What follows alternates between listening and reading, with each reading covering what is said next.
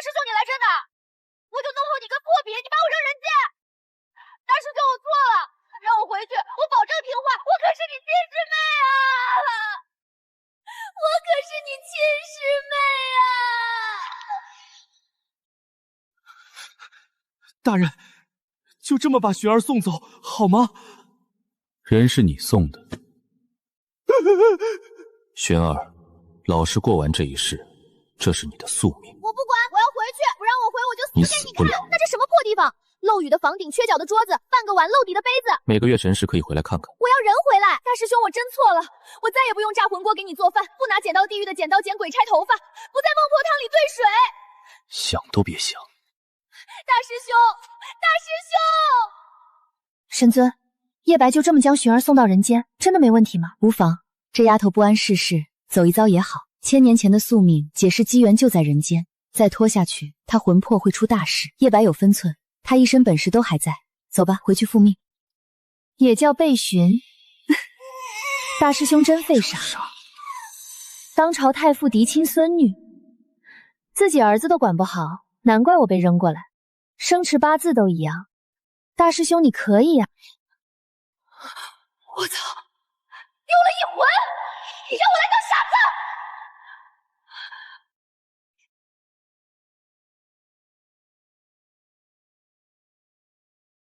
小姐，怎么坐这儿了？冷吗？我自己穿就可以了，你先去将自己的一身衣服给换下来。小姐，那个，您能不能再说一句话？一句就行。去换衣服吧。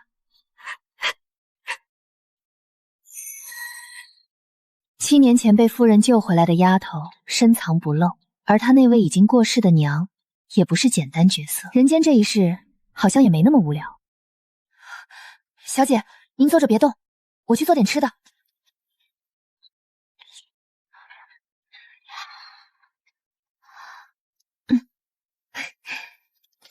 这贝承平还真是个彻头彻尾的狗男人，骗婚骗娶，见无利可图便弃如敝履。我那便宜娘也够死心眼的，死要面子活受罪。不过人逼到绝境反而聪明了，后手倒是留了不少。小姐，吃饭了，雨停了，一会儿我就去找人修房顶。也不用修太好，能用1年就成。1年后我们就离开这儿。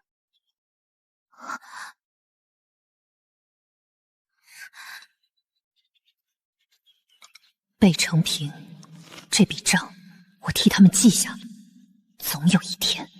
说说吧，最近京都和太傅府都有什么动静？小姐说笑了，奴婢是被夫人所救，一直跟着夫人和小姐住在这村子里，从没出去过，怎么会知道京都和太傅府的事？我就是被寻，如假包换。华善姐姐，你在顾忌什么？华善姐姐，你不会是因为我娘不在了，就想把所有的产业和势力都据为己有吧？小姐，你误会了，奴婢绝无背叛之心，只是事情有些复杂，奴婢实在不知道该怎么跟您说。没关系，我有的是时间。今晚你好好想想，明天慢慢讲给我听。不过华善姐姐，你要听好，我要听的是全部，半点隐瞒都不要。就算是你自以为为我好的那种，也不行。而且，自从我清醒之后，我就发现，我脾气好像不怎么好。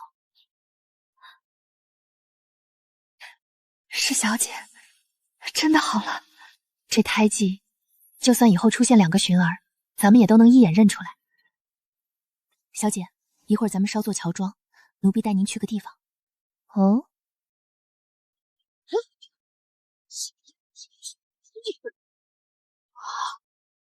记住，没有总阁，我要这产业开遍4国，却无人能找到我。老天爷，傻一回就能变成这样，求您了，让我也傻一次吧，1次就行。主子，其实这次您不必亲自来，属下解决就行。我待的无聊嘛，过几日进了那太傅府，再想出来玩可就没这么方便了。崔珏也太小气了，下界第2天就追过来把生死簿抢回去了。启禀阎王，崔判官已经将生死簿带回，正在殿外等候。早知如此，1000年前就该把他踹下去。继续盯着，要是让我知道有谁被寻儿收买了，回来之后自己往油锅里跳。主子来了，一身红衣，血液拦路，立誓无城可主。那批货拼了！哟呵，认出我了，胆子不小吗？走啊，快走啊！走，本阁主等你们一晚上了。里头的人还要我亲自请？这大雪天的，真不想伸手，太冷了。你就是那个虎啸寨寨主虎大力。哦，对，虎大力，劫我无城阁的货，害本阁主大晚上在这吹冷风，这笔账咱们怎么算？阁主若肯放我一马，虎狼该愿归还一半货物。一半？说你白痴还真不冤枉。听好了，我不是来讨价还价的，是来通知你的。1个时辰前，你在望春楼跟舞娘眉来眼去的时候，我们无城阁的货已经全拿回来了。毕竟无天狼与九睚眦必报，绝不是吃亏。现在啊，你们那个寨大概就只剩下个大门了。如果你们有大门的话，今日既然遇上，我可不怕，那就看看谁更胜一筹。就你也配我主子出手？来吧，姑奶奶华善，到了地府记得报我名字，别找错了人。主子，回吧。华善，你听到什么没？没有啊。快跟我走，有人打架，瞅瞅去。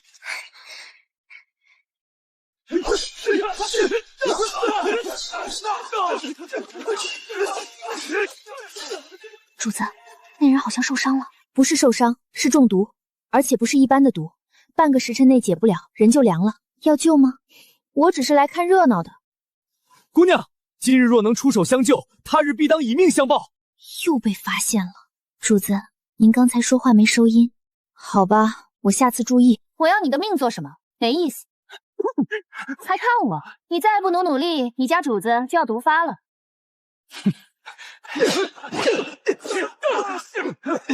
麻烦姑娘了。喂，我好像没答应什么吧？你们还真是不要脸！滚远点儿，别弄脏我衣裙。这是我最喜欢的一件，去帮他们解决了。多谢姑娘出手相助，可别谢我，要谢就谢你们的厚脸皮吧。实在是不得已而为之，我们绝无冒犯之意，只是想报答。你们再报答一会儿，你们主子可真没气了。这男子命格不凡啊！是哪个品子来着？不管了，蒙一个吧，反正都是好东西。扶他坐下。能让主子出血，可真是不容易。今日太阳打西边出来了。怎么，就这么对待救命恩人？谢字没一个，还想折断我手腕？抱歉。阁下眼角的泪痣还挺好看，想必长得不错。既然没事了，后会有期。泪痣，他这是在威胁我。王爷，属下无能，请王爷责罚。不怪你们，此地不宜久留。可是您身上的毒，那丹药确实是好东西。一身红衣，暖炉杀人，无城阁阁主叶芝。主子，无城阁来报，半月前先帝驾崩，6岁太子继位。几日前，先帝贴身太监闯殿宣诏，遗诏封凤千具为摄政王。主子怎么什么都知道？猜的？对，就是那个8岁上战场从无败绩，被先帝赐3万凤家军永不收兵权的战神凤千珏。他正在回京路上。还有件事关系到主子，咱们快回京了。主子，您真的什么都知道？还是猜的？新帝登基重孝道，已有好几个大臣因苛待发妻、虐待子女被训斥降职。最狠的那个宠妾灭妻逼死正室，直接被罢官赶出京都了。主子，估计太傅府的人很快就要来接您了。您那就回去呗。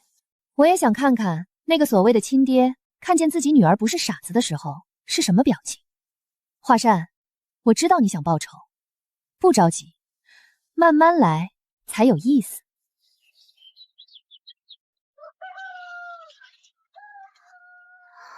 哎呦，你这丫头拦着我干什么？我是来接夫人和小姐的。咱们大老爷一直都念着夫人和小姐，这不特地派我来接他们娘俩回府呢。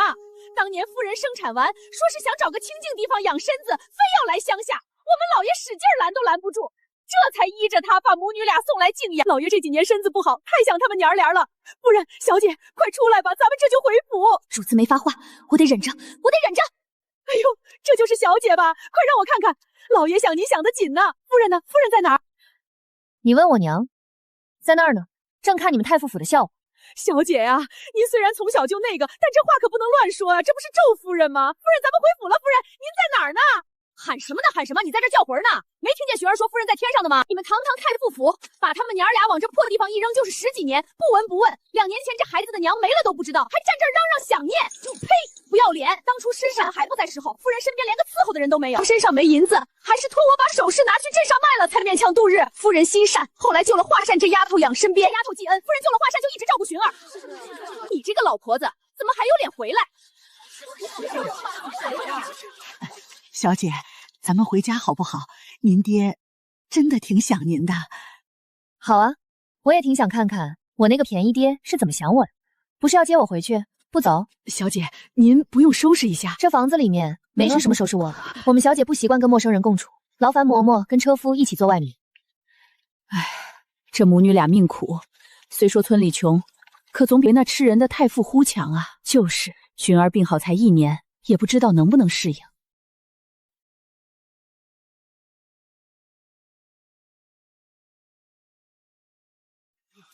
小姐，那个府上今日有事，咱们还是走侧门吧。嬷嬷，虽然贝大人将我跟我娘扔到村里不管不问10几年，但我依旧是贝大人的骨血，是这太傅府的小姐。是嬷嬷说贝大人十分想念我和娘，才将我接回来的。可是为什么连大门都不让我走，让我走侧门？我娘已经不在了，我还不如回那小村子里去。那里虽然日子清贫，但好歹把我当个人看。怎么你一个嬷嬷还想打我不成？你们接我回府就是为了折辱我吗？当年将我们娘儿俩扔到乡下不闻不问10几年，一回来就想打杀我！你们一群黑心肝的！太傅府的好日子到我娘了。可在天上看着呢。老大，如今朝中的形势你也知道，咱府里就你我2人在朝为官，新帝继位，千万不能出任何把柄。为父虽是太傅，新帝尊称我一声帝师，但那也只是表面，切不可骄傲。新帝跟先帝不同，他非常看重镇国公府，不日怕是要委以重任，所以为父今日一早就派人去接明子王母女了，估计再有一会儿就该到。我知道你当初为什么娶明子元，但你不该见她没有利用价值就那么对她。她再不跟娘家往来，她也是镇国公府的嫡女。这次他们母女回来，一定要好好安抚，别再惹出乱子。儿子明白。还有，让你那个妾室和他那个惹是生非的女儿先避一避。她虽是户部尚书的庶女，但到底比不过镇国公府，这也是为什么我一直不让你休妻，更不让你将那女人抬为平妻的原因。一旦你苛待他们母女的事儿传出去，你这官位也就做到头了，到时候为父也保不住。儿子定会。老太爷，不好了，不好了！出什么事了？不知道我在跟父亲谈事情。老爷，您快去府门口看看吧，大小姐回来了。回来就回来，把夫人以前的院子收拾出来，让他们母女住那儿。晚上我会过去看他们。不是老爷，您还是亲自去看看吧。到底出了什么事儿？老爷，大小姐她带着个男人回来的。这个孽女，当初生下来就该把她掐死。夫人呢？夫人没管着点儿。老奴没看见夫人，只看见大小姐。造孽呀！我身为太傅，竟没教好自己的儿子。都给我停下！老爷，大小姐她有什么事进来说，在府门口吵闹成何体统？大小姐脑子从小就痴傻，你们不知道，还不快扶进来！夫人，我娘已经离世2年了，贝大人这么想我们，居然不知道。你这嬷嬷看我穿的破烂，怕我把太傅府的大门踩脏了，让我从侧门走。既然太傅府如此金贵，那我便不进去，我回我的小村子去。虽说几10年没人过问，可胜在自也圆。是好事情办坏事。为父刚才和你祖凤在书房谈事，从这么多年过去，为父真的很想你们啊。贝大人，您只要回答我一个问题，不管对错，我都跟您进去。你说，我叫什么名字？当初将我们母女送走的时候挺急的吧？连名字都没时间给我取一个。我叫贝寻，贝大人。看样子你还真是挺想我的。我住哪儿？大小姐，请随老奴来。夫人的院子一直空着，已命人收拾出来了。您住那儿行吗？那是什么地方？那浅月水榭是你娘在你还未出生时为你布置的。见过老太爷。见过贝太傅。你应该叫我祖父。我就住这里。也好，你住这里已算是全村阳的一片爱子之心。管家，命人收拾出来。老太爷，怎么？嫌大老爷我说话已经不好使了？不是，将这浅月水榭给二小姐住了。哼，这么多屋子，他就非住这儿，去告诉让他换个地方。就说我说的浅月水榭以后就是大小姐的了。大小姐，这水榭里的样子还跟夫人在时一模一样，一点都没变，全都是夫人当年亲手布置的。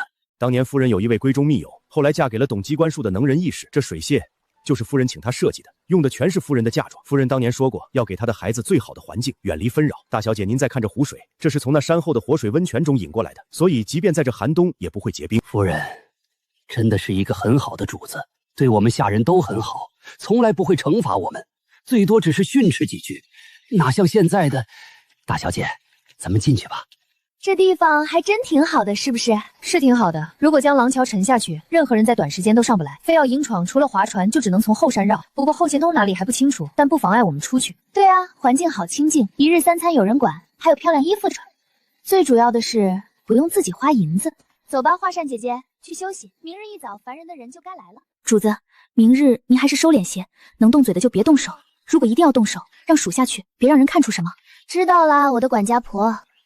主子，湖岸边上骂了一上午的，就是这太府的二小姐，您同父异母的妹妹贝香梦，贝梦香。行吧，让她再骂一会儿。咱们有早饭吃吗？有，水榭里有小厨房，属下已做好，这就给您端来。咱们去门口石桌上吃，顺便看戏，不然光吃饭多无聊。贝巡是吧？你叫贝巡是吧？你这个傻子，居然敢抢我的前月水席！你知不知道1个月前爹也将这里给我住了，说是提前送我的吉吉礼。你这个傻子，听见没有？我在跟你说话，我在跟你说话，我在跟你说话。华山，奴婢在，丢下去。是。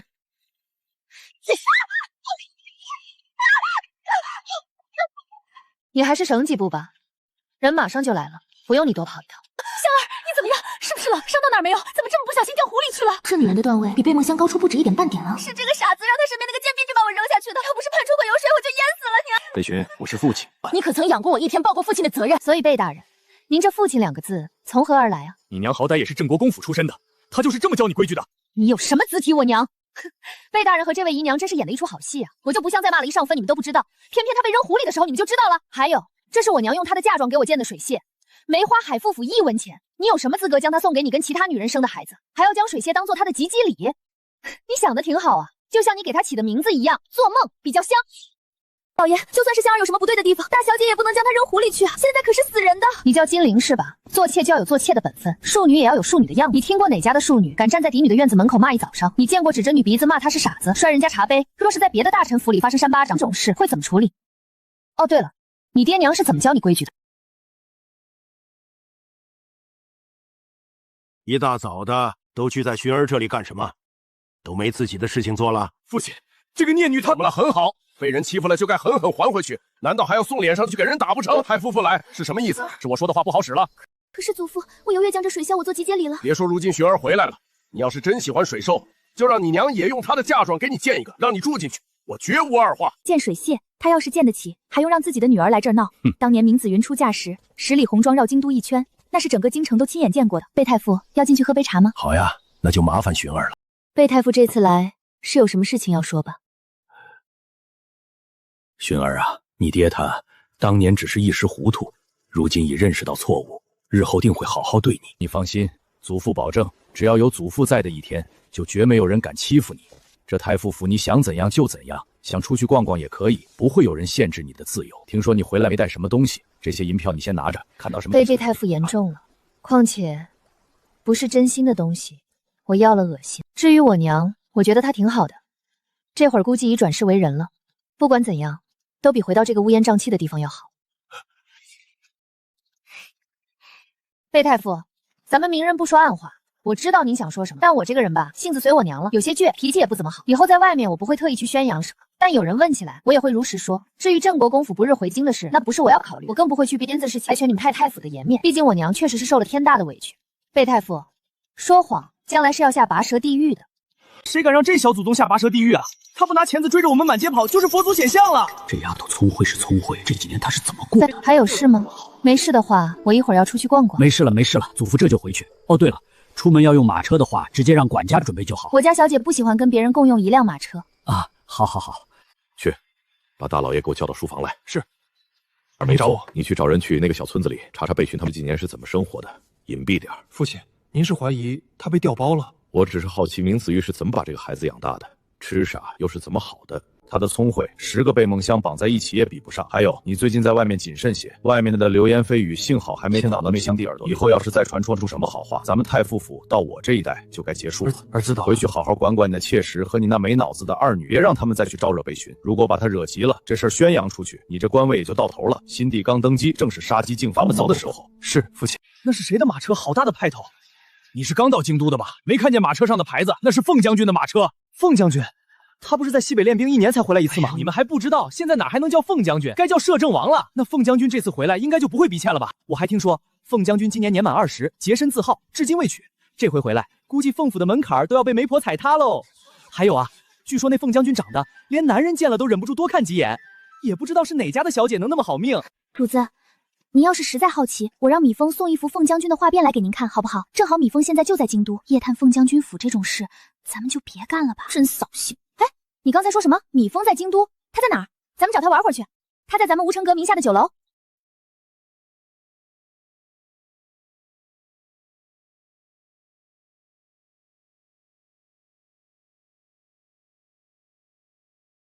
小祖宗，您怎么来了？有什么事儿让画蛇派人来说一声就行，怎么还劳烦您亲自跑一趟？主子，您这次来是有什么事情要交代吗？也没什么大事。无城阁你管理的挺好，不过大事没有，小事倒有一件。主子您尽管说，不管什么事儿，一定给您办得妥妥当当，包您满意。你去给我弄一幅凤千志的画像来，我要看看。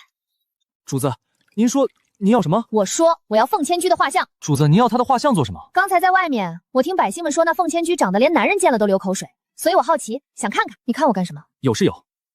别说凤千教，咱墨城阁连皇位上的小皇帝的画像都有，只是画像不在这里。主子要是想看，得等几天。行吧。对了，那老虎寨怎么样了？主子，您怎么总是记不清名字？是虎狼寨，都按您的吩咐搬空了。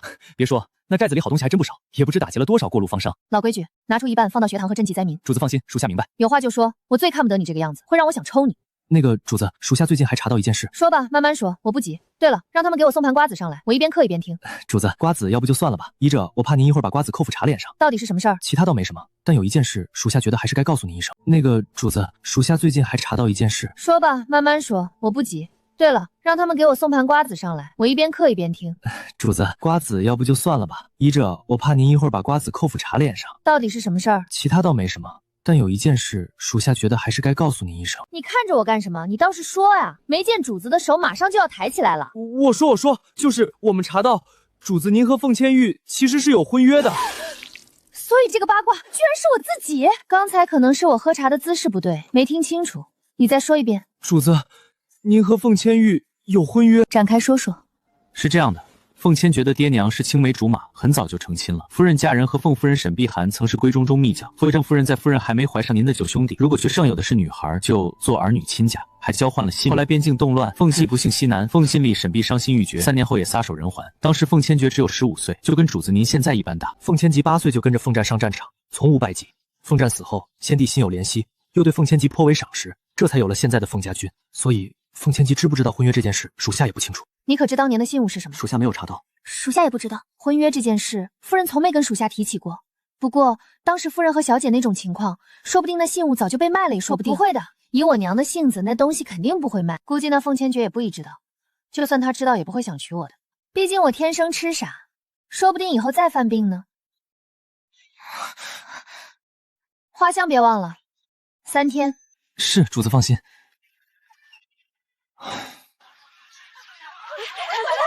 贝大人，我这儿有个好姑娘，礼部尚书家的嫡女，年方28，琴棋书画样样精通。贝大人别听她的，我这儿才是最好的，户部侍郎家的千金，陪嫁200亩良田。是在干什么？回主子，您忘了，凤千锦回京了，媒婆们抢不到凤府的门槛，这是转战太傅府了啊！关我们什么事？因为太傅府还有一位二少爷至今未婚。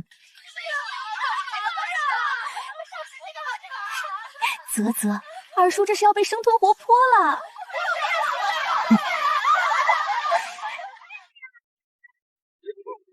华善，你说二叔今天能脱身吗？恐怕很难。那些媒婆的战斗力，属下见过。华善，你说那个婚约，凤千季真的不知道吗？属下不知，不过以凤家的行事风格，应该不会忘记。进来。王爷，您让属下查的是有结果了。那位红衣女子，无城阁阁主叶芝，真实身份是太傅刚接回的大小姐贝寻。贝寻，明子湾的女儿。是，据说她从小痴傻，被送到乡下，1年前突然好了。有意思。另外，属下还查到一件事，当年您母亲和明子瑜曾有过约定，如果明子瑜生了女儿，就与您结为亲家，还交换了信物。信物是什么？属下无能，尚未查到。下去吧。婚约，被寻。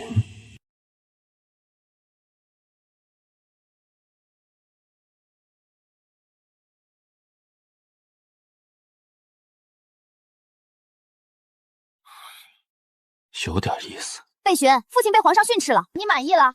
当年是我让贝大人恨我，是我让他苛待我和我娘的，如今是我求着他把我接回这太傅府的。贝梦香，你要是有火，就去找那个始作俑者发，冲着我这个受害者喷什么口水？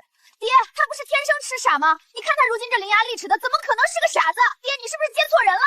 哼，你给我把嘴闭上！他再怎么样也是正室嫡出，你一个妾室所生的，有什么资格在这儿说自己的长姐？上次跟你说的话，看来你是没长记性，回去抄10遍祖训，抄不完不许出来。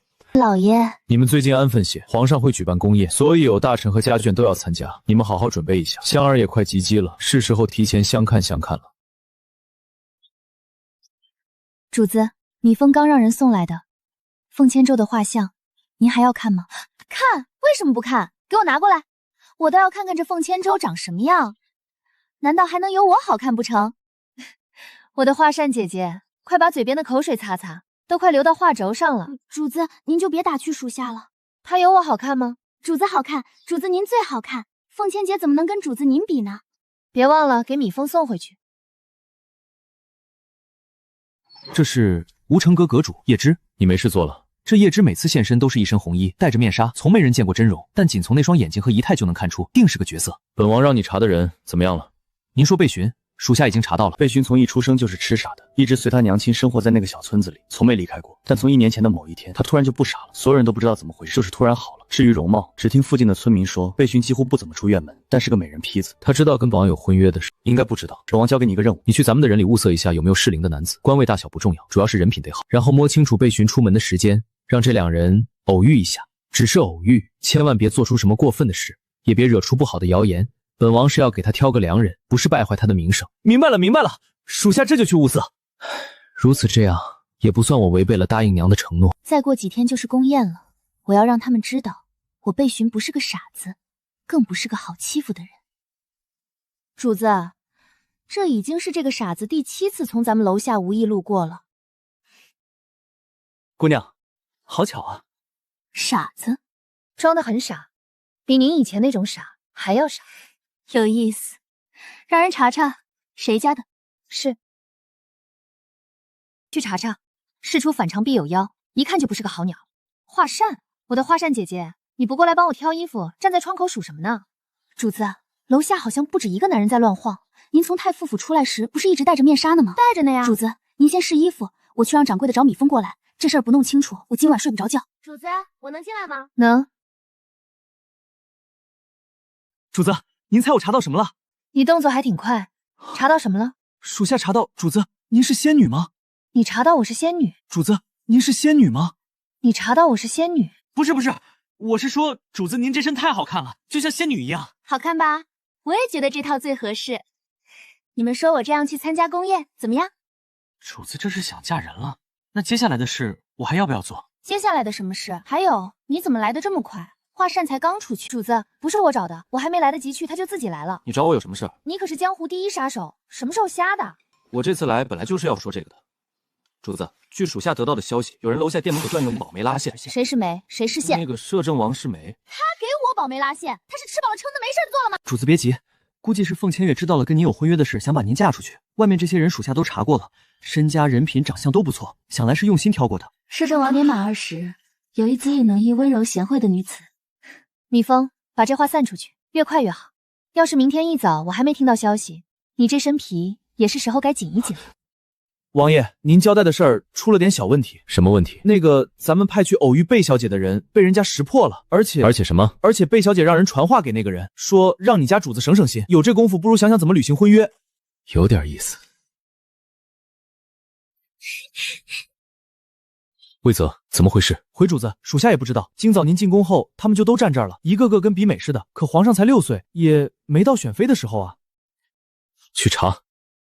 王爷不好了，外面到处在传说你要选妃。消息从哪儿传出来的？属下查不出来，就像凭空出现的一样。贝寻这几日有什么动静？王爷怀疑是贝大小姐传的，不可能啊，她哪有这本事？除了她，本王想不到还有谁。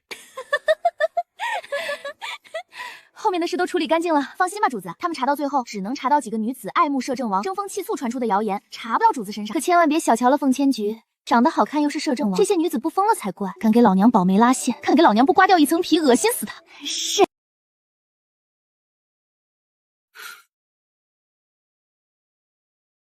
有意思，贝寻，你还有多少惊喜给本王？主子。有人给您送信，这是要当面过招了。主子，您要去吗？去，为什么不去？我倒要看看这位摄政王还有什么招数。寻儿，你还没给你父亲行礼呢。你们今日叫我过来，就是为了让我给你们行礼。你是太傅府嫡女，怎么连一点礼数都没有？这样明日还怎么进宫参加宫宴？依我看，你还是别去了。好啊。那我就不去了。你们走后，我随便出去逛逛，反正那宫宴也没什么肯嫁的。就像我求着你非要去似的。寻儿，你父亲不是这个意思，他是怕从小没人教你规矩，你在宫中惹了哪位贵人不快？谁告诉你们从小没有规矩？我有娘，而且我娘是镇国公府嫡女，礼数自是不会差。你们哪个配我行？一个是生儿哪个不养我父亲，还是你这个表里不一的妾？没事的话我就走了，以后别有事没事叫我，就好像我很闲一样。今日找你们来是为了3日后的宫宴，为父给你们请了一位宫里出来的嬷嬷，专门教规矩礼仪。这是李嬷嬷，你们这3天跟着嬷嬷学规矩，嬷嬷只待3日，能学多少看你们的造化。宫里出来的嬷嬷脾气甚大，自是轻易请不动，也不知道贝承平哪来的面子。你们谁愿意学就学吧，我的规矩礼仪好的学。别的不说，就这捡走姿是平常的动作，里面学问都大着呢。这位小姐也未免太看得起自己了。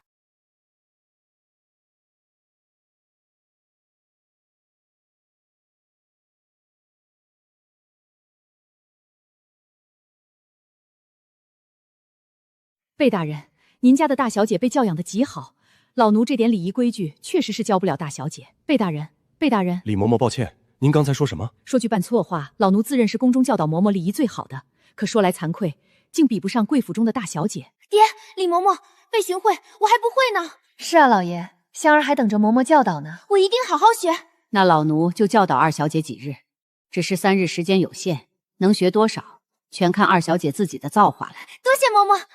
主子，您刚才那一身气度是怎么练出来的？连那李嬷嬷都被镇住了。怎么练出来的？天生的呗。不过说起来，我也觉得奇怪，有些东西就像刻在骨子里一样，根本不用学。主子，密封传来消息，镇国公府一家今日已抵京，入住国公府，明日进宫参加宫宴。镇国公府，我娘的娘家。主子，明日宫宴，您要见他们了。我也想看看我娘的家人是什么样的。主子，该起了，今日宫宴要早些准备。走吧，华善，今日这场戏可得好好演。走吧，该去会会那些牛鬼蛇祟了。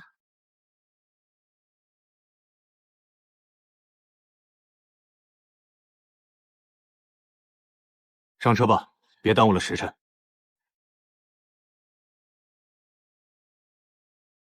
香儿，我听说你那个嫡姐回来了，而且还是天生痴傻，是不是真的呀？这个大姐姐跟夫人出府时还没有我呢。不过莹姐姐，这事儿可不能乱说，咱们自己知道就行了。也真是难为你们太夫妇了。堂堂大小姐是个傻子，也不知道对你以后找婆家有没有影响。念晴姐姐，我还不想那么早嫁人呢。主子，您说这二小姐逗不逗？嘴里说不是让宋蕊嫁，出来这么会儿，还眼见她明年开窗及嫡女上念晴。还有个八卦，吏部侍郎庶嫡子上俊文对咱们这位二小姐疾病后来说没呢。要不是皇上还小，他连皇妃的心都有。主子，您是傻子这事儿，您不澄清一下？镇国公府的马车也在后面呢。贝二小姐，你几日跟着宫里嬷嬷都学了些什么呀？我看你这规矩礼仪没过见长，一嘴说人坏话的本事倒见长了，真是浪费了贝大人的一番苦心。还有哦，说人坏话，将来是要下拔舌地狱的。阎王让我盯着就行，别露面。可这小祖宗的眼神，行，你们都是我祖宗。嘴欠拔舌地狱，嘴欠拔舌地狱，拔舌头下油锅，快来吧，来！嘴欠拔舌地狱，嘴欠拔舌地狱，拔舌头下油锅，快来吧，来！香儿，你丢东西了，我们帮你找。姐姐，你们有没有觉得有点冷？有没有听见奇怪的声音？香儿，深冬本来就冷，可我们没听见什么奇怪的声音啊。不，有人在跟我说话，说要拔我舌头，让我跟他走。姐姐，你看，我就说吧，不能背后说人坏话，这不报应来了。可不是嘛，就那么点伎俩，还真当谁傻看不出来？不就是想让别人知道他嫡姐是傻子，好抬高自己吗？三哥，我们说的对不对？怎么了？三哥，你是不是看上哪家小姐了？说出来，我们姐妹帮你相看相看。别乱说，小心坏了人家姑娘的清誉。三哥，你可别告诉我们是那3个说人是非的。我才没看上他们，那3个怎么能跟贝大小姐比？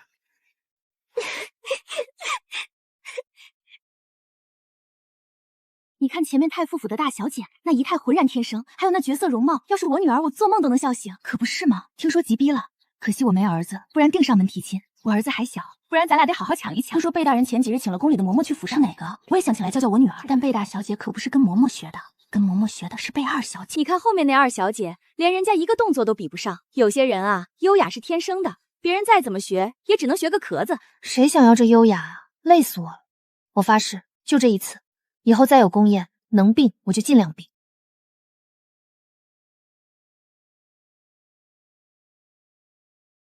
你是哪家的小姐？怎么哀家从前见在宫宴上没见过？回太后娘娘，哀家在问这位小姐，你出来插什么话？回太后娘娘，臣女是太傅府备询。备询，好名字，哀家记下了。哀家想起来了，你是太傅府备大人的妾室，户部尚书的庶女，对吧？回太后娘娘，正是妾身。金陵是唯一正室还在，却由妾室来参加的。备询，你母亲可好？哀家记得你母亲是镇国公府的嫡女，当年也是京中有名的才女。回太后娘娘，家母已于2年前病逝。原来如此，可怜的孩子。你是太傅府贝承平的嫡女吧？我是镇国公府的外孙女。好一个镇国公府的外孙女。那如果哀家让你母亲与贝承收和离，让你回到镇国公府，你可愿意？臣女觉得，如果臣女的母亲还活，她必然是愿意的。太后，我镇国公府愿意将寻儿好好疼爱，再不让她受半点委屈。哀家知道了，你们起来吧，宫宴快开始了，先过去。张嬷嬷，你说千洁为什么要哀家这么做？她是不是看上这丫头了，为她鸣不平呢？太后，您就别操心了，这俩要是有缘，还用您撮合？要是当初哀家的大皇子能活下来，如今也该有千洁这般大了。那孩子也是个可怜的。太后，先皇对您是真心疼爱，知道您和凤夫人的情分，特意将兵权给了摄政王，留下密旨让他摄政，每件事都是在保护您和皇上啊。先皇对哀家是真的好。娘，要是爹和夫人真的和离，您是不是就能成为继室了？那我就是嫡女了。嘘，回去再说。你爹未必愿意和离，咱们先看看。我那苦命的女儿啊！外祖母，娘跟贝承风和离的事，您还没派人告诉外姑父呢。去告诉老爷，如果今日他不能让皇上下旨让紫萱和离，让寻儿回府，我就跟他和离。外祖母，我去御花园走走，透透气。主子，您不是最怕冷吗？怎么不去长乐殿？那里暖和，因为这里有意思啊。快灭了，去换个新的来。我应该叫您台上皇。小姑娘，你果然能看到朕。刚才在永祥宫，朕就知道你一定能看到。但那又怎么样呢？我不仅能看见你，还能看见你身后的鬼差。你们两个不好干活的，到处溜达，小心我告诉大师兄。你们两个不好干活的，到处溜达，小心我告诉大师兄。小祖宗，不是我们不带他走，是我们带不走啊！他们喊你祖宗，你是阎王？不，我才不是那个整天忙得没时间理我的大冤种。不过我是那个大冤种的师妹。朕刚才在永祥宫，知道你是谁，你能不能帮朕给凤千爵传个话？传话不急，我先想知道为什么这两个鬼差带不走你。按理说你的功德下辈子应该还是帝王命，只不过在哪个地方就不好说了，反正不会差。朕也不知道为什么带不走，而且朕不能走出皇宫，别人也看不见朕，除了你。有什么话出宫再说，你们两个也不用等着带他了，等我神回地府时顺便带回去。可朕出不，世界在眼前旋转扭曲。主子，又没下雪，您伸手抓什么呢？抓暖炉呢，试试能不能隔空取物。好了，有点冷，咱们去长乐殿吧。估计我那便宜爹这会儿正急得像热锅上的蚂蚁呢。你到哪儿去了？怎么这么久才来？我有话跟你说。我没话跟你说。你这个孽女，是不是你跟太后说要让你娘跟我和离？我告诉你，做梦！她明子玉生是我贝承昌的妻子，死也得埋进我贝家祖坟。你最好把手松开，不然我不介意让贝家连祖坟都没有。我不松开又怎么样？难道你还能去刨祖坟不成？别忘了，你也姓贝。姓贝，是我和我娘这辈子的耻辱。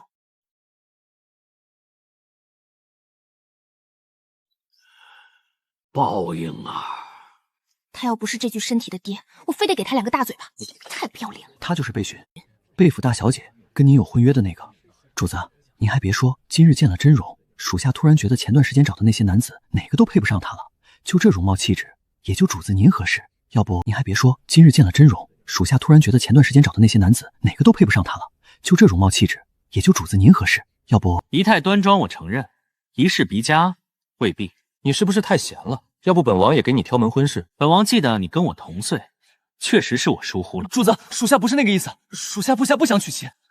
皇上驾到，太后驾到！众卿平身。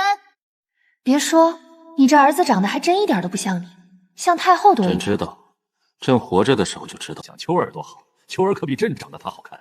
不过这小子虽长得不像朕，可在朕4个儿子中，他跟朕的性格最像，哪像其他3个？整日不是想着弄死对方，就是想着弄死朕。那你这一代帝王究竟是被你哪个儿子弄死的？他们哪有那本事？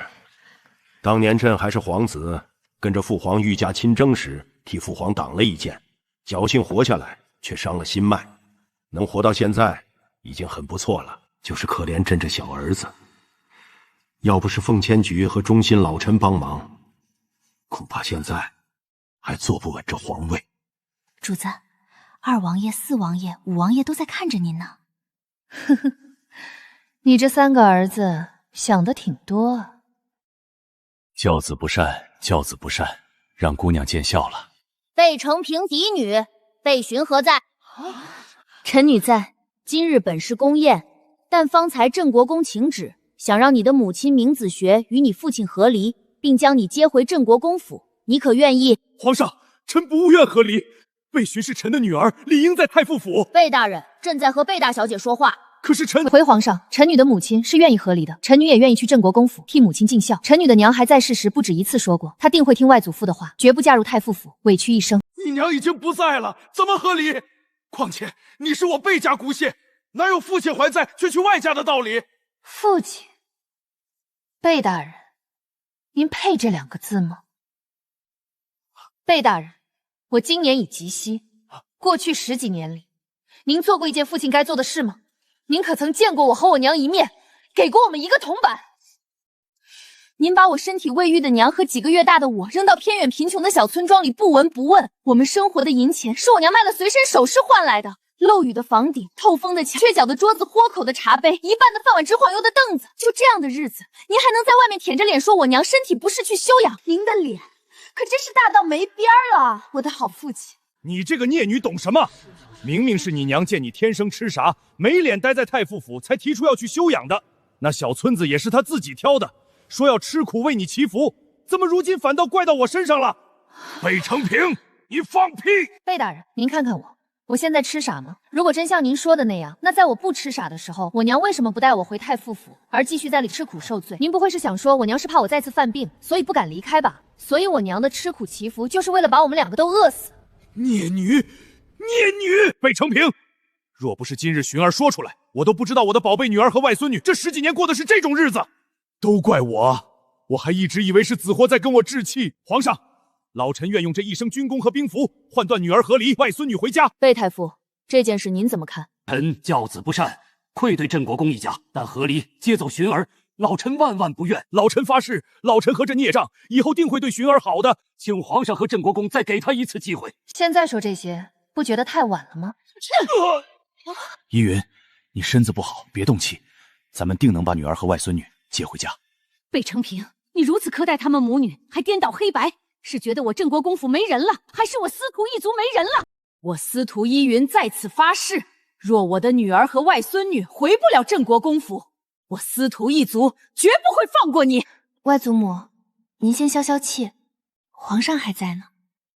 本王觉得此事一出，太傅府更不会对贝大小姐好了，毕竟这是有先例的。倒是镇国公府很心疼这个外孙女，所以本王以为让贝大小姐的母亲和贝大人和离是最好的选择。朕明日就下旨，贝寻回归镇国公府，从此与太傅府再无瓜葛。贝承平身为朝廷官员，苛待妻女，不知悔改，还妄图狡辩，降为工部员外郎，明日一早交接上任。娘，爹降职了，这下怎么办？我本就是庶女，交几个朋友不容易，这下就算成了嫡女，他们也会理我了。傻孩子，降职就不会再生了。等风头过去，我回娘家求我爹想办法。这下你满意了，从明日起，你再也不是我的女儿，希望你不要后悔。满意？我可太满意了，不用做你的女儿，我可满意死了。小姑娘，你跟凤千月是不是认识？不然她怎会帮你？认识倒谈不上，仇倒是有一些。这怎么可能？这种了解闲事他绝不会管，怎会替你说话？而且让你娘和离，让你回镇国公府，绝不是朕那6岁儿子能想到的。朕知道了，一定是凤千月这小子看上你了，哈哈哈！臭小子有眼光啊！您从前不是皇上吗？怎么跟我一样八卦？朕活着是做皇帝，现在死了还不能做回自己？能，趁我还没送你去投胎，赶紧好好做自己。不然可没机会了。璇儿，今夜就跟我们回镇国公府吧。你3个舅舅因公事没能来，若知你回去定高兴坏了。外祖父别急，太傅府还有我娘的东西，我得回去收拾。明日傍晚前我就回去。我们太傅府还有你们什么东西，还收拾收拾，真是可笑。这么好奇啊？明日你就知道了。主子，您今日怎么起这么早？昨夜我让你找的人找来了，正在府外候着。按主子吩咐，此人不仅画技极好，还略通机关术，让他进来吧。是他这么年轻，真的可以吗？他这么年轻，真的可以吗？阁主，属下名叫向开，我们向氏一门祖上就研究机关术，请主子放心。至于画画，是属下的私人爱好。我不是那个意思，就是随便问问。对，随便问问，你不要介意。今日找你是有件事交代。看见这水榭了吗？我要你把它从里到外、里里外外全都画下来，哪怕一个细节都不要遗漏。这里的机关都要标注清楚。如果机关太复杂，就拆开来研究研究，装不上也没关系，只要你能研究明白，以后能造出一样的就行。给你1日时间，能做到吗？1日时间不够，要不……够，时间够。主子放心，属下这就去，保证完成任务。主子，这是夫人的嫁妆单子。还有您让奴婢去镇国公府找来的下人，都候在院中了。既然都准备齐了，那咱们这就走吧。我都跟明子婉和离了，你也已经不是我的女儿，还留在太傅府干什么？南晋国规定，女子嫁妆归个人所有，和离后可以尽数带走。怎么，贝大人是要装傻？嫁妆上的东西你都可以拿走，但银子没了，都让你娘给你建水榭和花销了。我娘建水榭花了多少，我已经从账房查到了，每笔都记得清清楚楚。一会儿我统计便知。毕竟从你将我娘送走后，这库房里的嫁妆有没有少，谁知道呢？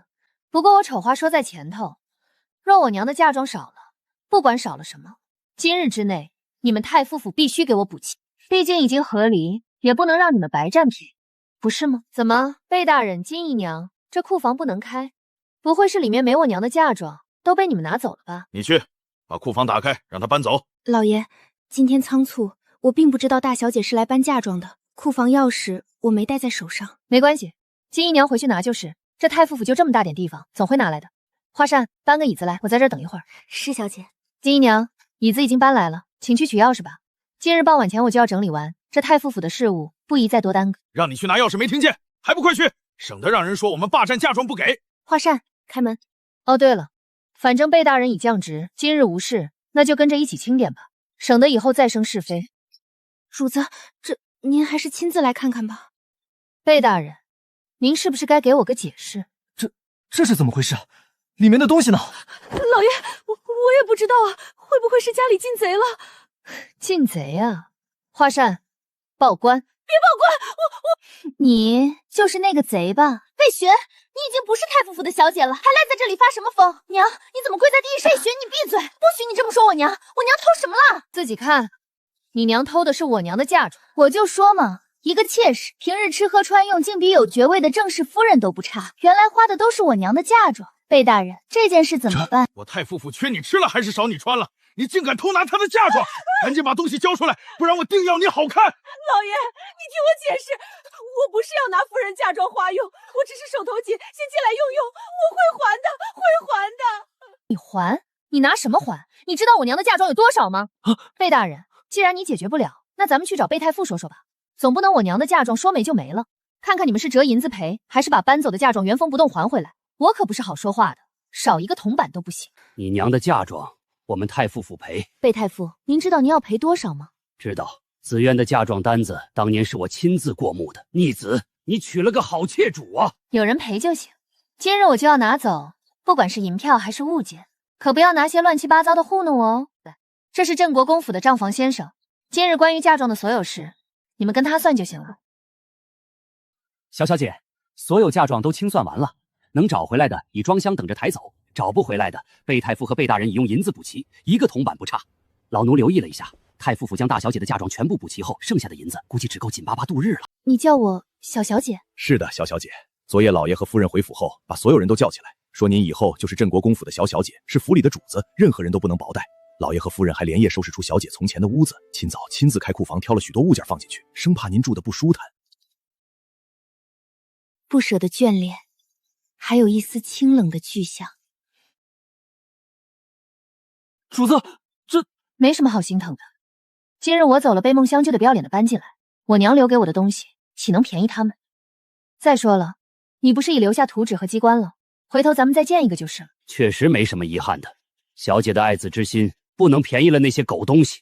咱们镇国公府可比太傅府大多了，也是依山傍水。等小小姐回去挑块地方，老爷定会再给您建一座水榭，比这个更好。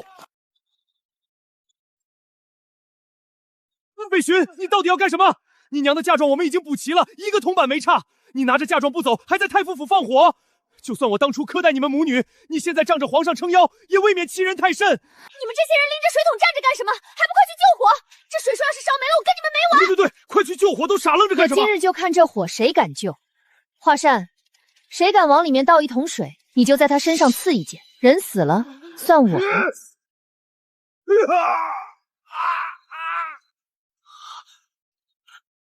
北巡，你烧了前月水袖，我可以不计较，可他毕竟是你爹，你怎么能下这么狠的手？他这手下次要是再敢往我脸上扇，我就直接剁下来，省得那双爪子总没地方放。还有，我烧了浅月水袖，你凭什么跟我计较？这水榭可花了你们太傅府一个铜板，还是你们想留着给别人住？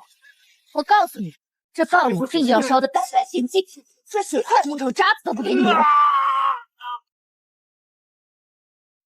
主子，您是没看见，当时贝大小姐把贝成平手腕折断的样子，简直太霸气了。还有那水榭的大火，也是他亲手放的。他说要烧得干干净净，一块木头渣子都不给他们留下。一对豺狼虎，不是一对郎才女貌。贝巡已经回镇国公府了，回了，快子时的时候带着嫁妆回去的。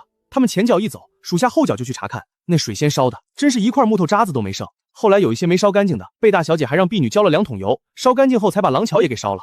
他高兴就好。刺杀我们的人查得怎么样了？对方都是死士，追查起来有点难，但目标指向南方，应该是南疆的人。属下还查到二皇子有个妾室，好像是南疆人。继续查，那3个王爷一个也别放过。吴成阁那边呢？属下是以您另一个身份求见的，说想报恩，可他们副阁主说咱们认错人了。他们副阁主说，他们阁主是个见死不救的性子，不杀人就不错了，救人绝不可能。风流花谁是落？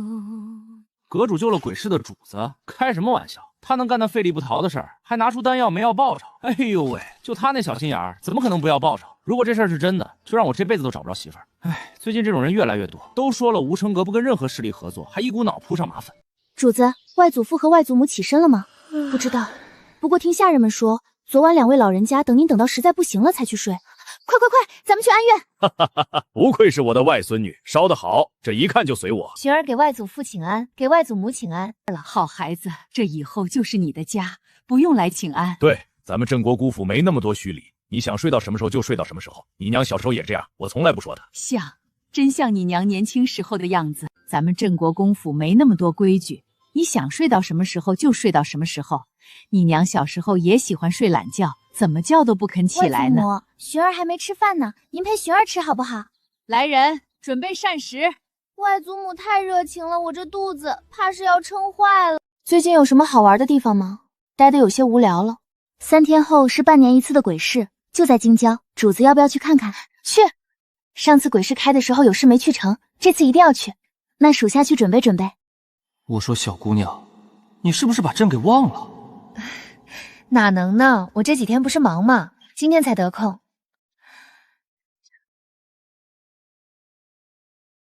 来吧，说说你的八卦，让我高兴高兴。我说小姑娘，你能不能帮朕给凤千诀传个话？什么话？朕能相信你吗？不能，你爱说不说。朕想让你告诉凤千仪，去南疆查查他父亲的身世。凤千仪父亲的身世？哎，我只是镇国公府的小小姐而已，人微言轻，跟他又没交集。连说他会不会觉得我这天生痴傻的病又犯了，然后把我扔得老远？凤战就是凤千驹的父亲，其实是被凤家捡来的，而凤千驹从出生就跟他一样，每月的月圆之日都会特别失血，见人就杀。所以这些年朕和他都在查他的身世，想找到解决的办法。直到朕快不行的时候，才查到他好像和南疆有些关系。为了保护他们一家，朕和凤战私下是好友，这件事知道的人极少，不然你不会以为只凭凤夫人和秋儿的闺中姐妹情，朕就能把兵权送给凤千骏那些吧？原来如此，我就说嘛，堂堂摄政王哪能只靠母辈的交情上位？嘿嘿，既然您知道这么多，那我还有一件事想问。你问。只要我知道的对南京国没有危害的事，朕都可以告诉你。痛快，本小姐就喜欢这样的。等回头送你下去时，一定跟大师兄帮你说说好话。那天在宫宴上，我听见外祖母说他是司徒一族。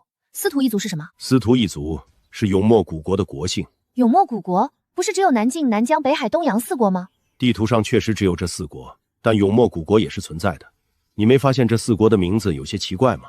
有南有北有东，却没有西。司徒一族是永墨古国的国姓。如果你看过地图就会知道，虽说4国连在一起，可西边却是空旷的，那里就是传说中的永墨古国。传说中？对，传说中，这还是1000年前老祖宗们发现的。在那通往西边唯一的路上，没有人进去过，唯一出来的人就是你的外祖母。我外祖母这么厉害吗？厉害，就我知道的，你外祖父很多兵法、排兵布阵都是跟你外祖母学的，而且当年还有一件震惊4国的事，以至于现在所有人都对那神秘的永墨主国的深深忌惮。至于那太夫妇府那一家，好日子马上就要过到头喽，朕可不相信你外祖母会放过他们。小姑娘，你答应帮朕传话了吗？传，但不一定是什么时候，毕竟我跟人家话都没说过一句。不过你放心，既然答应了，就一定会告诉他。你继续往下说啊，到底是什么震惊4国的事儿？你还记不记得朕跟你说过，当年朕帮父皇挡了一箭的事？记得。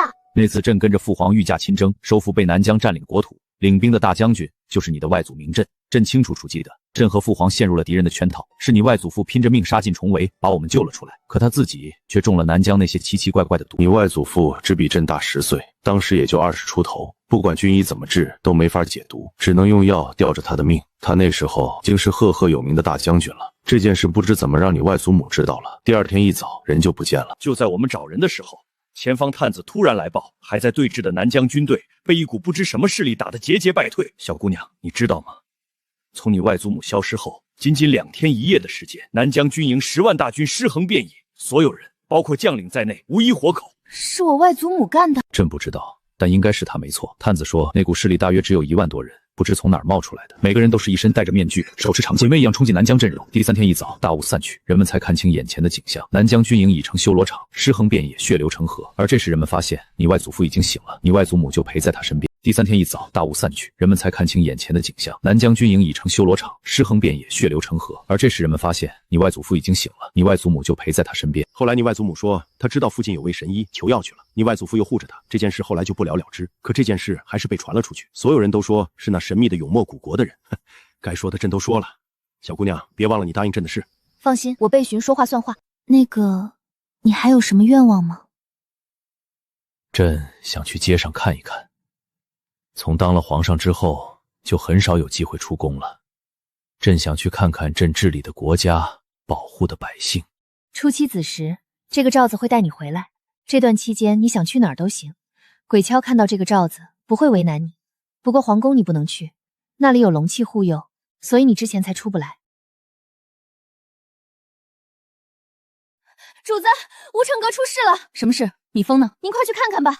蜜蜂不知怎么回事，像疯了似的见人就打。咱们的人已经在牵制他了，可没人打得过，已经伤了好几个了。人在哪儿？去看看。敢动我的人，还真是想死想疯了。阁主您可来了，再晚些我们就要撑不住了。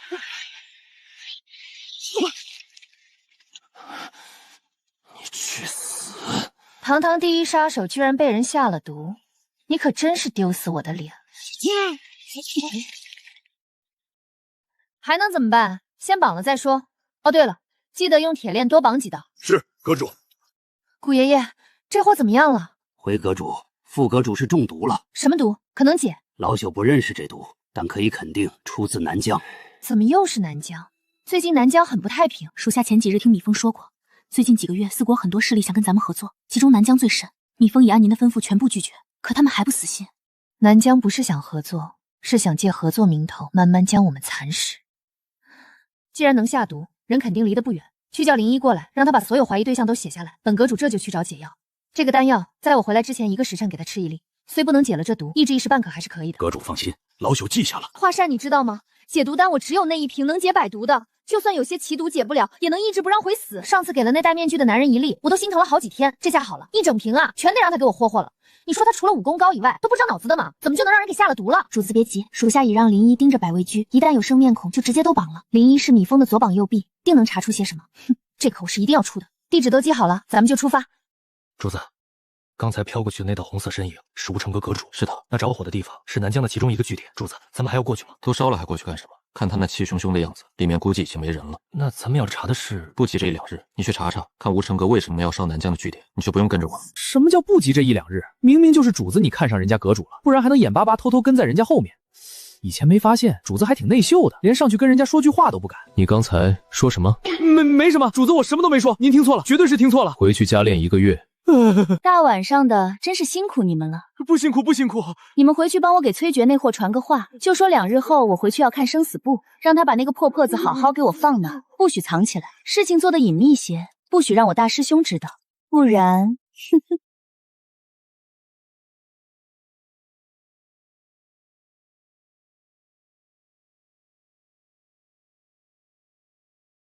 主子，还是您心疼我。那么贵重的药，您都舍得给属下用。主子，以后属下这条命就是您的了，您让属下干什么，属下就干什么。多亏了您那灵药啊！哎，这灵药是不是您上次从老张头那儿拿来的，然后让他追着您念叨了1个多月的那个？是吧？是吧？属下一猜就是。本来刚才您来之前，那瓷瓶里还剩3粒，属下怕浪费，全都给吃了。别说，那丹药味道还真不错，香香甜甜的。砰！崔珏呢？这是个皇上，功德光能转世再为帝王，你们赶紧带过去。我大师兄呢？在没在？大人现在不在，好像是去分都了。哦耶！我每次回来大师哥都在，这次他终于不在了。还算崔珏那窝听话，要知道只要大师兄不在，我就是这地府里的小阎王。靠，这是什么东西？怎么全是白纸？没错啊，背面这缺了一角的，还是300年前我不小心烧的呢。难道是我在人间待久了，灵力不够了？不可能啊！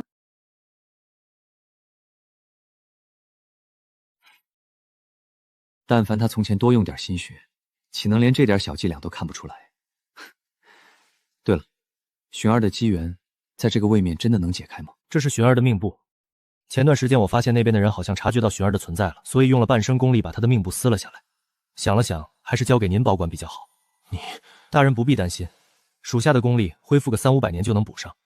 至于天谴、雷劫而已，属下受得住。只要寻儿能解开机缘，平安无事，位列仙班，什么都值得。大师兄，大师兄，你是不是在看着我呢？他要是能感觉到咱俩在看他，这阎王的位置就可以换他来做了。我跟你说，我已经感觉到了哦。你要是再不说话，我就要过来找你了哦。大师兄，我是绝对不会放弃的。等我下个月回来，定要看到生死簿。小祖宗发怒了，太可怕了！阎王大人，您自求多福吧。这小祖宗。大师兄一点都不心疼我，崔珏那个小气鬼，连个生死簿都不给看。下个月回去一定要找他们算账，最好提前藏起来。大师兄怎么会不疼你呢？大师兄最疼的就是寻儿了。如果真有那一天，大师兄就算散尽万年修为，也定会护你平安。永墨古国的事，米峰查的怎么样了？永墨古国太过神秘，目前还没有什么有用线索。但米峰查到10几年前永墨古国好像发生了一场内战还是什么，真实度不详。就这点信息，还是从一个疯子嘴里问出来的。我还要管理无尘阁呢，这些账本我实在没时间看啊！我还要管理无尘阁呢，这些账本我实在没时间看啊！管家不是说了吗？老夫人让您学着长家，毕竟将来您可是要嫁人的。那你将来也是要嫁人的，所以咱俩一起看吧。主子，今夜就是鬼市开启的日子，您不是还要去逛逛吗？逛逛逛，子时一过，换了衣服就去。华山，你确定鬼市在这儿？没带错路？没错，就是这儿。属下虽是第一次来，但米峰来过，他说鬼市的入口就在这儿。有什么了不起的？老子有的是钱，你们凭什么把老子扔出来？公子，不然要是让家主知道了，您可要倒大霉的。不行，我就不信了，今日一定要进去。公子，您忘了3个月前偷溜去青楼看花魁，被家主罚劈了1个月柴的事了？我没忘。那您忘了1个月前偷偷把家主珍藏的酒给狗喝，被家主放狗追了3天3夜的事了？你闭嘴，我没忘。那公子，您忘了？你能不能别说了？我没忘，没忘，我就是想进去看看而已。不好意思，实在没忍住，下次一定注意。你们继续。一身红衣戴面纱，你是无尘阁阁主叶芝对不对？那个我知道你很厉害，你能不能带我进鬼市？我会付给你很多报酬的。阁下还是自己想办法进去吧，我们素不相识，不想给自己找麻烦。现在不就相识了吗？本公子会给你们惹麻烦的。本公子可是……两位不好意思，我们公子的脑袋有点毛病，不打扰了，我这就把他带走。本公子的脑袋没有毛病，你脑袋才有毛病呢。这少年太有意思了。这鬼市有门槛？米峰说只要往里走就行，到时自然能进去。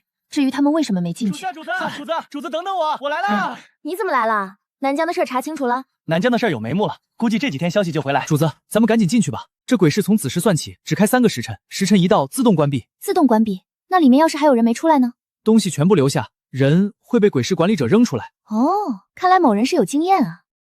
主子，咱们快进去吧，别耽误时间了。主子，这2人不会是鬼差吧？鬼差倒是有几个，但面前这俩不是。见过吴成阁阁主，请进。4国每个鬼市构造都一样，只是入口不同，有的在破别庄，有的在深山老林，有的甚至在城中繁华客栈，但都有个共同点，入口出口都是这种单人楼梯，出口在别处，都设了机关防黑吃黑逃跑。所以很多珍贵和见不得眼的东西，江湖人都拿来鬼市卖，交点银子保人和货安全。哪个好人家往棚顶上镶夜明珠照明的？算了，这1个亿不赚也罢。主子，这就是鬼市了，这里的店铺都是租金的，租金按天算，价格不菲，能在这里开店的都是有头有脸的人物。啧，华山，你看这鬼市还挺有意思的哈。要说它抠门吧，棚顶上全是夜明珠；要说它大方吧，连张桌浪似都不给，就铺几块破布子当摊位，真心疼啊。小哥，你这解毒丹怎么卖？1万两银子。就这药效，1万两一瓶，里面撑死10几粒，你这是明抢啊！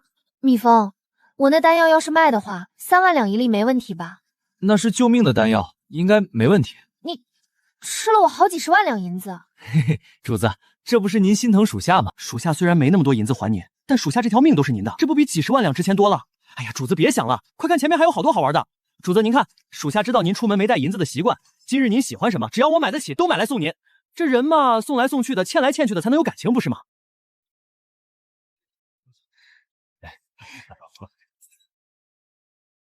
这个我能买得起吗？主子，您什么都买得起。我的华山姐姐，你可真有钱啊！这以后谁娶了您，做梦都要笑醒。因为这些本就是您的银子。我的？对，您的。我有多少银子？我也不知道具体多少，反正跟4国国库比，咱们不虚他们就是了。我买了。主子，您是不是看到丹药卖这么贵，良心发现了，所以想买这个补偿老张头？你是不是蠢？自从上次顺了他丹药，他再也不让我进那个破院子。我要是不买这个药炉当引子，怎么进去继续顺他丹药？这药炉这么贵，可得好好想想顺他多少丹药合适，别整赔了。师傅，您是不是风寒了？先去休息吧，这点交给我就行。师傅，您是不是风寒了？先去休息吧，这点交给我就行。我怎么可能风寒？一定是那小祖宗要来了。每次他来之前，我都要打好几天喷嚏。哼，我这么玉树临风的翩翩少年，他居然叫我老张头，每次都顺我那么多丹药，什么贵顺什么，也不知道他长了个什么鼻子，怎么那么好使？你就看着吧，这次我说什么都不可能让他再进门了，不然我就不是名满4国的神医，我就不叫张子时，我以后再也不给别人看病了。师傅，您从小就教导徒儿说瞎话不好。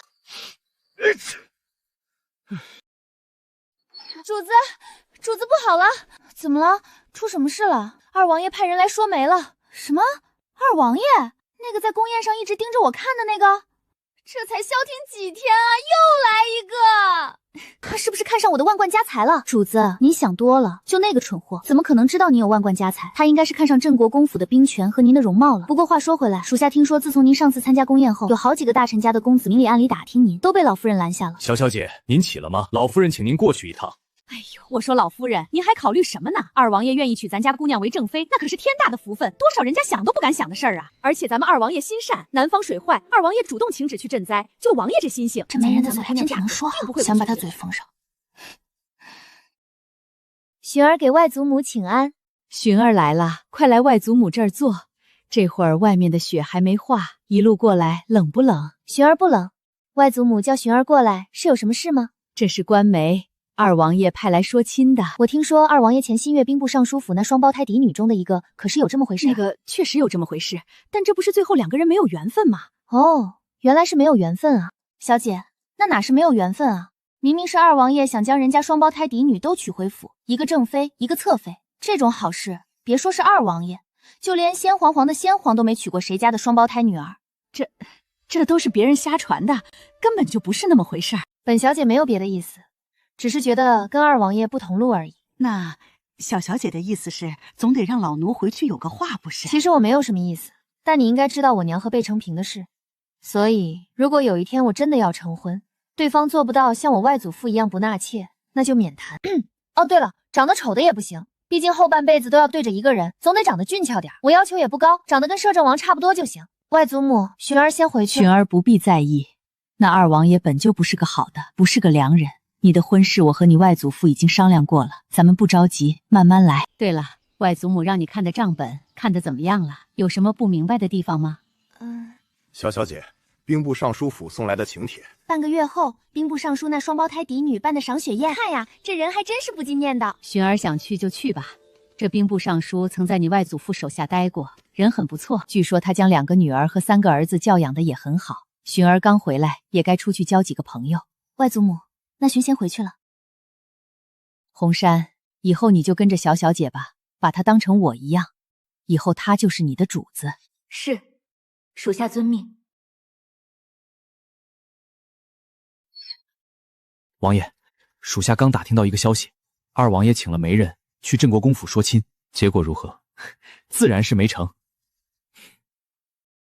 至于远游，一个是半年前二王爷想同时娶兵部尚书府那2个嫡女的事儿，不知怎么被贝大小姐知道了；另一个是贝大小姐说以后的良人要像老镇国公一样不纳妾；还有一个是贝大小姐说她得找个好看的，毕竟要对着看一辈子，要求也不高，长得像王爷您一样就行。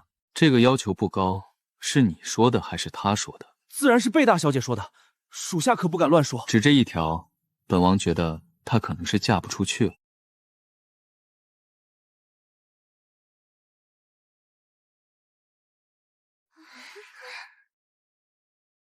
寻儿，我们是林然林若，宫宴上见过的，你可能没印象，但我们可喜欢你了。寻儿，将这里当自己家一样，我们可喜欢你了。嬷嬷，你看，老三看上的女子还真是与众不同，真是可爱死了。老三眼光好啊，就这种心性的女子，我见了就喜欢，就是不知道她那完犊子的样儿能不能打动人家小姑娘的心。香儿，自从上次宫宴后，就很少见你出门了。后来听说太傅府失火，烧了一夜，你没事吧？我大哥可是担心的紧呢。老姐姐担心，我没事，只是被寻住的水搜在他离开那晚被烧了，其他倒没波及。被烧了？不是失火吗？不是失火，是被寻在离太府之前放火烧的。天哪，放火烧自己家，他住过的地方别人就不能住了，还在离开前放火烧了，真是太恶毒了。他是什么人啊？他是？我是什么人不重要，重要的是我知道你是个什么人。贝寻，你这话是什么意思？东西可以乱吃，话可不能乱说。哟，你也知道话不能乱说啊？那你刚才干什么呢？我恶毒，我娘嫁妆给我建的水系，我走前烧了就是我恶毒。太傅府苛待我们娘俩，他贝大人的庶女还觊觎我娘给我建的水系，3番2次吵着要住进去。我跟太傅府都没有关系了，我娘留给我的水系，我不想便宜别人，我带不走，我烧了还不行吗？既然你这么大方，那你将你娘给你准备的嫁妆、衣衫、首饰什么的，全都送给你那些庶妹多好。将来嫁个好夫君的庶女妹啊、丫鬟呀什么的，带过去一同侍奉。毕竟姐姐你心善，肥水不流外人田嘛。贝寻，我什么时候要住你的水系了？你别在这血口喷人。贝梦香，你别跟我说话，平白拉低我的智商。你当初在我水修门口骂了一个早上，还真以为传不出去。你忘了我水修隔壁不远处是谁的府邸？要是没有你早上那一骂，估计你爹还不能那么快就收到训斥的圣旨呢。说起来，贝大人还得多谢你。贝寻，怎么说你都是香儿的嫡姐，怎么这么欺负香儿呢？哦。我欺负他？皇上都说我跟太傅府再无瓜葛了，我哪来的妹妹？如果你没聋的话，是他们先说我恶毒的，你听不见吗？再说了，你一个明知道自己表哥有未婚妻还勾引人的东西，有什么资格在这说我？贝寻，你胡说什么？回去受禀明爹娘，爹让你镇国公府给我一个交代，不然我以后还怎么嫁人？你坐就好好坐着，站起来干什么？一会儿动了胎气，岂不是要怪到我头上了？还是说你想碰瓷儿？我跟你说，这么多双眼睛可都看着呢，我可没动你，他们都能给我作证的。这裴三小姐的表哥是……哎，是谁你知道吗？我知道，是今年的探花郎陶荣良。不过据说年初先皇已经给他赐婚了，是太史令家的千金易从灵，就等着来年成亲呢。如果真的跟贝大小姐说的一样，那裴颖岂不是要过去做妾？贝寻，我们现在都知道你有镇国公府撑腰，但此事事关一个女子的名节，还希望你能为你的口无遮言给颖儿道歉，不然这件事我们一定会追究到底。贝寻，虽然我们流着一半相同的血脉，但我贝梦香绝没有你这种信口开河、毁人名节的姐姐。道歉？我为什么要道歉？道歉？你毁人名节，还不该道歉。安叔兄，我看这天好像阴了下来，怕是要下雪，时辰也不早了，我们先带着妹妹们回去吧。如此也好，那我们一起过去吧。正好我娘也在那边隔壁的暖阁。嬷嬷，你听见了没？备询那丫头说裴英有了身孕，你觉得是不是真的？如果是真的，恐怕那裴小姐自己应该都不知道。这下可热闹喽！哎，那群兔崽子们怎么过来了？我还没听完呢。哥，我们被人欺负了。贝大小姐，你同样身为女子，不知道你刚才的言论对一个女子的伤害有多大吗？说一个还未成婚的女子有身孕，你这是想活活逼死她呀？就算你们之间有口角，你也不能说这么恶毒的话来。这件事如果礼部侍郎真要追究，就是郑国公府怕也讨不到好宝。俊文兄，如果我没记错的话，最开始先说人恶毒的应该是令妹吧？念情那是就事论事，这两者怎么能一样？见过双标的，没见过这么双标的。怎么？你妹妹就事论事说人恶毒，我就不行？你离开太傅府前烧了水系不让香儿住，还让自己已经不在了的娘跟父亲和离，不是恶毒是什么？难道我还说错你了？是啊，要是我也肯定不会把水榭留下给别人住。就是自己娘亲给的东西，凭什么白白便宜别人？你们刚才没听见贝大小姐说吗？是那贝梦香非要住进去，还在外面骂了一早上，隔壁御史府都听见了，这才参了贝大人一笨。贝大小姐说的没错，尚小姐你那么心善，怎么不把你娘留给你的嫁妆分给你庶妹？分给庶妹？咱们谁不知道吏部尚书的嫡女对自己那几个庶出妹妹一直都是极尽打压，几个庶妹身上时常不是青一块就是紫一块。表哥，你今日也在。备询说我勾引你，你快出来告诉他们我没有，我真的没有。你话没说全，我可不只说你勾引你表哥，我还让你小心点儿，别动了胎气，最后赖到我头上呢。摄政王到！见过摄政王，摄政王千岁。都起来吧。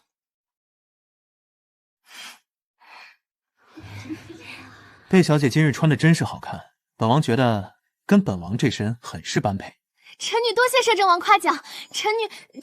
这是贝承平的二女二小姐哦，贝二小姐误会了，本王刚才说的是贝大小姐，备询。贝二小姐还真是敢想。摄政王天人之姿，小女不敢跟摄政王般配。本王说你配，你就配，不配也配。本王本来和各位大臣在旁边商议2月后太后寿诞的事，礼部侍郎家的丫鬟突然来找裴侍郎，说出了大事。你们不用在意本王，处理你们的事就行。贝大小姐口出恶言，辱我名节，还望摄政王给臣女做主。如果不能还小女清白，那小女今日就撞死在这赏雪宴上。别急，一会儿就是你不撞，你爹也会拎着你去撞。回摄政王，事情是这样的，一开始是尚小姐和裴三小姐先说贝大小姐把水溪烧了也不给贝二小姐住，还让自己父母和离，很是恶毒。贝大小姐这才说水溪是她娘用嫁妆给她建的，贝二小姐非要住进去，她不愿就给烧了。至于父母和离，是皇上和太后做的主。既然不敢，就管好你们各自的嘴。嘴这么碎，将来嫁去别人家，岂不是要家宅不宁？贝大小姐做的没错，如果是本王，也会和贝大小姐一个做法。自己母亲用嫁妆给自己建的东西，凭什么给别人？这波本王占贝大小姐。至于和离，是皇上和太后的意思。怎么，你们谁有意见？臣女不敢。既然不敢，就管好你们各自的嘴。嘴这么碎，将来嫁去别人家，岂不是要家宅不宁？是臣教女不善，回去定当好好管教。可备询说裴小姐勾引自己表哥，还怀了身孕，这毁人冥界的话又怎么算？那你到底有没有勾引自己表哥？你表哥是今年的探花郎陶荣良，已跟太史令家嫡女赐婚，来年成亲。臣女没有勾引表哥，还请摄政王还臣女清白。清白？你还有清白？还真是敢做不敢当。贝大小姐，这话可不能乱说。我跟表妹清清白白，容不得你诬陷。我诬陷你们？孩子都有了，我诬陷你们？我可不像你们，你们不做人，我还是要做的。贝大小姐，你能为自己说的话负责吗？要知道，一个女子的清白很重要。若真是你信口雌黄，就是本王也护不了你。敢翻本王白眼的，你可真是第一人。忍住，娘说了，让我照顾这小祖宗。我敢说，自然就敢负责。找个溥仪把个脉就是，用不着在这儿叨叨没完。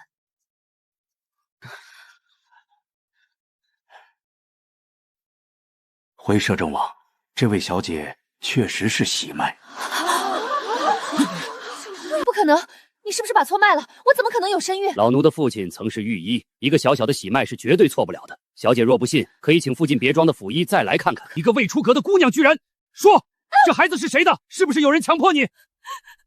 我好像记得，寻儿说她勾引的是她表哥。摄政王明鉴，臣并没有跟表妹做出格的事，表妹肚子里的孩子跟臣无关。先皇已给赐婚，臣又怎么做这种事儿？表哥，当初你不是这么说的，你明明说你喜欢的是我，赐婚是逼不得已。等你大婚后，会把我迎进府中做仆的。你说孩子是我的，你可有什么证据？你说孩子是我的，你可有什么证据？既然贝大小姐说的都是事实，那就不存在毁人铭记的事。你们的家事本王不相关，但是本王和贝大姐有缘，看不得有人欺负她。你这狗就看不得我好是不是？难道你不知道你今日这话传出去，我以后就要成京都的猴儿戏了吗？你给我上！小祖宗，我上完了，我就要下油锅了。阳哥哥，难道你忘了我了吗？你不是说高中之后就回来娶我的吗？谁在说我话？你好狠心，你后悔的婚家小姐狠心将我推到湖里，我要生生世世都缠着你。阿良，下来陪我吧，我在下面好寂寞。这探花郎是怎么了？难道是缺德事做多遭报应了？呀，探花郎，你身后怎么站着一个白衣女子啊？全身还湿漉漉的，好像刚从水里捞出来的一样。别找我，我已经在寺庙里给你立了牌位，让你受了香火，你为什么还缠着我？是你为了荣华富贵杀了我，给我立牌位只是为了你自己安心。我在下面受苦，你为什么不来陪我？我错了，我不该将你推到湖里，我也是逼不得已啊！先皇给我赐婚，我不敢抗旨，你胡说！是你贪恋权，说自己祖先为屁屁，将怀有身孕妇我推到湖里，然后本王本来做你的探花郎，等着娶官家女。我今日一定要让所有人看清你的真面。求你放过我吧！表哥，你在说什么？你将谁推到湖里了？大家都看见了，这陶荣良一看就不是个好东西，不止骗过一个女子，颖儿一定是受他蒙骗的，还请摄政王做主查明真相。这种人怎么配在朝为官？今日刑部侍郎也在，这件事就交给你去查，一定要查个水落石出。好了，剩下的就是你们的家事了，本王就不管了。天色不早，都散了吧。那个贝大小姐，雪天难行，你跟我们一起走吧，让安叔送你回府，也好有个照应。对，我送你回府，还有我2个妹妹，咱们顺路。还是本王送贝大小姐吧，本王也顺路。好吧，我只是个臣女，你是摄政王，你说了算。送就送，我倒要看看你这个狗媒婆要干什么。贝大小姐能看见我们看不见的东西？看不见，我刚才胡说的。哦，是这样啊，看来是本王多心了。本王听说贝大小姐是天生的痴傻，不知道是哪位神医给治好的。没有神医，睡一觉自己就好了。王爷，您是哪儿不舒服吗？外面那个赶车的，你家王爷好像有点不舒服，你要不要进来看看？王爷，您还能坚持住吗？本王还有事，贝大小姐自己回府吧，马车给你，本王先行离开。主子，这是什么情况？华善，咱们马车上有我的红衣吗？有，属下怕主子临时要用，每次出门都在马车里备下一套。走，带你看热闹去。华善，你说这凤千金会不会变成狼啊、豹啊之类的？不会吧，看样子应该是中毒，而且有些年头了。主子要是实在好奇，要不属下先去看看。这人形真肯打，这要是换成蜜蜂，估计早躺地上装死，说什么也不起来了。其实遇到个好主子真的挺难的。我从小就被卖到训练安慰死舍的组织，挨打、受罚、试毒都是家常便饭。我可是个好主子。喂，你还能不能行了？阁主，2粒丹药治好你，1粒1万两，可要？要，您不知道，多谢阁主。给。这么好的丹药，便宜他你了。我是无城阁阁主，有什么是我不知道的？你们2个好好待在外面，没有我的允许，谁也不能进来。忽然被打死，我可没有丹药救你们了。你倒是有意思，主子给的丹药，多少人求都求不来，你还藏着掖着。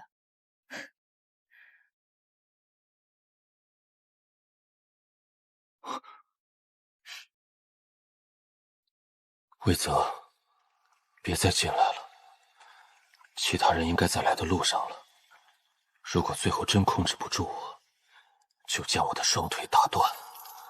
这破地方真是太冷了。本阁主在这附近办事路过，正好看见你的护卫来回来去的飞出去，觉得好奇就来看看。本王中了奇毒，现在正是毒发的时候，控制不了自己。阁主还是出去吧，免得误伤了你。摄政王果然能力滔天，不仅在朝政上运筹帷幄，你和你身边的护卫更是一眼就将本阁主都认了出来，真是有点意思。本王虽是摄政王，但也是将军，对江湖中的事还是知道一些。更何况吴城阁近1年在4国风头正盛，本王想不知道都难。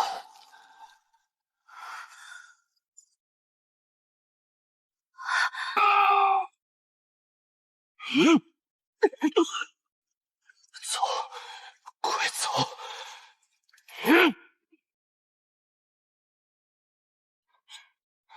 我离开，然后让他们把你的双腿打折。反正本阁主现在也没什么事做，就留在这儿踹踹你也挺好的。阁主好像很怕冷。现在可是深冬，这儿还有个这么大的寒池，能不冷吗？本王的披风在那边，没被淋湿。阁主如果不介意，可以先披上。这寒池也有100年，你一个女子待在这里对身体不好。哎，你这毛病是中毒了吗？本王也不知道，从出生就这样了。会不会是遗传？阁主是不是有什么话想说？你也知道无尘阁的买卖以情报为主，所以本阁主确实是查到了一些关于你的事，确切的说是关于你父亲的事。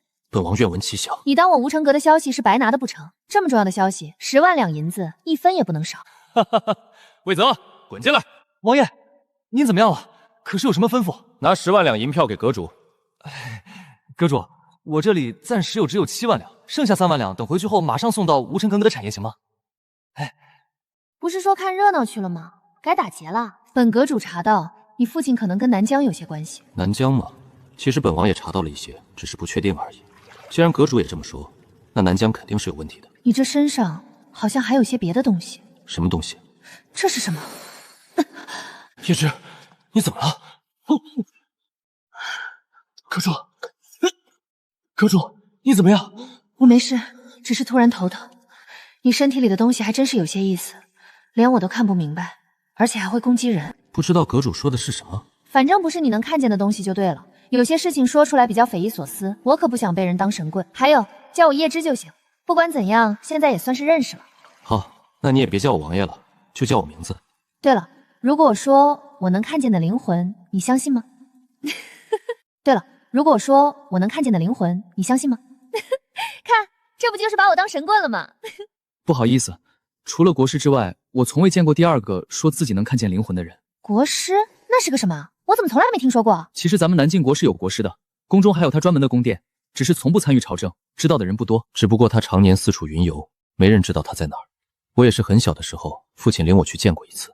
那你父亲有没有说过国师是做什么的？父亲只说他能看见常人看不见的东西，是个很厉害的人。你刚才说能看见我的灵魂，是真的吗？其实我对你们这个算命还挺好奇的，他一个凡人到底是怎么看出来命数的？国师说我的灵魂上有一层薄雾，他看不见。果然是骗子，凡人当然看不见命数了。如果随便谁都能看见，那还要天道法则干什么？你好像知道不少。曾经被一个有点厉害的人教导过，稍微懂得一点点。其实国师真的是个高人，虽然他看不出我的命格，却说我父亲身上确实是毒，从出生就被下的毒，只是不知被谁压制下来才得以存活。至于我现在的样子，其中只有一小部分是因为毒素，剩下一大部分是命数。国师还说，等毒素解开，剩下的就是机缘了。你这毒一般要发作多久？大概还有半个时辰，阁主可以先回去休息，不必在这里守着。说了在这儿等就等，万一你一会儿又发疯，你那护卫可经不起你再打几回。你的灵魂上确实有些问题，不过我看不太懂，可能你现在的状况跟你灵魂上有些关系也说不定。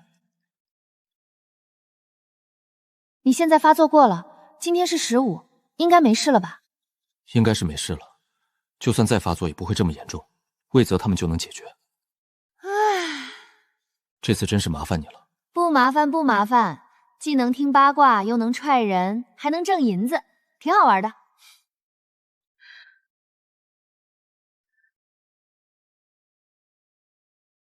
那我就走了，后会有期。后会有期。寻儿，你怎么样了？有没有冻着啊？外祖母没事的，昨夜马车坏了，天又冷，我就在附近随便找了个农家住下来。今日一早，华善重新找了马车，我们就回来了。您看，我一点事儿都没有。红山，昨晚到底是怎么回事？主子，属下也不知道。昨日赏雪宴结束后，摄政王说送小小姐回府，走到半路，摄政王突然带着侍卫离开了，把马车留给了小小姐。小小姐身边的华善功夫在属下之上，属下不敢离得太近。等属下回过神来，就看见府上的马车坏在了半路，中间有一段时间，属下就像失忆了一样，根本想不起来发生了什么。我知道了，以后小心一些。外祖母安排的人没问题吧？主子放心，那是张神医从前配的药，绝对没有问题，也不会对人体有损害。先回去睡觉吧，明天再说。师傅，您就是染了风寒了，不然怎么可能一直打喷嚏？我没有，我是神医，难道连自己有没有染上风寒都不知道？哼，绝对是。老张头，快给我个避毒丹，让我进去。做梦吧你！我是绝对不可能让你进来的。哦，这样啊，那好吧。华善，我肚子饿了，你去将马车上的炭炉搬下来，咱们在这煮个粥喝喝。是，小姐。你爱煮什么煮什么，反正我不出去，也不让你进来。你这个黑心肝的，休想！住手！快住手！哎，华善呀，你看这人可真是的，咱们上赶着给他送东西都不要，不要就算了，咱们俩自己留着用。我要！这水是不是快开了？赶紧将米放进去。听说这小药炉熬东西可好了，不知道熬粥怎么样？我的小祖宗哎！还有大枣、莲子、桂圆，每样都抓一把。这小药炉确实是有点小了，估计也就够咱俩一人一碗的。快别放了！哎呦，住手啊你们两个！华山，你别说，这小药炉的火还挺均衡，一点都没糊锅。闻闻，多香，我都饿了，一会儿再熬一炉。小祖宗，你说你要什么我都给你，快别熬了，那是药炉，不是大锅。原本觉得这小药炉花了我20万两银子，还挺心疼的，没想熬粥这么好。哎，也不知道熬完粥以后还能不能熬药了。老张头，你要是想喝，得等下一炉，这一炉只够我跟华少2个人的。小祖宗，你进来，我马上就把院子里的毒气散了，立刻，马上。小祖宗，你快进来吧，快呀！刚才我是挺想进去的，不过现在不想了。小祖宗，那你现在想干什么？想喝粥。刚才是我不好，是我不对。您堂堂镇国公府小小姐，还是吴成阁阁主，怎么会跟我一个小人物计较呢？不，我这人一点委屈都受不了，睚眦必报，绝不吃亏。小祖宗，我刚才是跟您开玩笑的。你说，我就是带了天上的仙桃，都不可能让我进去。我的意思是，我哪能收您这么贵重的礼物呢？要是带了礼物，我都不敢让您进门。没错，就是这个意思。你还说我是个黑心肝的？我是想给您请个平安脉，看看您的心啊、肝啊的有没有问题。你也知道我是神医，咱们有病治病，没病保养嘛。小祖宗，我最近研制出的解毒丹比从前的更好，还有避毒丹、迷药之类的东西，只有您想不到的，没有我没有的。您赶紧进来选选，看上什么全都拿走。真让拿？真让。不心疼？不心疼。不能我拿走以后撵着我逼逼？绝对不逼逼。既然你这么有诚意的话，华善，走，咱们进货去。去马车上将我早上准备的袋子拿下来。哎呦，我终于找到这个小药炉了。当年这个小药炉被盗以后，老祖宗连走的时候都没闭上眼。不得不说，还得是阁主您这袋子是不是略微有些大？不大，一点都不大。一个麻袋够不够？不够的话，我这还有。不用麻烦张神医，这样的袋袋，主子的马车上还有6、7个，够用了。师傅不好了，咱家来土匪了！那2个土匪拿着麻袋，将您后院那一排屋子里的丹药全都拿走了，一瓶都没有剩下，就连空没事，让他们拿，你去盯着点儿。师傅，这次是真的不好了！那2个土匪又拿着几个麻袋，将您密室里的丹药也全都拿走了，医神连毛都没剩。密室里？对啊，就是密室里，3个密室全都被打开了。老张头，这次真是让你破费了。不过你放心，我知道你还要找个捣药材的那个东西，跟这药炉差不多，纯黑色带暗纹的，对吧？等我找到了，还给你送来。老张头，这次真是让你破费了。不过你放心，我知道你还要找个捣药材的那个东西，跟这药炉差不多，纯黑色带暗纹的，对吧？等我找到了，还给你送来哈。那叫药臼。不着急找那个玩意儿，其实也不是特别重要。耶，那不也是你们张家几代传下来的东西吗？真不要了？你确定你家老祖宗不能半夜上来找你聊聊天？那就麻烦阁主了。从今日起，我多做些丹药，您有什么需要的就让华善姑娘来说一声，我绝不推辞。我记得你曾经说过的，谁要是将你们张家的小药炉找到，谁就是你的恩人。行了，你也别这么客气了，不用送我们，留步吧。对了，多做些丹药，因为我有种感觉，你那捣药的玩意儿就快要找到了。师傅，咱们的丹药全没了。没事，再做吧。这小祖宗总算是把药炉送回来了。寻儿啊，再有半个多月就是太后寿诞了，太后不想铺张浪费，就同年节一起过了。外祖母这里有些银子，你拿去买些喜欢的衣裙首饰，千万别委屈了自己。到时候外祖母跟你一起进宫，别怕，要是遇到太傅府那几个不要脸的，自有外祖母给你撑腰。外祖母，这是寻儿认识的一位神医炼制的丹药，强身健体的，1天1粒，您就当糖豆吃着玩。不够还有的是不用省着，这几瓶是给外祖父的。寻儿知道外祖父年轻时征战落下了病根，都是对症的，用法医写在上面了。老夫人，您这是怎么了？是不是小小姐送来的丹药有问题？要不要老奴去找府医来看看？这是张家的丹药，张家是那个张家？对，就是那个张家。没想到张家居然还有后人在，好啊，真是好啊！寻儿能认识张家的人，是个有福气的。主子，那是不是贝梦香？主子，给您，百味君掌柜家刚下的小狗，我看着好看就给您抱过来了。它还这么小，你也不知道找个被子包起来，冻死了怎么办？我用内力给它暖着呢，冻不着。华善姐姐，你们刚才看什么呢？那贝家2小姐不知抽什么风，带着丫鬟在转悠好几圈。她呀，在这等摄政王呢，都好几天了。等奉千爵，他俩好上了。看主子说这王四公看着那蠢货，人家狗都乐意了。那贝梦香上次赏雪宴，你们回来时不是半路马车就空了出来？她故意让自家车夫把马车陷进雪地里，在那等着劫马车。华善姐姐，你们刚才看什么呢？那贝家2小姐不知抽什么风，带着丫鬟在这转悠好几圈了。嗨，她呀，在这等摄政王呢。那贝梦香上次赏雪宴，你们回来时不是半路马车就空了出来？她故意让自家车夫把马车陷进雪地里，在那等着劫马车。摄政王府的车夫不敢做主，其他家的马车又早走了，最后扛不住他的软磨硬泡，只能让他坐在马车外面。他根本不知道你们不在马车里。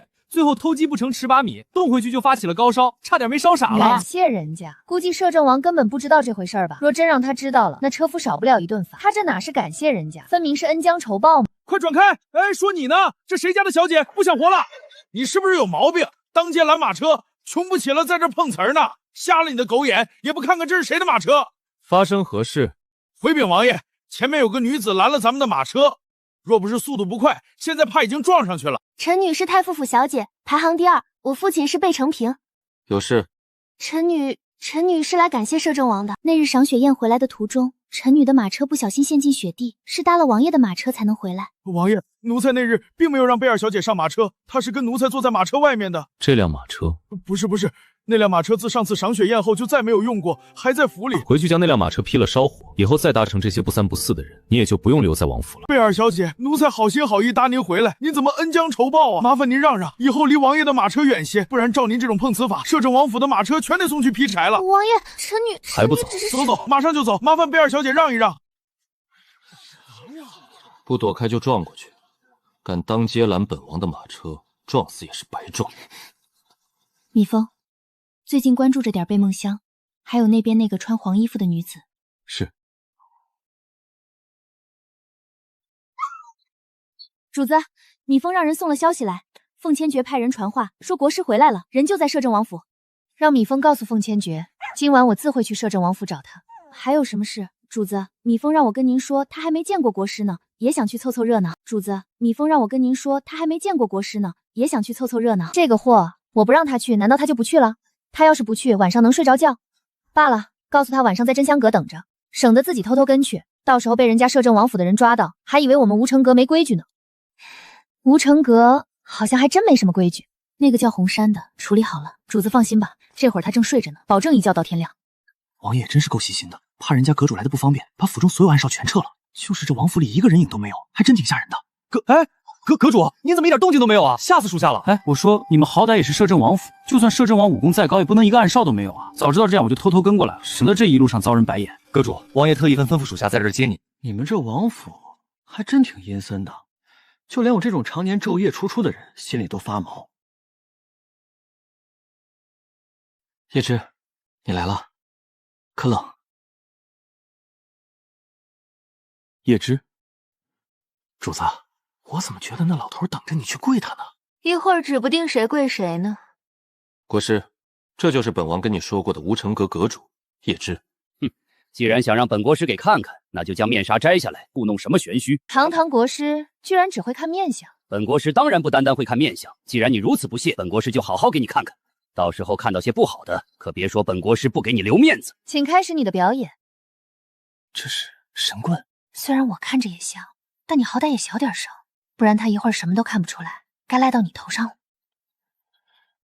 这国师该不会是想把主子身上钉出个洞来吧？国师，你还好吧？完了，我刚才就不该说话的，这下完了要被碰瓷儿了。喂，那个国师，你吐血跟我说话没关系啊，我可没银子赔给你。对了，医药费我也不会付的，别想赖上我。你怎么，国师想好怎么让本阁主下不来台了吗？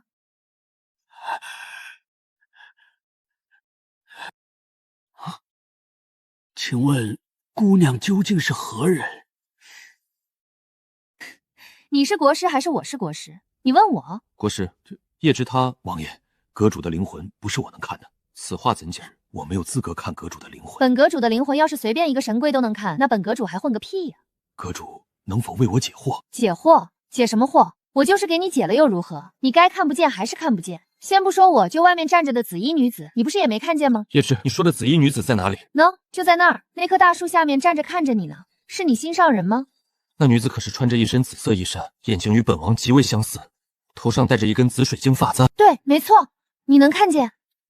那是我母亲。这就是没文化的代价啊！我有的是文化，大师兄你才没文化。那个误会，你们当我抽风的就行，你们继续，不用管我。别说大师兄不帮你，这个给你，好好学学，不然以后说出去丢我的人。大师兄，你等着，我跟你没完。能否让本王见到母亲？王爷，以我目前的能力，我做不到，因为我根本看不见令堂。或许阁主可以，阁主绝非凡人。虽然我看不见他的灵魂，但他的神识十分强大。就在我要看他灵魂的时候，他的神识攻击了我。而能拥有神识的人，自然不是普通人。神识那是什么？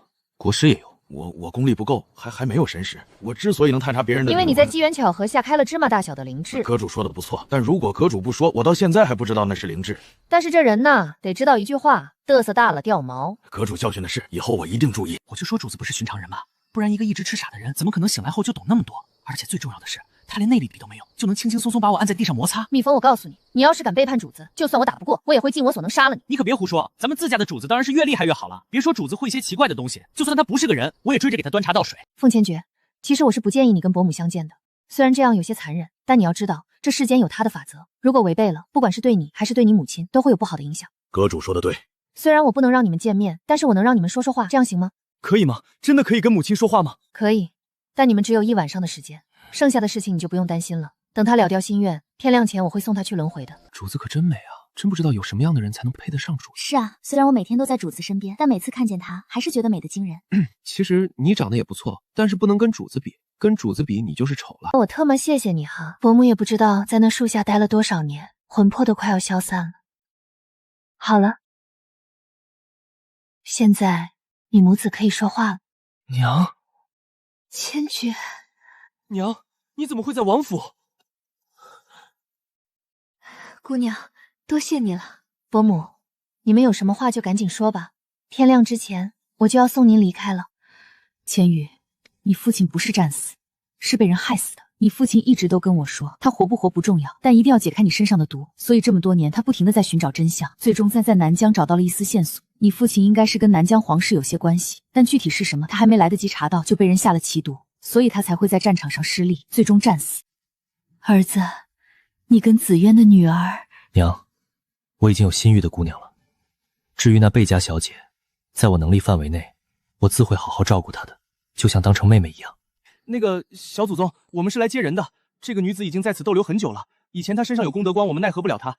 可现在功德光马上就要消散了，如果我们再不把她带走，她会魂飞魄散的。小祖宗，我知道，放心，我又不傻。你们走吧，天亮之前我会亲自送她去轮回的，不会耽误你们差事。那个，叶芝，我知道，我只是……千吉，不要舍不得，还能跟你说说话，娘已经很知足了。这还得多谢这位姑娘，那就麻烦姑娘送我离开吧。叶芝。娘，你们只有1炷香的时间。叶芝，我有些累，就先回去了。你要是有事找我，就还让人去真香院传话就行。国师叶芝他不要紧吧？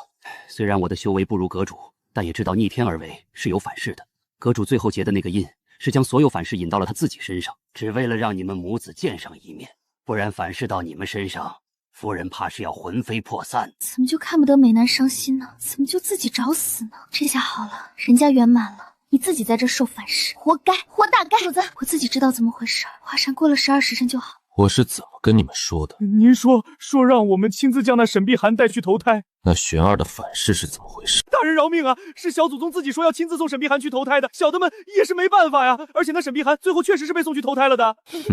你们到底知不知道谁才是你们的主子？照你们的想法，这个位置我让给玄儿来做可好？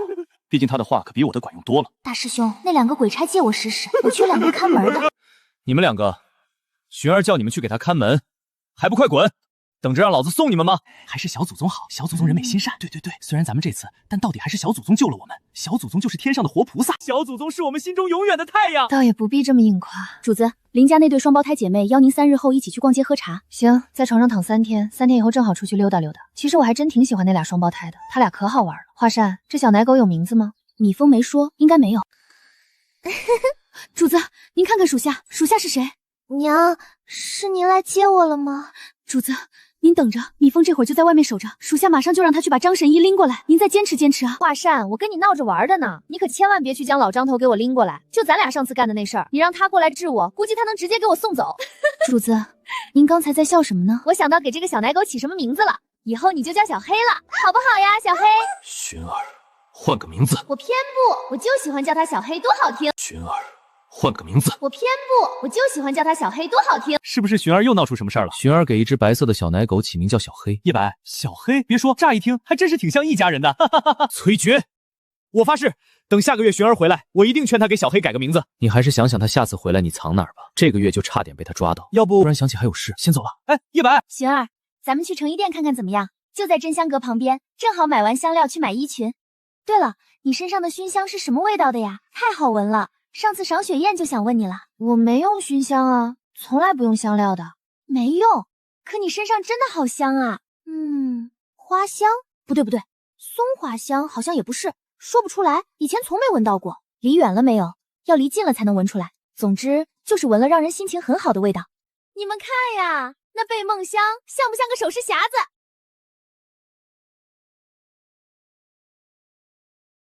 贝寻，你等等，我有话跟你说。贝大小姐，香儿在跟你说话呢。你愿意当舔狗就自己好好当，别拉着别人跟你一样把贝梦香的话当成圣旨。你别胡说，我什么时候把香儿的话当成圣旨了？哦，原来没有啊。那行吧，你说没有就没有吧，我还以为你心意贝梦香呢，看来是我会错了意。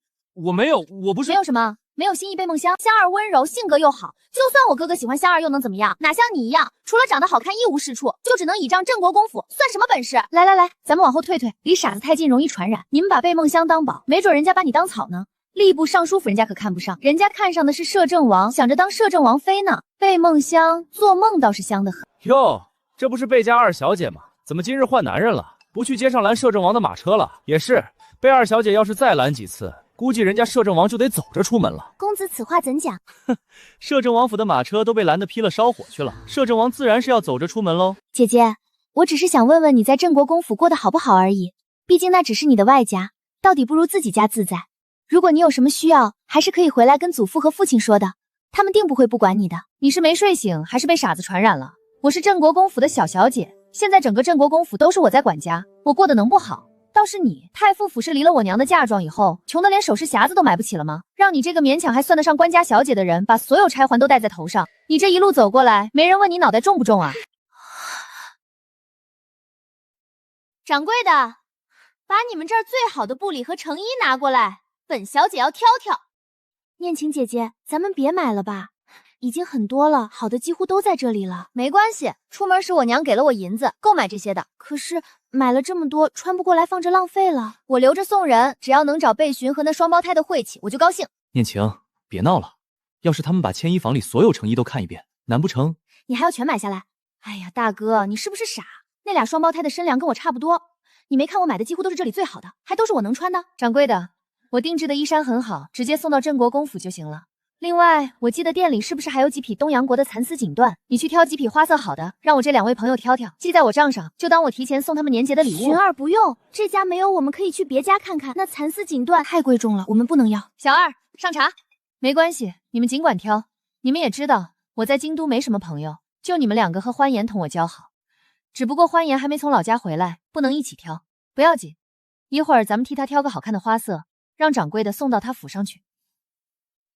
掌柜的，这蚕丝锦缎我要一匹。这位小姐真是抱歉，这蚕丝锦缎只有这8匹，而且不对外销售。不对外销售？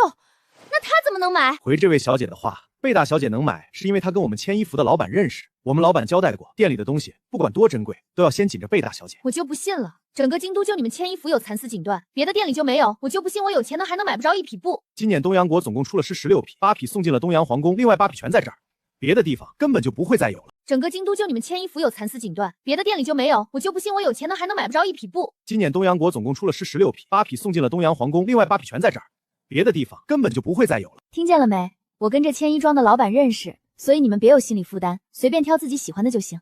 你们两个呀，一个喜欢湖蓝色，一个喜欢浅粉色，对吧？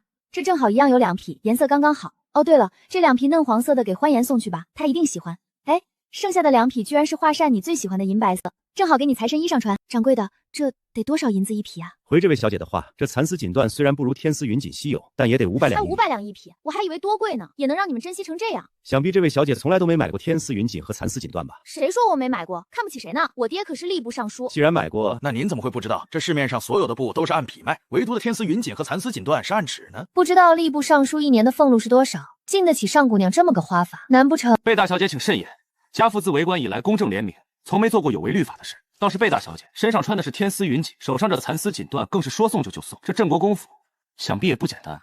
我们镇国公府当然不简单了，我三舅舅是皇商，我花点银子怎么了？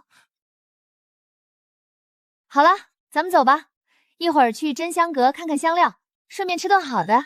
惠泽，消息可送去真香阁了。回主子，送是送去了，可那副阁主说他们阁主最近身子不适，在休养，怕是不能来赴约了。贝寻最近怎么样？王爷，您是不知道，那贝寻今日可把吏部尚书那嫡女挤兑的够呛，他居然把牵一副不对外销售的蚕丝锦缎全送了人，整整8匹啊，真是大方。不仅这样，上句文说镇国公府不简单时，那贝寻居然说我三舅舅就是皇商，我花点银子怎么了？王爷您是没看见那上句兄妹俩的脸色当时可好看了，还有那贝二小姐见蚕丝锦缎被送了人，嫉妒的眼珠子都快瞪出来了。再去仔细查查贝寻。不是都查过一次了吗？她一个从小养在乡下过穷苦日子的小姐，怎么可能有本事把牵一方不对外销售的蚕丝锦缎做主送人？那掌柜的凭什么听她的？而且既然不对外销售，她怎么知道牵一房里有蚕丝锦缎？属下听到好像是贝大小姐跟牵一方的老板认识，掌柜的还说他们主子说了，牵一方所有东西不管多贵重，都要先紧着贝大小姐。你从小跟着本王，脑子怎么就不转旋呢？你看看那天无城阁的副阁主，再看看你，本王当年怎么挑中你了？贝寻从小吃傻，还生活在乡下，他是怎么认识牵一坊老板的？而且牵一坊是谁的产业？他的老板是谁？难道你不知道？是属下疏忽了，所以牵一坊的老板就是阁主。那贝寻岂不是跟无天阁阁主叶芝是认识的？属下马上去查。这贝家大小姐藏得挺深啊，居然还认识无城阁阁主，还真是小看她了。那贝寻真的就只是认识叶芝吗？镇国公府这衣裳还挺有特点的，看，这是我那外孙女儿专门找人定制的，家里每个人都有，是不是很好看？好看。我都这个岁数了，能穿上外孙女送的袍子，知足喽。三国使臣已经在宫门口了，还有永墨古国的人也在。您说什么？三国使臣已经在宫门口了，还有永墨古国的人也在。浩儿别慌，这不是还有摄政王在吗？一切听他的就是。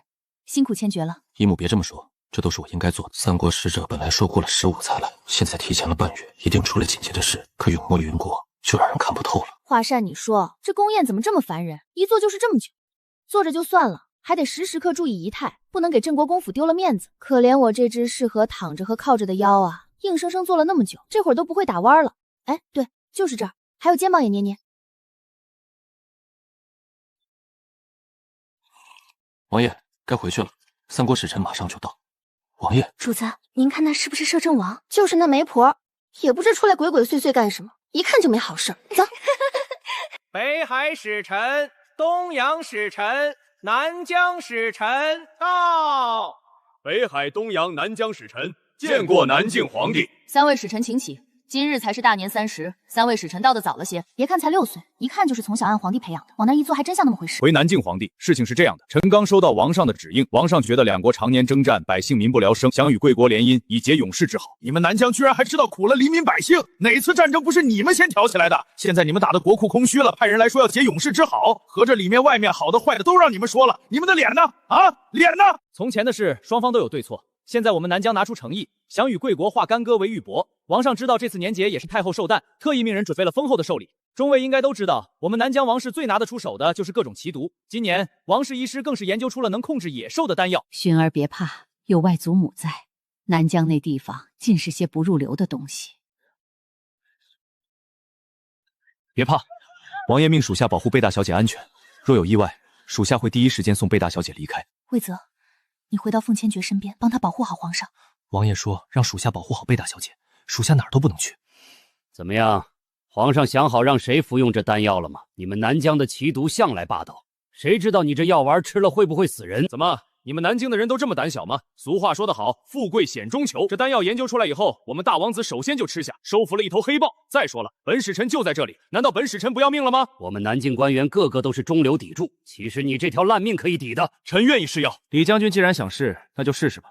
本王这里有解毒丹，就算那丹药是假的，本王也能保你性命。贝大小姐不必担心，李将军是我们王爷的手下。不是，我不是担心那丹药，而是……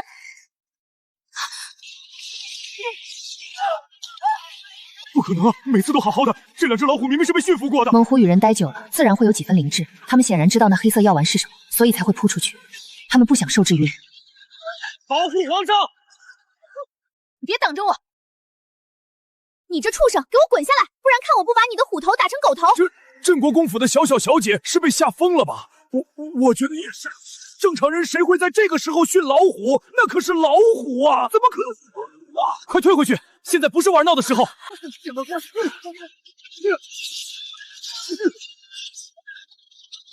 你下来，你听不见是不是？要造反啊！快看来呀，老虎居然真的能听懂人话！听懂了又怎么样？没看见那老虎盯着贝寻看呢，让他出风头。这下看他怎么收场。说他没说你是不是？赶紧给我滚过来趴下！贝大小姐，可否让他们回到箱子里？听不懂人话呀？让你们进箱子里呢，等着我揍你们呢。那个，我曾经在乡下的时候，村里的人都是这么训狗的，我就想着试试，没想到还真管用。我信你个鬼！好了，猛虎已被收服，众位大臣都坐回来吧。小矮子，别用那种恶心的眼神看着我。怎么，你也想进箱子里待一待？众位爱卿受惊了。南疆使臣，这两头猛虎，你不该给朕和众位大臣一个解释吗？南疆使臣，我们皇上问你话呢，你哑巴了？我们好好的宫宴，你不请自来不说，还弄了两头猛虎来捣乱。要不是有我们镇国公府的小姐在，怕是要伤多少人？那两头畜生甚至差点要了我们皇上的命。我看你们南疆不是来结百年之好的，是要来灭门的。还请南靖皇上明察，我们南疆真的是带着诚意来的，不止这两头猛虎，外面还有10几个箱子的奇珍异宝，不乏灵丹妙药，这些都是我们王上亲自命人准备送来给您和太后的，都是我们的诚意啊！我们王上想娶南靖国镇国公府的小小姐为王后，本王不同意。如果本官没记错，贵府的王应该已年过40了吧？今年年中，贵国王后才刚刚离世，你们王上就这么迫不及待？行吧，迫不及待也就算了，你们南疆就没女子了，偏要来霍霍我们南京的女子。一个快50岁的人要娶一个刚及笄的小姑娘做王后，还一副施舍的态度，你们王上的脸可真是比你们的疆土都大。大人此言差矣，虽然我们王上的年纪确实是大了那么一些，但平时保养得很好，看起来就像30多岁。而且小小大姐嫁过去是做王后，那可是多少女人的梦想啊！那是你们南疆女子的梦想，可我们南疆有的是大好男儿，为什么要背井离乡，远离亲人，嫁到你们南疆那么远的地方？微臣觉得寻儿该嫁去南疆。寻儿嫁过去之后，两国结了永世之好，自然就会停战，这是造福百姓的好事啊！贝大人这么想攀高枝，不如看看你旁边的贝猛香，把她送去南疆，一样能让你有个做王后的女儿。贝寻，你胡扯什么呢？谁要嫁去南疆？怎么不是贝大人刚说的吗？嫁去南疆可是造福百姓的好事。贝寻，你胡扯什么呢？谁要嫁去南疆？怎么不是贝大人刚说的吗？嫁去南疆可是造福百姓的好事。那么好，你怎么不嫁？因为我们镇国公府不需要一个做王后的外孙女撑场面，可你们太傅府却想要一个做王后的女儿攀高枝，所以你不去谁去？本王记得贝寻已经跟太傅府没关系了。不过如果贝大人想让贝二小姐嫁过去，倒是可以跟南疆使臣商量一番。贝大人，你快闭嘴吧！其实你不说话的时候还挺像个人的。你这个孽女！你最好把你的手给我收起来。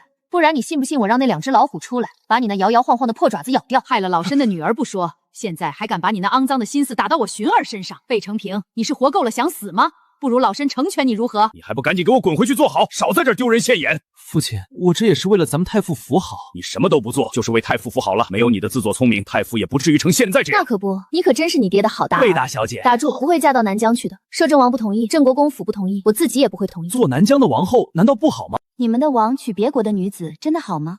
能够得少嘴吗？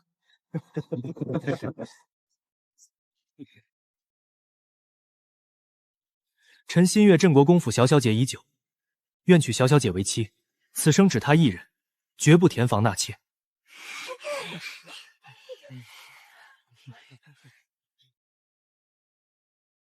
我们南京国是不会跟南疆联姻的。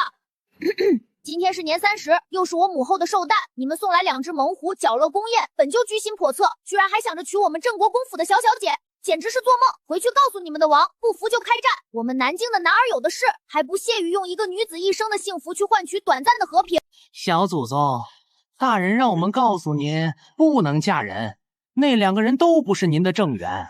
他自己怎么不跟我说？大人可能是在忙，没时间吧。大师兄在忙，没时间跟我说不能嫁人，却有时间让你们来告诉我。小祖宗，我们俩就是个看门的，大人的事儿我们也不知道。行吧，今天是年30，还有7天我就能回去了，让他和崔珏2个好好的藏起来，千万不要被我找到。行吧，今天是年30，还有7天我就能回去了，让他和崔珏2个好好的藏起来，千万不要被我找到。这次回去一定要把地府霍霍个底朝天，不然都对不起他们2个把自己当傻子这件事。永莫举国使，使臣到。这件事一定与他有关，甚至就是他安排的。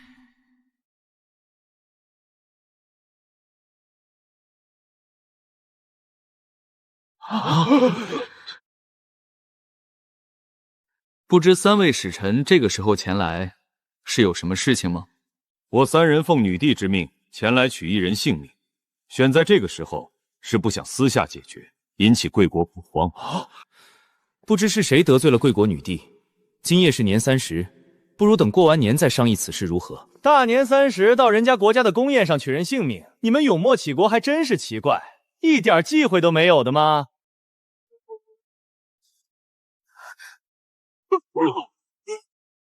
我们大人在跟南境摄政王说话，哪有你这狗东西插嘴的份儿？是我先嘴贱的，我活该。脸什么的跟命比起来，算个屁呀！回摄政王，我们路上因事耽搁，今日刚抵达京都，没提前送上文书是我们的疏忽，但此人性命我们今天必须取走。女帝的原话是，不能让此人活到明年。摄政王放心，我们下手有数，不会弄得到处都是赃物。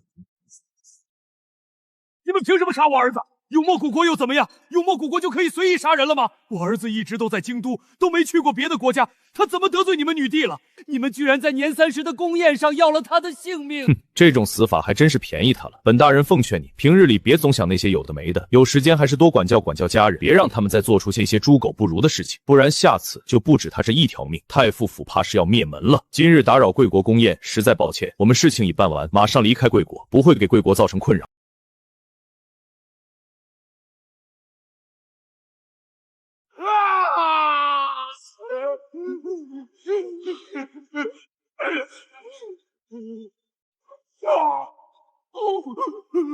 抱歉，方才没瞧见你在这儿，本大人还以为就是个黑点儿。下次想躺着就往边上挪挪，免得谁眼神不好，一脚踩死了，平白天晦气。是你，对不对？是你让他们来杀我儿的，对不对？就是你，你是从永墨鲁国出来的，又是国姓，一定就是你！你恨我儿子苛待你女儿，害她丧命，所以也就让人来杀了她，是不是这样？只有你的孩子是宝贝，别人家的孩子就是草芥吗？我女儿是我从小捧在手心里当眼珠子似的宝贝大的，现在你知道失去自己的孩子是什么滋味了吗？太傅，节哀吧。方才那永墨与国的使臣也说了，是奉他们女帝之命来的，这事儿跟老国公夫人有什么关系？是啊，太傅还是赶紧将贝大人抬回去，料理后事要紧。我儿平白无故被永墨古国的人杀了，请皇上和摄政王为我儿做主，他不能就这么白白死了。永墨古国在南境宫宴上公然行凶杀人，这是明摆着不把我南境放在眼里。此事若不追究，日后其他3国是不是都可以效仿永墨古国，来我南境随意杀人？这位大人多虑了，多虑了。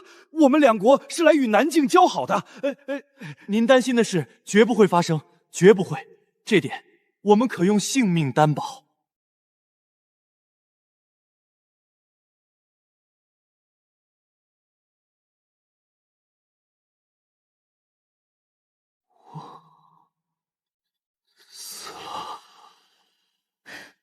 死了？不可能！你骗我！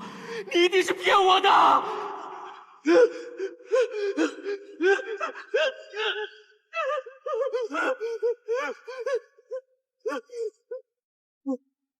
小祖宗，用不用我把那傻子拘走？那傻子是我爹。那个，小祖宗，我不是有意的。没事儿，他本来就是个傻子。不过先别拘他，咱们跟他玩会儿。喂，你差不多得了，这么扑人不累吗？哎，你怎么还扑你爹呢？是不是想把你爹也带走？你可真是你爹的好大儿！你这个不孝女，我掐死你！就算下了地狱，我也要拉个垫背的！对，再撞，你继续撞！你这么撞我们小祖宗，一会儿我们连狙都省了。你为什么能看见我？蠢货就是蠢货，现在才反应过来。我问你，你为什么能看见我？你当自己是谁啊？你问我就要答。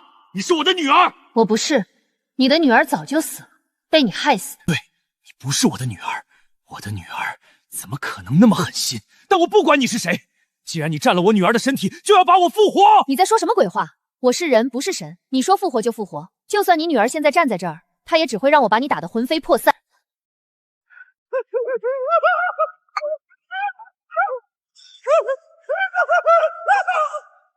薰儿，让那2个鬼吹把贝成平的魂魄带回来。让那2个鬼吹把贝成平的魂魄带回来。耶，大师兄，你不忙了呀？能跟我说话了？薰儿，贝成平现在是你父亲，不管怎样，他都不能在你手上魂飞魄散，否则对你不好，你同情个屁！你忘了自己被薰儿追得满天飞的时候了？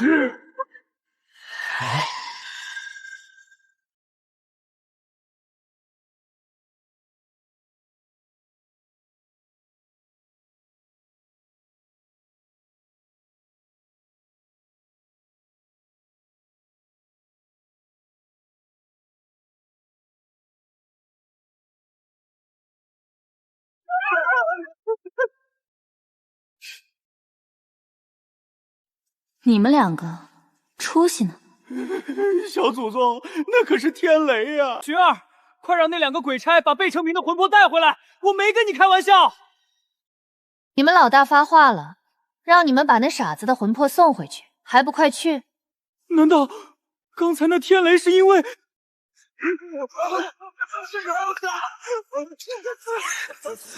我知道了，不管怎么样，我是你爹。如果我在你手上魂飞魄散，你会遭天谴的吧？皇上，摄政王，我儿的死不能这么算了。贝太傅，本王以为永墨古国的女帝不会冤枉人，身为帝王，若随意构陷，永墨古国也走不到今日。所以，本王建议你回去查查，看贝大人是否有什么地方得罪了女帝。带贝大人回去准备后事吧。今日宫宴到此为止。后面是7日沐休，望各位大臣过个好年，来年更好为南境效力。好了，都散了吧。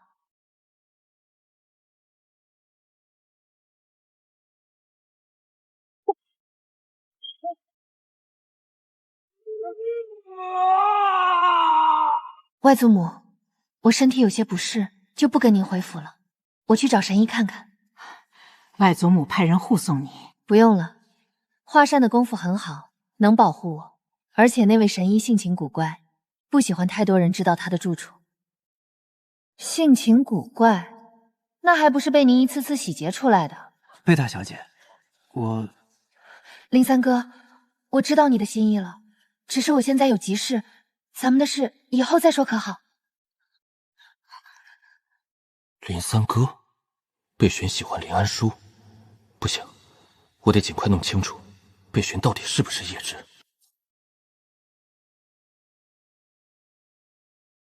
华山，你去将张子时那货给我拎到城外10里处那片荒地上，我在那儿等你。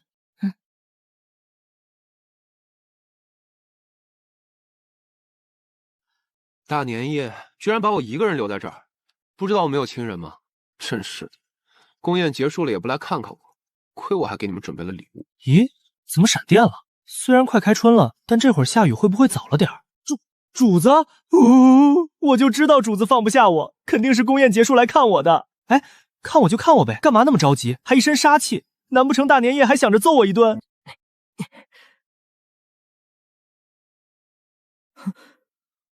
大半夜出城，连华扇都不带，肯定去干见不得人的勾当。我非得跟过去瞅瞅不可。米峰这货，我现在没时间阻止，只能由着他了。天雷要是在京都城内劈我，我可不想被当成妖怪。更何况在城里我不好跑，也不好还手。没错，我贝寻从来不会逆来顺受，坐以待毙。我的性格向来是，你咬我一块肉，我放你半身血。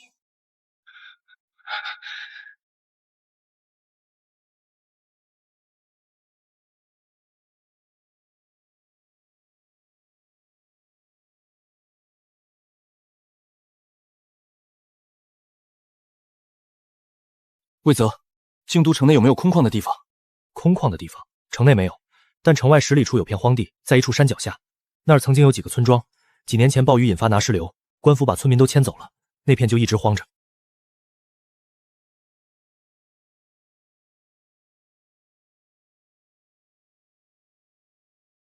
大南夜去荒地。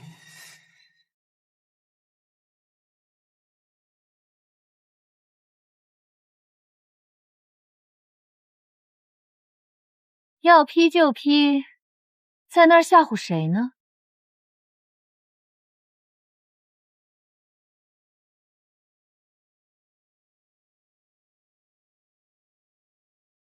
天道，你是不是该进化了？分不清好人坏人是不是？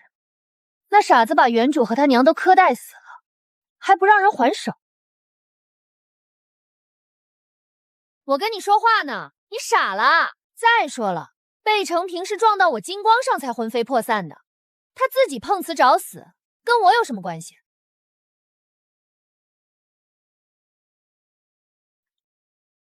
你好坏不分，枉为天道！就你这样，三界得有多少冤魂错案？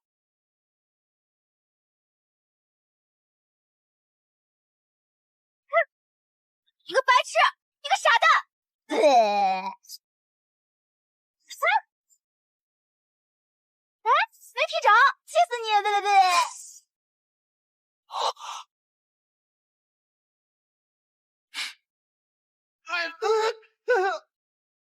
哎呦，姑奶奶，你轻点淋，我快吐了！慢点，你让我救谁也得留我一条命不是？主子呢？喏，在山底下跳舞呢。别说，主子这到底是什么功法？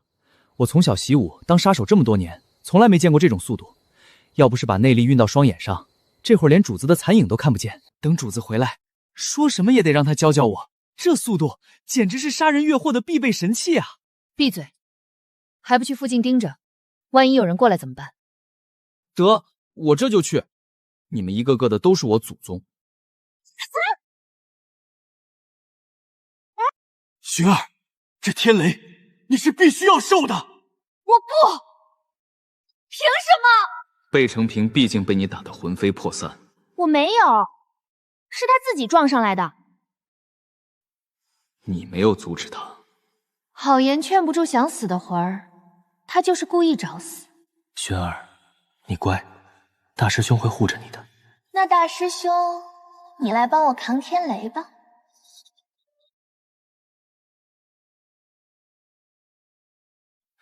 薰儿，如果你不受天雷，他就会一直追着你劈。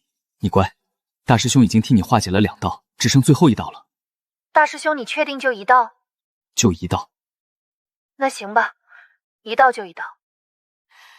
来吧，你这狗东西，不是想劈老娘吗？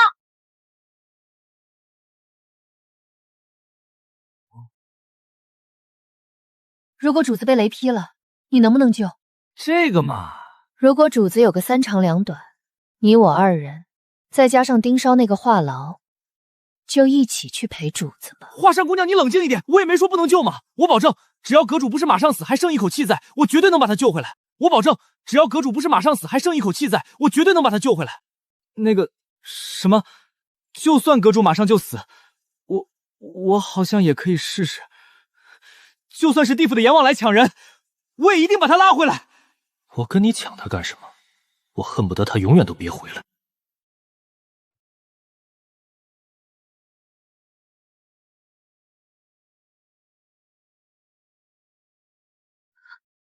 我操！不讲武德是不是？不做人是不是？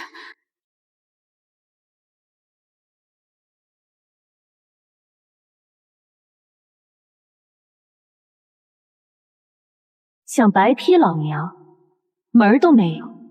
这下两清了。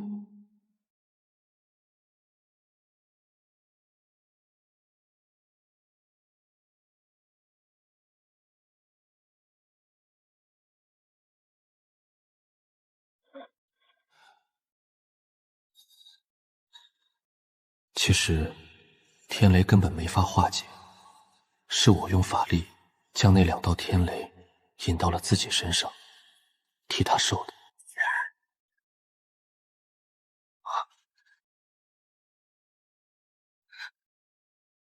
主子被劈了没有？是不是被劈了？我刚才都听见声音了。他们2个是怎么过来的？连个人都看不住。那能怪我吗？谁知道那凤千诀平日里不显山不露水的，武功居然那么高。魏泽都没出手，凤千云一脚就把我踹出老远，一直踹到树上才算完。你看看，后面那大树上还有我的人字印呢。废物！我是男人，我不跟你一般见识。我长这么大，还从来没见过谁被雷劈了呢。我也要去瞅瞅。叶芝，你还好吗？哪里不舒服？你说出来，别吓唬我。叶芝，你还好吗？哪里不舒服？你说出来，别吓唬我。劈我！我烧死你！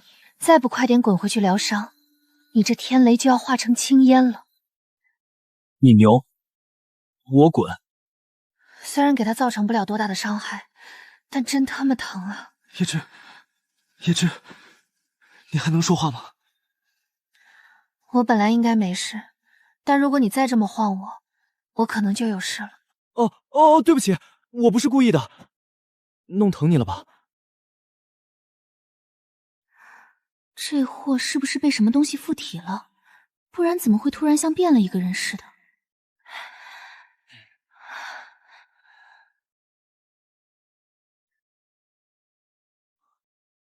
哟，主子还活着呢，我还以为得给您烧纸了呢。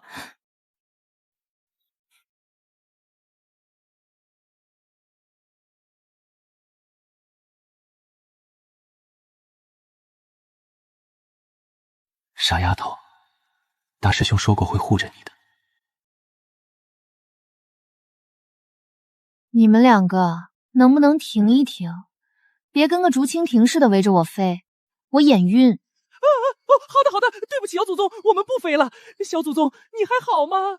说不上好，但死不了。下次再有这种事，你们两个离远点儿。刚才要不是我把你们挥开，现在出事的就是你们了。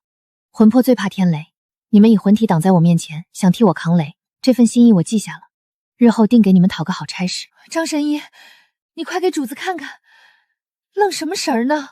你不是说就算主子死了你也能试试吗？现在还没死呢！你能不能闭嘴？没看见那小祖宗正瞪着我呢吗？那个，这个地方太黑太暗，不利于治疗，咱们还是回城去吧。我看阁主的样子问题不大，坚持到回绝对没有问题。回真香阁，去摄政王府。魏泽，你先带这位神医回去准备。侍卫大哥，你低点飞，我恐高啊！天哪，侍卫大哥，你可抓紧了，千万别把我掉下去啊！太高了！怎么就走得这么快？连颗止疼的丹药都没来得及要，这什么破神医？江湖骗子吧？止疼的，效果很好。摄政王，还是让属下来报主子吧。本王来报，本王速度快，你们跟上就行。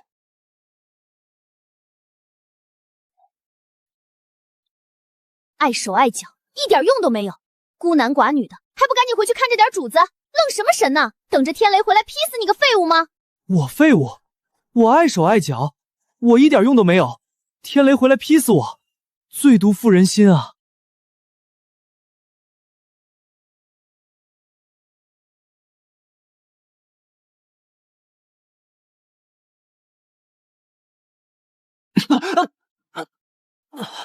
你脱他衣服干什么？我能干什么？给他治伤啊！这女人被雷劈了，身上黑漆漆的，都烧焦了，你没闻见一股烤肉味儿？我不把她衣服剥下来，等一会儿粘到身上弄疼她，我这命还要不要了？哎呀，你别站在这儿挡着我，耽误我保命！主子的衣服岂是他能脱的？这要是传出去，主子还要不要嫁人了？万幸，多亏摄政王拦着，不然就算这会儿没死，明日等那小祖公醒了，也定然没有自己的好果子吃。多谢摄政王救民，无以为报。等给阁王使完了，给您请个平安脉。咱们有病治病，没病预防嘛。你跟本王出去，怎么做你告诉他，让他来。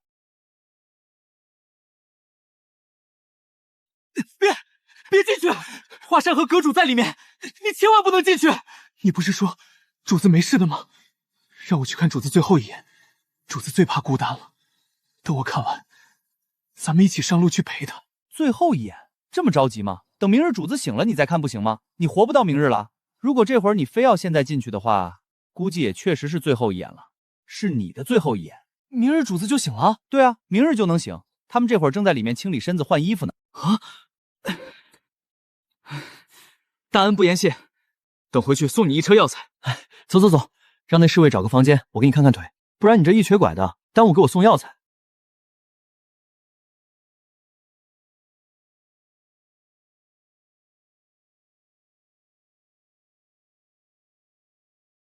看他们刚才的样子，如果本王掀开他的面纱，还能活过明日吗？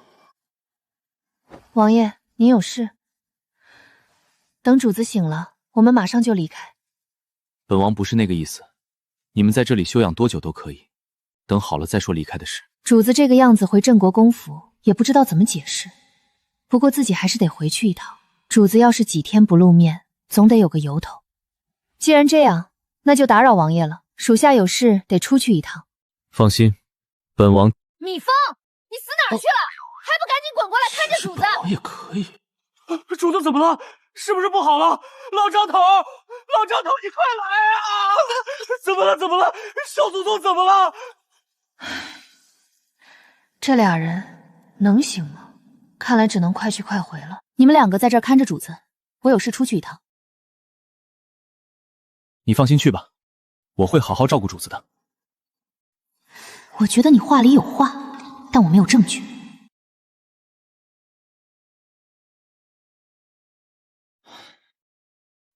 我就说我扶你过门槛，你非不用。这下好了吧？呀，这是摔到脸了，怎么还流鼻血了呢？丢人啊！吴成哥的脸都被他丢尽了。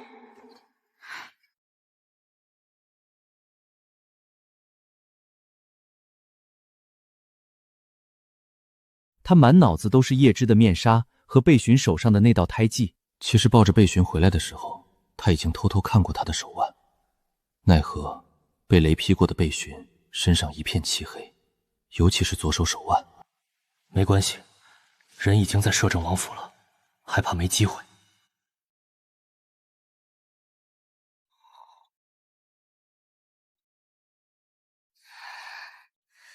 你们两个睡就睡，居然还打呼噜，把主子都吵醒了。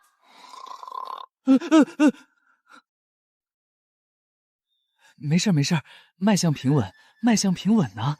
小祖宗身体好着呢。没事没事，虽然有些发热，但都是正常现象。药我已经让人去熬了，至于身上都是皮外伤，养养就好了。再配上我秘制的药膏，保证一疤都不会留下。等好了之后，还是那个白白嫩嫩的小祖宗。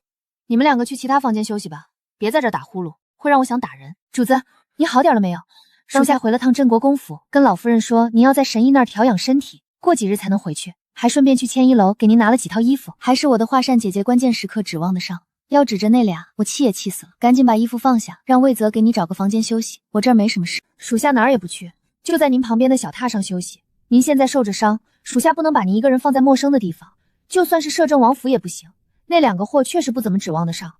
主子您不知道，您在米凤那儿都不知道死了多少次了。还有那张子时，要不是摄政王拦着，他就……总之，属下哪儿都不去，就守着您。我这是造了什么孽，认识了你们三个？哎呀，我都说了，这小祖宗没事儿，反复发热是正常现象，过几日就好了，你们怎么就不信呢？哎，你俩干嘛堵着门？我还得回去睡觉呢。不行，只要主子不退热，你就得一直守在这儿。男女授受不亲。没事儿，我是女的，你俩坐门口，我去床边陪着主子。你看好他，不能让他跑了。要是让他跑了，就让主子把我打得拄双拐。你们会功夫，你们了不起。要不是怕那小祖宗醒了拆了我的小院子，我非把你们两个不可。鬼差燕我生死簿，蜜蜂华山生死簿。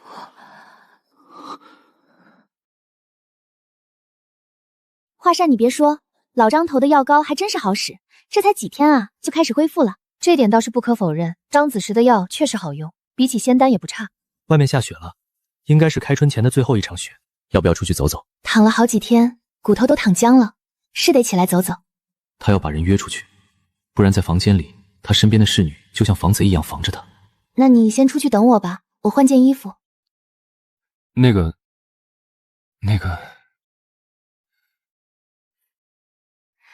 我的好姐姐，你照顾我好几天都没休息好，回房去休息吧。我跟摄政王说点事情。那属下就先回去了，如果有事您就大喊，蜜蜂属下都听得见。本王长得像流氓？不，你怎么会像流氓呢？就您这长相，多看几眼我都会担心自己变成流氓。王爷是有事想跟我说吧？是有一件事，但不知道你会不会答应。是有一件事，但不知道你会不会答应。说来听听，虽然这次没你我也不会有事，但好歹也算借了你的地方养伤，只要不是太过分的，本阁主都答应你。那个，本王想看看你的真容。你想掀我面纱？为什么？本王想确认一件事。行，那你先吧。其实贝寻想的也挺简单，他不知道凤千诀为什么要掀自己面纱，但他能确定他真的是个好人。要知道自己可是跟他有婚约的，给自己的未婚妻保媒烂线，呵呵，真是期待呢。王爷，您是要掀我的面纱，还是要掀我的头盖骨？王爷，您这么紧张，莫不是怕了我？王爷，您是真的要掀了我的头盖骨？那个，本王不会摘。不会摘你早说啊，头发都薅掉好几颗。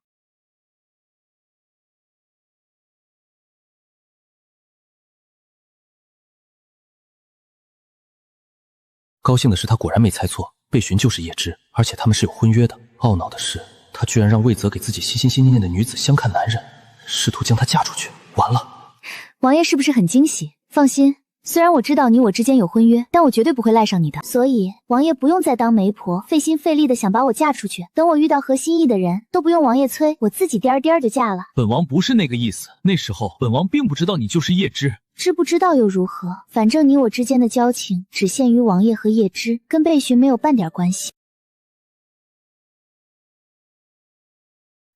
主子，您出来的时候没带暖炉，属下给您送来。你就是故意的。没错，我就是故意的。王爷还有其他的事要忙，就不打扰了。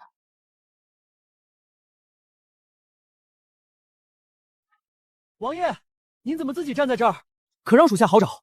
何事？王爷，咱们回书房说。您身上都落满血了，回去喝杯热茶，属下慢慢给您讲。这次绝对是个好消息，属下保证。这货能有什么好消息？王爷，您猜属下这几日查到什么了？属下查到，兵部尚书的三公子，他喜欢贝大小姐。这不是除夕宫宴上那兵部尚书家的三公子求娶贝大小姐吗？本来属下以为他只是因着自家的两个妹妹跟贝大小姐交好，才站出来解围的。可没想到属下一查，那兵部尚书的三公子原是真的喜欢贝大小姐。这下可好了，等属下想办法撮合撮合他们两个，等他俩成了，王爷您就不用再担心那贝大小姐知道跟您有婚约后会赖上您了。那兵部尚书的三公子属下已经查过了，人品相当不错，是个可以托付终生的良人。那个王爷，您怎么这么看着属下？不许再给贝寻找人家了，本王自有安排。给本王派人暗中盯紧他们两个，如果他们两个一起单独出去，就给本王搅黄。记得找个功夫好的。他特别想走过去摸摸王爷的额头，看看是不是刚才在雪地里冻傻了，不然怎么能莫名其妙的开始说胡话呢？可是王爷，不是您以前说的要给那贝……本王以前什么都没说，你只按本王刚才说的去做就行了。如果让本王知道你将贝寻和那什么三公子给搅和到一起，仔细你的皮！王爷好可怕，不行，一会儿得偷偷去找一下阁主，让他帮忙看看王爷是不是沾染上什么脏东西了。你们两个是不知道啊，刚才我把面纱拿下来的时候，那凤千诀整个人都吓愣了。哎呀，你们没看见真是太可惜了，早知道他是这种反应，我早就把面纱掀了，真是太好玩了。他一直都希望主子不要像夫人那样遇人不淑，所以主子以后要嫁人，一定得是个真心对他好的。放心，我绝对不会说出去的。这热闹我还没看够呢。阁主，您在吗？属下找您有事情。阁主，属下有一事相求。进来吧，站那么远说话不累吗？属下在这里说就好。进来吧，主子正好醒着。那个，我想请阁主去看一下我们王爷。凤千菊，他怎么了？王爷他有点不对劲。怎么不对劲？就是属下也说不上来。从刚才回了书房以后，王爷就有些不对劲，所以属下想请您去看看。不对劲去找张子时，我又不会看病。不是看病，是看……既然这样，本阁主就随你去看看，看看你们王爷到底怎么不对劲。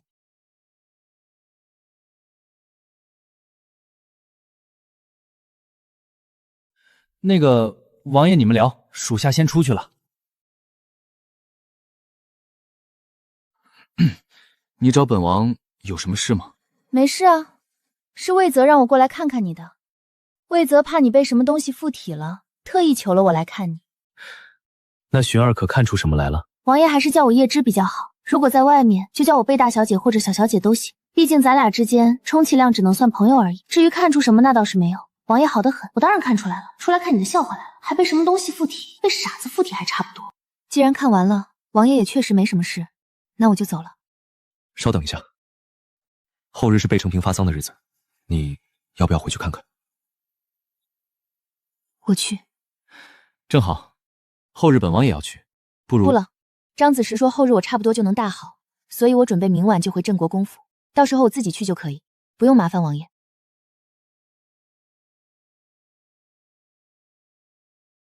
自己去领武士军棍。是王爷，但是领军棍之前，您能不能告诉我，阁主跟贝巡不是同一个人？是不是跟你有什么关系？怎么没关系啊，王爷？如果贝巡就是叶芝，那他肯定知道属下给他相看福家的事情，也知道属下安排人与他巧遇的事情。那又如何？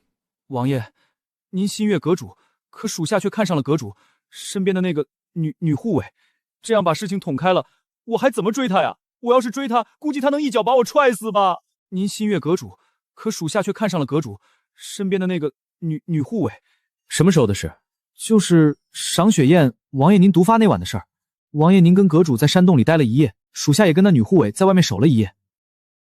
你们两个那天晚上……没有，属下与他之间清清白白，什么都没做，就连话都只说了3句。3句？第一句是王爷您让属下将银票给他，他说知道了。第二句是属下问他和阁主怎么会在这里，他说关你什么事儿。第三句属下刚把嘴张开，还没等说，他说闭嘴。就这3句话。后来你们就一句话都没说，在外面站了一夜？那怎么可能？我不停地跟他说话，只不过他没有理我，没理我就算了，还专挑看不见的地方把我打了一顿。属下自认为功夫不错，但居然没打过他。王爷，您说他是不是很特别？叶芝就是贝巡，他身边的女子应该就是华善，只不过易了容而已。至于他们两个的声音，应该是有什么秘法。行了。事情就是这么个事情，你要追人家就自己想办法去追，别在这儿烦本王。王爷，张子时、张神医求见，说是要给王爷请个平安脉，报答那日的救命之恩。让他进来吧。王爷，小人来给您请安了，保您有病治病，没病预防。张神医和叶芝是怎么认识的？王爷，我今日本来心情挺好的，这事儿说来话长，现在回想起来，还不如当初就让那头熊把我吃了，这样我也不会天天被那小祖宗压得死死的。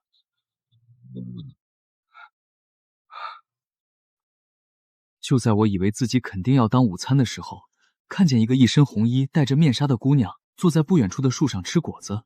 那时候我就觉得她肯定是天神下凡，是老天爷派来救我的。结果，后来我才知道，那哪是什么天神下凡啊，那简直就是坐精下凡，是老天爷看我活得太好，派来惩罚我的。我看见他俩坐在树杈上，一边啃果子，一边看向我这边，还不时讨论几句。眼看那棕熊就要来了，我吓得赶紧大喊求他们救救我。可你知道那小祖宗当时说什么吗？他说他就是路过这里，听到有动静，来看看热闹。王爷您听听，他说的这是人话吗？眼看那棕熊就要来了，我吓得赶紧大喊求他们救救我。可你知道那小祖宗当时说什么吗？他说他就是路过这里，听到有动静，来看看热闹。王爷您听听，他说的这是人话吗？当中中毒回京的路上，好像也是因为他来看热闹，才救了自己一命。我当时已经吓得魂不附体了，赶忙告诉他我是神医，只要能救了我，我这条命就是他的。那小祖宗听到我是神医的时候，眼睛都亮了，抬手就把啃了一半的果子扔到那棕熊头上。王爷，您可能想不到，就那半个果子轻飘飘的砸过去，居然就把那棕熊直接砸死了。您说吓不吓人？确实是挺吓人的。所以后来就算知道那小祖宗是个作精，这1年来我也只敢偶尔小小的反抗一下，并敢真把他惹急了。您是不知道，要真把他惹急了，他能想出100个损点子对付你。就比如说我那小药炉，到现在都还有一股熬粥味道。这种事儿可太多了，多到我都不想说了。算了，咱们还是把买吧。还活着呢，还活着呢，那可是救命之恩呐！王爷，得罪了。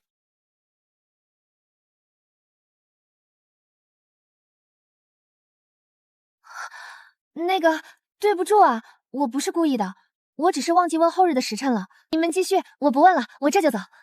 薰儿，不是你看到的那样，张神医正在给我把脉。我知道，你不用解释，我真的知道的。他在身上把脉吗？我懂的。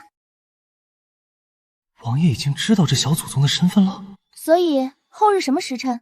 问完我马上走，绝不耽误你们把脉。我的小祖宗您可给我留条命吧，行不行？我正要给王爷看蛊虫呢，不是你想的那样。蛊虫？还有这么好玩的东西？那我也要看。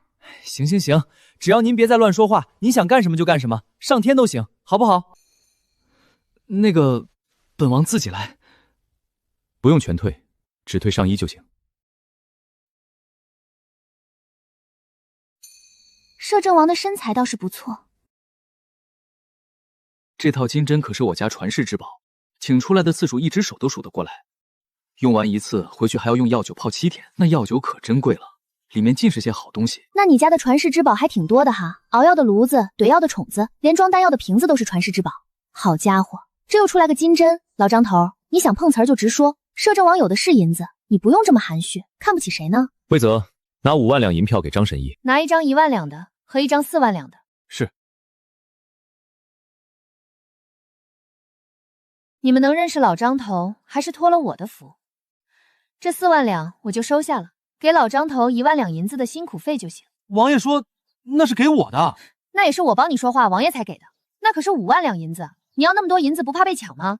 想想你家那些流落在外的传世之宝吧，5万两银子都够买你命了。你要不要？你不要，这1万两也没有了。我要，我也没说不要啊。你都有4万两了，能不能要点脸？脸是什么？值钱吗？他体内的蛊虫已经苏醒了，你们尽力压制。我已经用金针堵住了他游走的路线，很快就能看见了。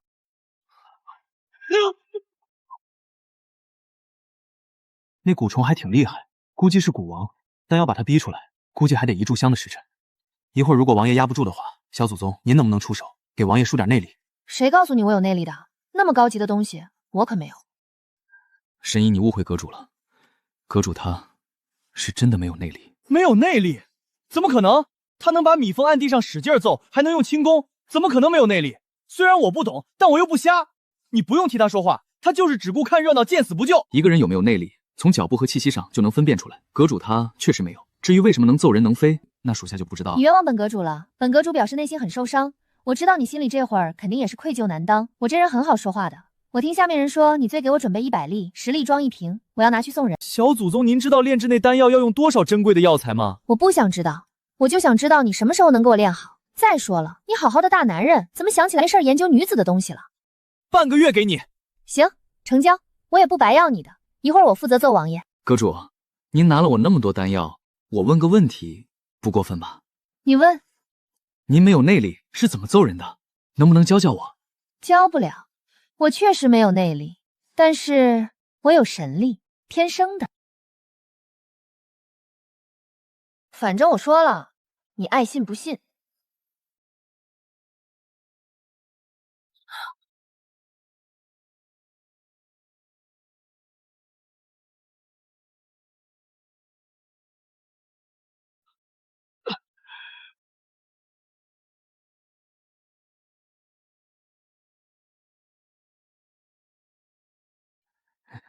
没出息，没出息就没出息，总比没命强。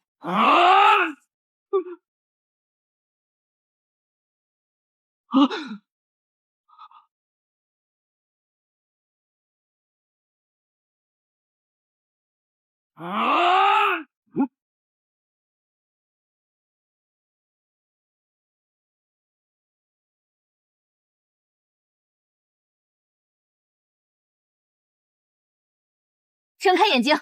我睁着呢。你是认真的吗？接下来怎么做？小祖宗，您能不能把他控制住？就是不让王爷动。那还不好办。魏泽，去拿条铁链过来。去。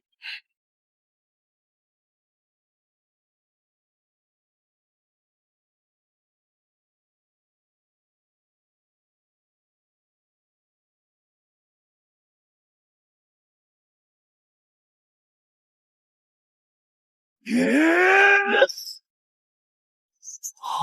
估计主子长这么大，都没被人这么踹过。你去帮阁主吧，控制住王爷以后，我去帮你们帮。不用他，我自己来，不然一会儿指不定你先救谁。奉天诀。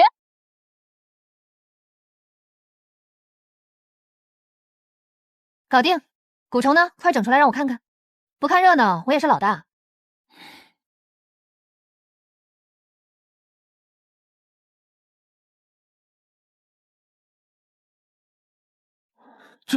这就是王爷身体里面的蛊虫。那神医，你快把这蛊虫弄出来啊！我也没说我能弄出来啊。那您这是干什么呢？我就是让你们看看，王爷身体里是真的有蛊虫。我只是现在不能弄出来，又没说以后不能弄出来。人家今天没做准备，只能先看看到底是什么样的蛊虫，才能回去准备相应的东西。你们两个别这么瞪着我，我害怕。那他怎么办？那还不简单，我把金针拔了就好了。这蛊虫本来也是我强制唤醒的，拔了金针，它自然就会回去睡大觉了。那你还不拔针？看着我得意什么？还是等着我把针都拔了，全扎你身上？女人什么的，真是太可怕了，这么不温柔，以后嫁不出去有你哭的时候。哼，等你成了老姑娘，我就天天去找你，在你旁边喊活该。她可不会嫁不去，王爷排队等着呢。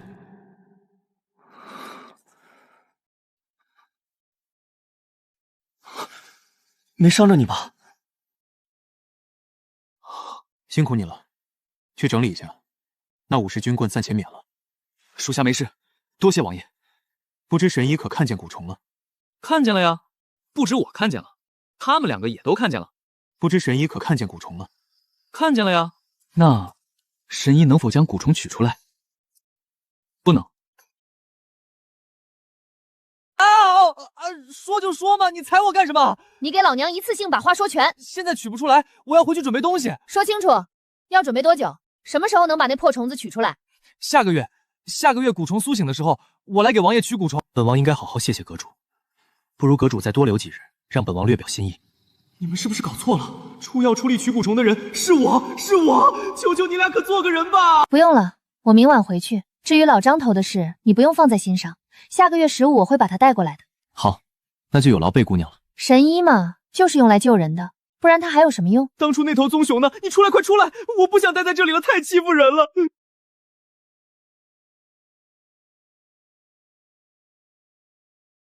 把张子时扔回他的小院子，抓紧准备给凤千羽取蛊虫的药材。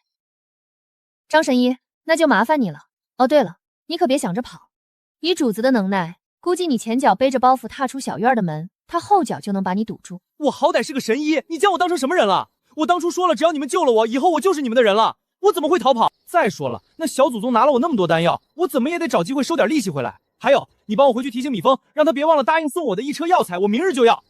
没想到，那3个人里居然还有一个是有良心的。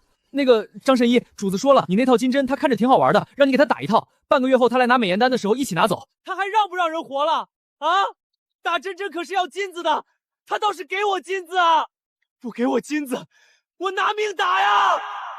张子时除了是神医，还做的一手精细活，那套金针就是他自己打的。外祖母，我昨晚就回来了，怕打扰您休息，所以今日才来给您请安。身子都养好了？养好了，劳外祖母挂心了。对了，外祖母，一会儿寻要出去一趟。去吧，好歹也是你父亲送他最后一程，也当全了孝道。记得换件素色衣衫。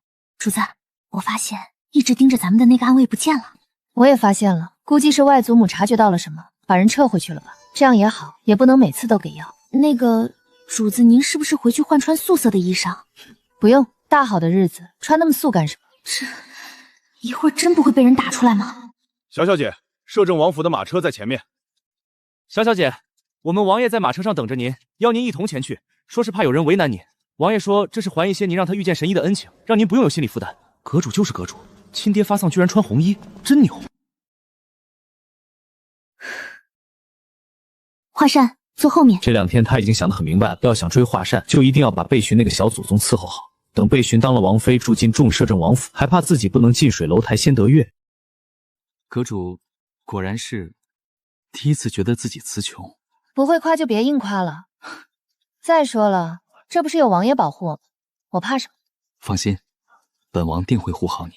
南晋国没有披麻戴孝的讲究，所以他今日穿了一身素白色衣裙，配上那楚楚可怜、要哭不哭的脸，还真有种绿茶的感觉。哪来的妖魔鬼怪，还不赶紧闪开！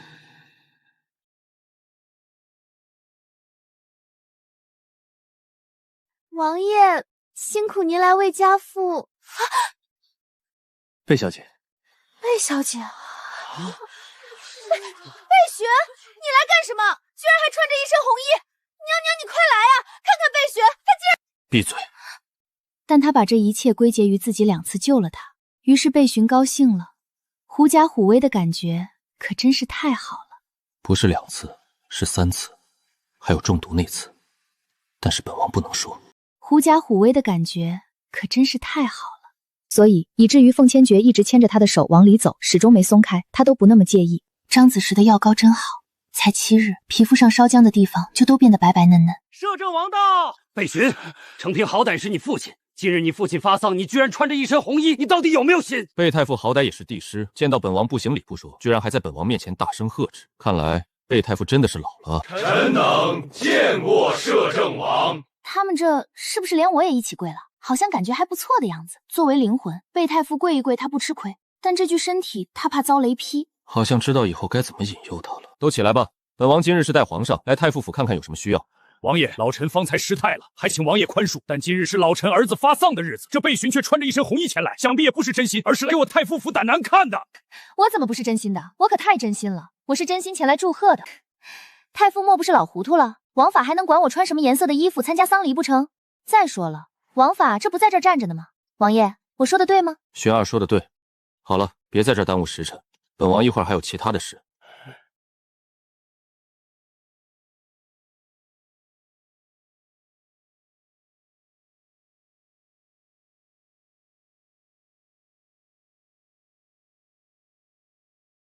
我的亲爹啊，你就安心的去吧，不去也没办法，不是？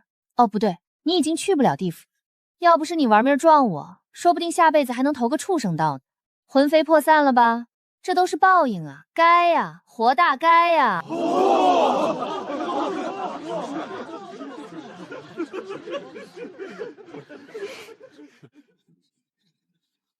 虽然没人听懂贝寻的话，但这并不妨碍他们看热闹。王爷，情敌来了。本王不瞎，用你说。王爷，您刚才不是说还有事吗？那您就先回去吧，我跟朋友聊聊天。那本王就先回去了。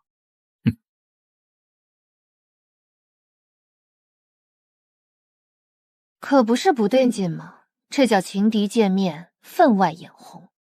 走吧，出去说话。寻儿，你还好吗？你们不用担心我，我现在心情很好。如果没有前几天的天雷，心情就更好了。他们是跟着爹娘来吊唁的，听见贝寻来了，急忙找过来，想看看他好不好。倒是说那个寻儿小姐，大小姐，请您等一等。怎么了？还好您没走。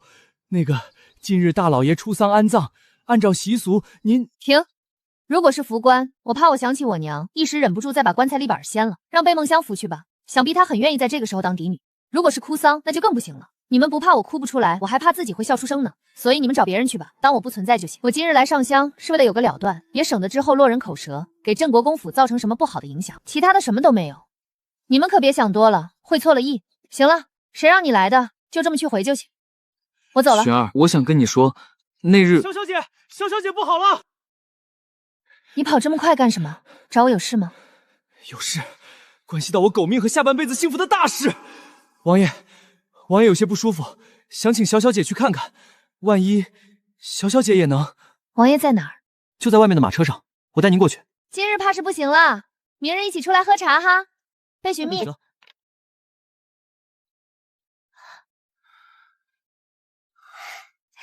王爷，您这是活不起了？轩儿，本王确实有些不舒服。本王方才只是突然觉得气血泛滥，让魏泽将你请来，麻烦你了。王爷并没有要变身的迹象，要不明日我把张子时抓来给您瞧瞧。那倒不必那么麻烦，怎么好意思总是麻烦张神医？不好意思麻烦老张头，好意思麻烦我比张子时还不值钱。这家伙还真把自己当根葱了。我的好王爷啊，您可坚持的时间长一些啊！我觉得华善马上就要被我感动了。你放屁！王爷，您把我叫过来是有什么事吗？是有点事，不过本王也真是身体不舒服。什么事儿？那个，本王觉得你还是跟其他男子保持一些距离比较好，毕竟不知根不知底的，对你的名声也不好。王爷这话我就不太明白了。当初让魏泽给我找福家，恨不得我赶紧嫁出去当媒婆的是您，现在在众目睽睽之下牵着我的手，后来又让人把我叫走的还是您，难道您不是男人？本王，行了，别本王了，不知道说什么就别说，以后我的事还请王爷别再操心。我觉得在摄政王府的时候，咱们已经把话说得很清楚了，遇到合适的人我自然会嫁。就算我这辈子都不嫁，也绝不会赖着您不放。还有那个婚约，只是伯母和我母亲之间的玩笑话，毕竟那时候我还没出生，所以王爷不用对我负什么责任，也不必把婚约的事放在心上。至于你我之间，也只是叶芝和王爷之间的互相帮助，别的什么事儿都没有。等张子时给您把蛊虫取出来之后，不管是叶芝还是备询，都尽量不会再出现在您面前，省得碍您的眼。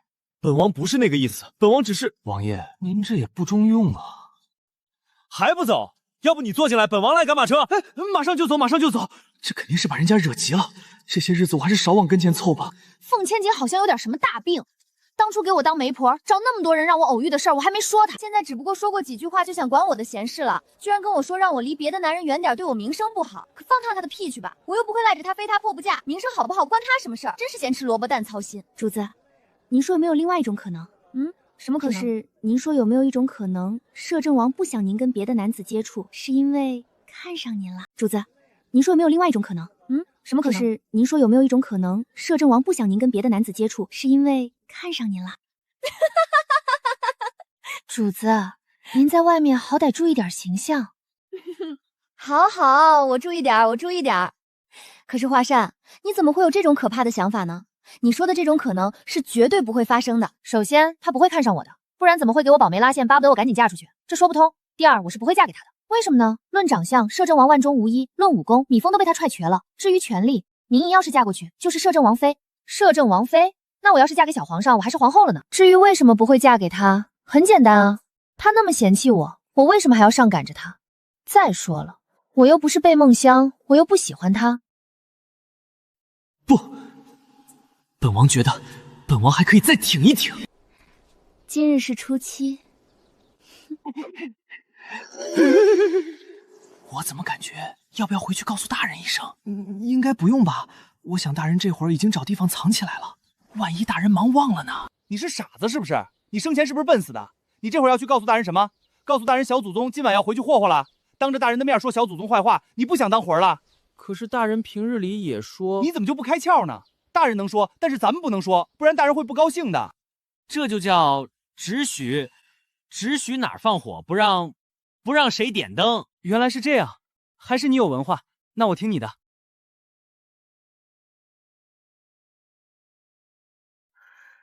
主子平日里可是个夜猫子，不说出去溜达吧，但也绝对不会这么早就休息。就算偶尔早睡，也从没早过。难不成上次被雷劈留下了什么后遗症？不行，他得给米峰发消息，让他明日一早就把张子时拎过来，给主子看看。那么大的无城阁，你们就不能用马车来接我？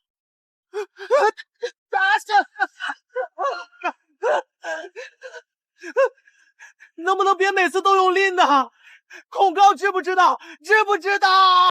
大人，您觉得咱俩藏在这里，真的不会被找到吗？不会。为什么？最危险的地方就是最安全的地方。那如果被找到了呢？没有如果。珣儿回来了吗？还没有。咦，奇怪了，这都过了子时了，他每个月不都是准时准点的吗？这个月怎么回事？不会是被雷劈出事儿了吧？那倒是不会，只不过我昨日在他的神识中动了一点小小的手脚而已，就是让他神识回来的时候必须是睡着的状态。以往他回来只要神识出来，肉身自动进入睡眠，但这次有这么好的办法，你以前怎么不用？不能每次都用，对他身体不好。这次是没办法，我不想让他知道我为他扛了天雷的事。那咱俩还藏在这里干什么？因为我不确定是不是会生效。呵呵，欺负我打不过你是吧？也没事啊，这是为什么？被劈出毛病了？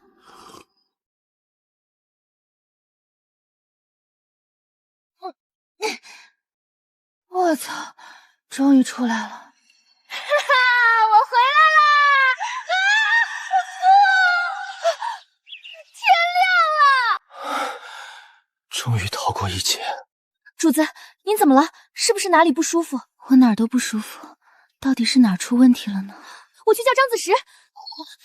又拎，他这是被鬼附身了？哪个鬼疯了？敢附小祖宗的身？老张头，你怎么在这儿？丹药和金针做好了？我在把脉，别说话。主子到底怎么样了？你这表情怎么回事？脸抽风了？是前些日子的伤才刚好，所以有些虚弱。你们上次不是抢的是顺了，也不是送给了你们那么多丹药吗？你去里面找龟神丹，给他吃了，好好睡一觉就行了。就这点小事儿，随便一个府医都能开方子，还至于你们大半夜把我拎过来？真是大材小用。主子的事没小事。对，华善姑娘您说的对，小祖宗的事儿没小事。以后小祖宗有个头疼脑热的，欢迎你们随时来拎我。多过下次米风能让我穿上没人看见，不然我的清白都被你玷污了。清白？你有什么清白？一个大男人要清白，你恶不恶心？主子要休息了，你俩要是想吵架，就回真香阁吵。走走走，跟我去真香阁，你给我解释解释男人的清白到底是什么？不，我要回家。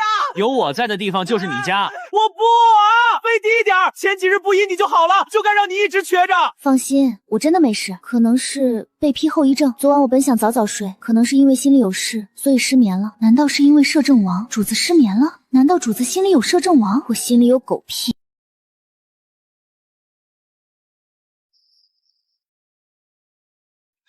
谁？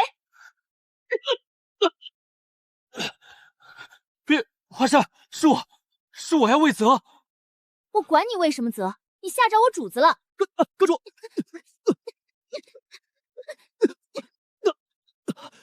王爷的蛊虫开始发作了。有什么事儿你就直接说，别总用这个当借口诓骗我。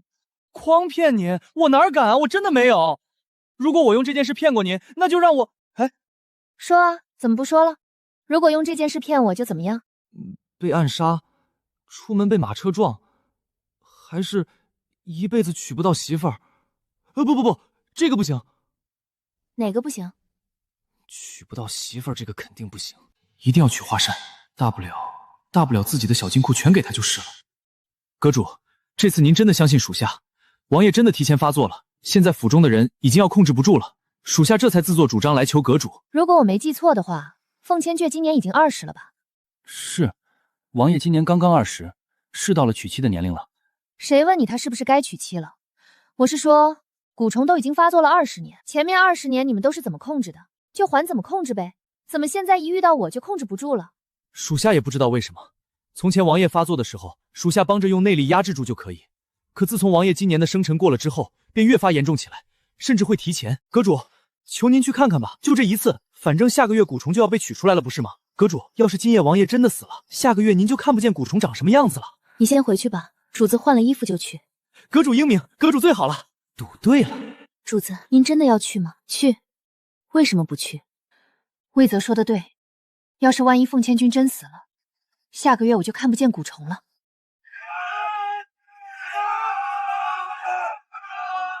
果然出事了。哎，华善，你还别说，这摄政王府里的侍卫武功还挺凑合的哈。这也不知道是谁派来的黑衣人，这么半天都没攻到门口，还在院子里转悠呢，真是一群废物。这要是在无城阁，连扫地的资格都没有。还是咱们无城阁好。要不要属下过去帮忙？不用，他又没给银子，咱们先坐这儿看会儿热闹，只要人不死就行。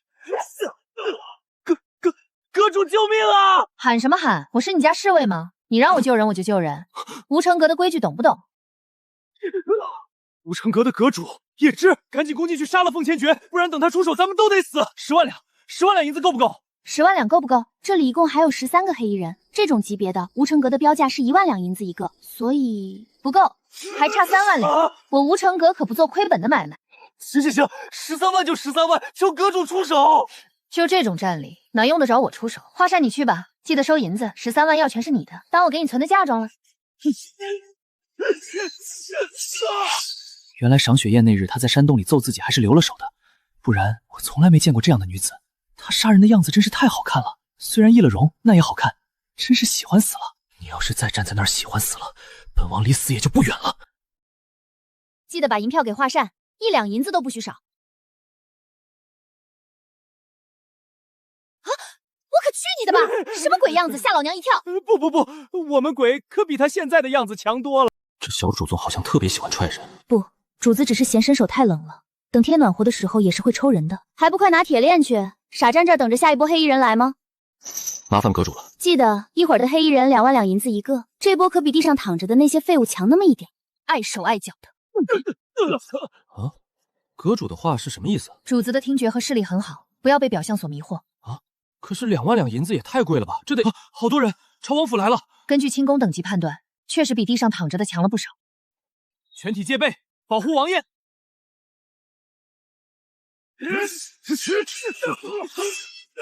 怎么回事？华善，我的姑奶奶耶！您别站那儿了，快来帮忙行不行？10个黑衣人，一共20万两，加上刚才的13万两，一共33万两。行，33万两，我知道了，一会儿就给你，保证1两银子都不会少。现在不觉得2万两银子一个人贵了？不贵，一点都不贵。这么快，1半黑衣人都倒了，太慢了。看来我最近懈怠了，不然这会儿应该全死了才对。倒也不必那么严苛吧。我检查，我来就行，你快去歇着吧。我不信你，万一你觉得太贵了，最后说有几个没死，我上哪儿说理去？我像个骗子吗？王爷怎么样了？已经绑好扔床上了，这次确实比上次发作的厉害。下个月还是赶紧老张头把蛊虫拿出来吧。阁主，33万两，您收好。本王还在这儿躺着呢，你瞎呀？你看不见啊？拿着，这些都是你的嫁妆，后面还有。王爷，人家都有嫁妆，您什么时候能给属下点老婆本？就你这样的，本王祝你一辈子打光棍。主子，您的手怎么流血了？是牙印？可不就是牙印吗？那个凤千诀也不知道为什么跟疯狗似的追着我也就算了，他好像就跟有目标似的，就想拽我的左胳膊。然后我这不是怕弄脏衣裙吗？一个没注意，他居然咬了我一口，真特么疼死我了！要不是我反应快，非被他咬掉一块肉不可。不行，华善，咱俩赶紧走，我得去找老张头，让他给我好好瞧瞧，万一留个疤，我可真是要恶心死了。你们王爷确实是犯病了，不是故意占我便宜。王爷是真的犯病了，如果这次我说谎，就让我一辈子娶不上媳妇儿。那行吧，我走了。哦，对了，你记得明天给他吃点鸡爪子、猪蹄儿什么的，别总想着啃别人的手，这都是什么臭毛病？找张子时去。去，完了，那小祖宗妾要来了！张神医，你在哪儿？是华善的声音，难道这次猜错了？老头，你快出来呀！我被狗咬了，疼死了！快进来，让老夫看看。小祖宗，你确定这是狗咬的？那狗是不是长得跟人差不多？你到底能不能行？我都快疼死了！能，不管是狗咬的，还是像人的狗咬的，都能医。可要真把这小宗疼急眼了，他指不定能干出什么事儿来。华善，等回去你跟米凤说一声，让他查一下今晚的黑衣人都是哪儿来的。主子，您是不是担心摄政王？我担心他？可快拉倒吧！我是担心他就这么死了，下个月我就看不到蛊虫了。等老张一头把蛊虫拿出来，我管他去死！还有，主子呢？我听说主子流着血到老张头这儿来了，到底怎么回事？你们一个踹我小院的门，一个踹我房门，你们到底知不知道修门很累的？主子您没关系，就算手指没了，你也依旧是最好看的。放心，不管是谁，属下一定会给您报仇。敢伤我主子，就算是天王老子也不行。还有，你以后要是因为没了手指嫁不出去，那我就委屈点娶了你。老张老头，我只是被咬了一口，你至于给我缠成这样吗？我怀疑你这是在报复。我可没有报复你，我只是怕伤口沾染了什么脏东西，毕竟咬得太深了。这是被咬的？主子你告诉我，是被哪条狗咬的？在哪儿被咬了？长什么样子？看我不把它找出来，打断它的狗腿。在摄政王府被咬的那条狗叫凤千具。咬人的竟然会是摄政王？我今晚去摄政王府看到了一些有趣的事情。哦，您说今夜摄政王府的黑衣人啊，我知道，是2王爷南宫恒和3王爷南宫同干的。他们两个串通起来了？那倒没有，他们不知从哪儿知道摄政王有病这回事，又知道正好是今夜犯病，就不约而同的派人去刺杀。应该王府里有他们的眼线。他们两个串通起来了？那倒没有，他们不知从哪儿知道摄政王有病这回事，又知道正好是今夜犯病，就不约而同的派人去刺杀。应该王府里有他们的眼线。他们怕被认出来，不敢用自己的人，都是临时找的杀手，所以都是些不入流的东西。只要凤千诀死了，宫里那小皇帝的皇位自然就坐不。有眼线这种事很平常。说到这儿，还有一件事。属下收到消息，2王爷自上次找了媒人给您说媒被拒绝以后，并没有死心，所以主子近些日子还是小心些，属下也会继续打探的。那就让他来吧，最后指不定谁倒霉呢。你们3个要聊天，能不能回真香园或者千衣肥去聊？我困了，要睡觉。那我们先走了。那个小祖宗，记得不能碰水，明天来换药，连着换3天。老张头，我告诉你，要是我手上留下一个疤，我就把你那个祖传的宝贝小药炉给砸了。还有你那些传世的什么锅碗瓢盆，一个都别想剩下。我保证，要是留下一个牙印，我自己亲自砸。所以您快走吧。主子，你们2个先回去吧，属下还有些事情。随他去吧。王爷，这都是昨日阁主离开前让属下给您准备的。他说什么？阁主的原话是：你记得明天给他吃点鸡爪子、猪蹄儿什么的，别总想着啃别人的手，这都是什么臭毛病？什么叫啃别人的手？本王啃谁的手了？阁主的。本王真的啃了他的手。是咬了一口，属下看着肉都翻起来了。你确定本王是咬了寻儿的手，不是你的手？属下非常确定，您咬的就是阁主的手。至于属下的手，天还没亮的时候，属下正派人查府中的眼线，正忙着，就看见米峰突然从墙头翻了进来。你也知道，米峰是江湖第一杀手，属下根本就打不过他。你能打得过谁？这话说的属实有些扎心了。其实魏泽的功夫还是很好的，不然也不可能一下拦住那么多米黑衣人。虽然打不过别人，但你在其他方面还是有可取之处的。王爷觉得属下有什么可取之处？属下一定继续努力。蠢，我当我自己没问，我也当您没说。继续往下说。那米峰来过王府，直冲着您的房间就冲了过去。属下不知道他要干什么，就紧紧跟在他身后。属下想着他是阁主的人，肯定不会有什么坏心。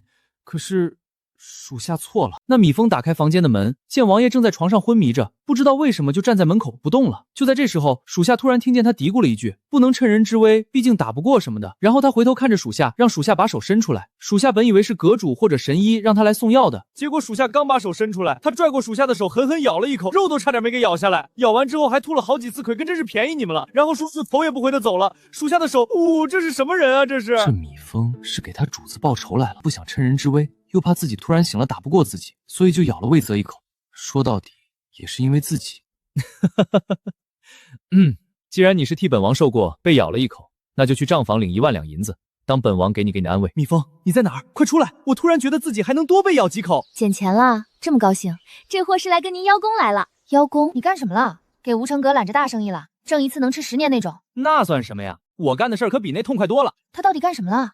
他咬人去了。你咬谁去了？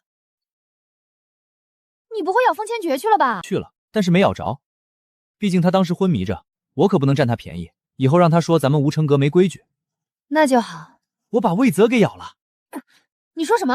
你把谁给咬了？我把魏泽给咬了，就一直跟在凤千诀身边的那个，他主子把您给咬了。我不能咬他主子，我就咬他，狠狠地咬了一口，连位置都一模一样。您这是？你没跟我开玩笑？当然没有。昨晚我越想越生气，所以从老张头那儿出来以后，就直接去了摄政王府。本来是想咬凤千月的，但是咬了魏泽也差不多，反正咬回去了。干得漂亮！就算你不去咬回来，我也准备找个机会咬回来的，不能白挨一口。咱们吴成阁没那逆来顺受的规矩。华善，去给米峰拿5万两银子当做奖励。是。5万两？我一个挨咬的，他一个咬人的，得了5万两。主子，属下得到了3个消息。来，一边吃一边说。第一个，二王爷准备在明晚引起骚乱，然后绑架您，将您那个啥，然后逼您嫁给他。只要您嫁给他，就能得到镇国公府的支持。要知道，您大舅手中是有兵权。明日。主子，明日是正月15，林家小姐约了您一起看花灯。想靠女人上位，她这是要走贝城平的小路了。哼，本阁主最近闲得无聊，正好陪她玩玩。第二件事，有2拨人暗中在2王陆庄和3王爷请来了，出手时间定在下个月15，2拨的人不少于数十人。这次又是不约而同。是，虽说是没有商量过，但这2个王爷应该都知道对方要干的事，所以才会在前后时间一同找上万无山庄，心照不宣而已。他们应该是对摄政王出手，毕竟这么多年，凤千玉每月15犯病的消息，不会一点都没有传出去。真是烦人，当个摄政王真是麻烦，还不如就当个将军呢。这件事让我再想想，毕竟咱们跟凤千诀没那么熟，我只是想看个蛊虫而已。再说了，虽说咱们跟万无山庄早晚要对上，可现在不是还没撕破脸吗？第3件事呢？主子，第3件事多少跟您有点关系。跟我有关系？就是您那个同父异母的妹妹贝梦香。她又出什么幺蛾子了？还是又上哪儿丢人现眼去了？都不是，这次她可是悄悄干了件不是人的大事，要不是人病得快死了，这件事还没人知道呢。她干了什么？主子，你们还记不记得贝梦香在大街上拦摄政王马车的事？我记得当时让你派人看着一点，有个穿黄衣的女子，难道？主子想的没错，就是那黄衣女子出了事。我不是让你派人看着了吗？怎么还会出事？摄政王为了保护小皇上，把皇宫守得跟铁桶一样。咱们的人好不容易混进去，但也只能在一些不起眼的地方。事情就发生在大年30的宫宴那天，就是主子您被雷劈那天。说事儿就说事儿，别总提我被雷劈，丢人。那日宫宴主子不是先走了吗？摄政王见您走了，紧接着就跟出宫了，所以后面的事儿属下也是近日才知道。那黄衣女子是兵部左侍郎曹固的独女曹韵，随父母一起进宫参加宫宴，就在出宫的时候出了事。要说这贝梦香也着实有些本事，她邀着曹韵一同去如厕，曹韵不好拒绝，就只能一起去。贝梦香不知道怎么打晕了丫鬟，把曹韵给迷晕了，然后等曹家姑娘醒来的时候，已经衣衫不整地躺在花园中的假山后面。不知是谁所为，只能偷偷叫了一个路过的宫女帮他去传信。当时正在找女儿的曹固为了自家女人的名声着想，只能先将人带回家，并说是女儿迷路了，没有声张。当时正在找女儿的曹固为了自家女人的名声着想，只能先将人带回家，并说是女儿迷路了，没有声张。因为当时很多大臣已经出了宫，所以知道的人并不多。再加上三国使臣和贝承平的死，这件事就更没人注意了。属下之所以知道，还是因为派去盯着漕运的人来禀告，说他已经很久没有出府了，而且左侍郎的夫人还悄悄出京去附近的城镇请了弩郎中。属下这才派人去详查，还因为这件事暴露了一个暗桩。查到是谁干的了？查到了，那夜玷污曹家小姐的人是三王爷南宫同的人。三王爷本想拉拢兵部尚书林家，但林尚书为人圆滑，就跟应付二王爷一样，嘴上说着行行行，到事上就装傻，所以他就把主意打到了兵部左侍郎曹固身上。那曹固也是，真跟他名字一样是个固执。年前的时候，三王爷派人送了礼物到曹固府上，并隐晦说明了来意，可没想到曹固竟然当场就把礼物摔到了地上，并告诉来人这辈子都不可能跟三王爷这等人为伍，让他死了这条心。这件事让本就小心眼的三王爷记在了心上，所以在知道贝梦香想对付漕运的时候，就毫不犹豫地找人联系了他。听暗哨说，是贝梦香主动提出要找个染病的人，所以漕运现在的情况并不怎么好。至于那男子，在事成之后就被三王爷秘密处死了，而贝梦香那个傻子，到现在也不知道是谁跟他联系的。我原本以为贝梦香只是耍些小把戏，比如推个人、冤枉谁之类的，没想到他居然这么狠毒。既然两个人都狠毒到一块儿了，那就不如让他们凑成一对，到时候也好收拾。至于漕运，一会儿我正好要去张子时那儿换药，我问问他。你笑什么？这几件事里有一件是好笑的吗？我不是笑这个，我是笑主子要把贝梦香嫁给三王爷这件事。这有什么好笑的？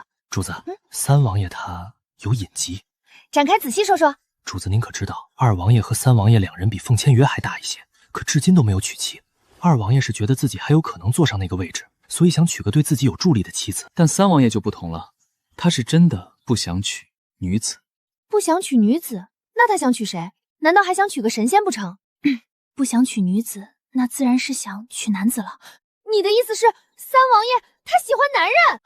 你的意思是三王爷他喜欢男人？怪不得二王爷只想着求娶林家姐妹和我，但三王爷却从没想过。确实是这样，所以三王爷在朝中的势力跟二王爷比起来差了那么一点点。太好了，我决定了，蜜蜂，你想办法好好撮合一下贝梦香和三王爷，不惜任何代价，但千万别把人给玩死了，我还得留着看热闹呢。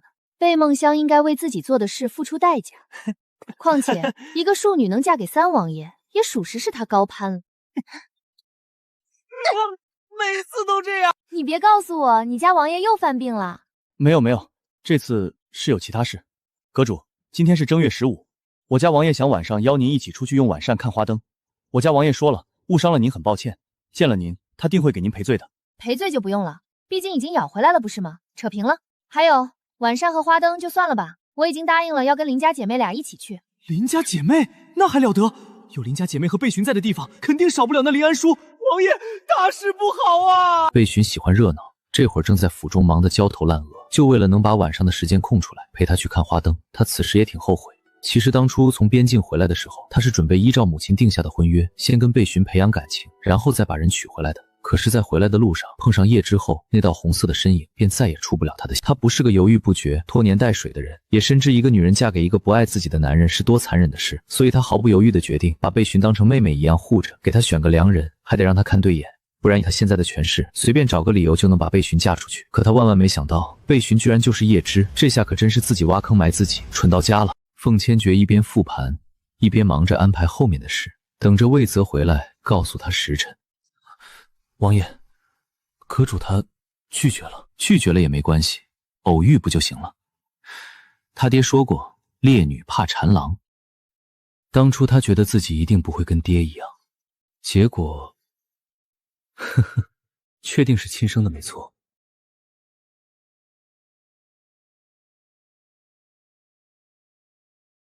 刚才米峰派人送来消息，今晚让他在百味居等着看热闹。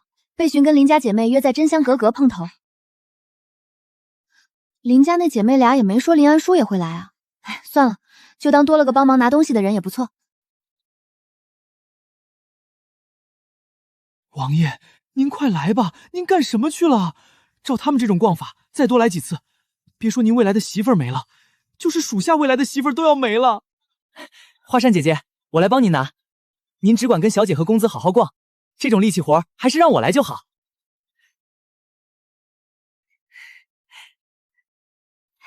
谢谢你，拿着吃吧。谢谢花山姐姐，谢谢花山姐姐。要不是自己受过训练，有良好的自制力，这会儿怕是已经冲出去咬人了。花山姐姐，您平时都喜欢吃什么呀？随便。他居然还敢搭话！大小姐出来的时候特意吩咐了，要有眼力劲儿，帮自家公子追媳妇儿。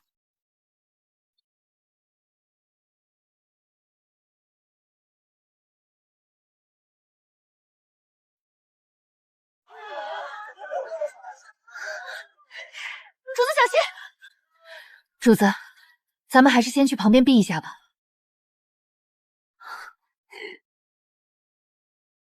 虎啸，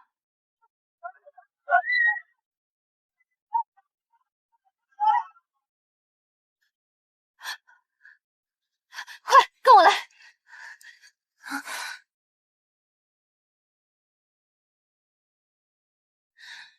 又是冲他来的。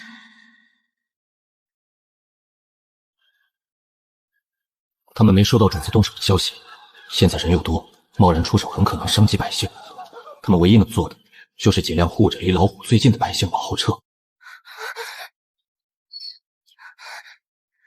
我已经定好了位置，你们去3楼的包间等着，千万别下来。雪儿，你也别去，外面太危险了。如果你一定要去，我们3人跟你一起去，也好有个照应。放心吧，你们忘了，那些老虎可是很怕我的，所以我不会有事。你们就在这儿等着，等我回来一起喝茶吃饭。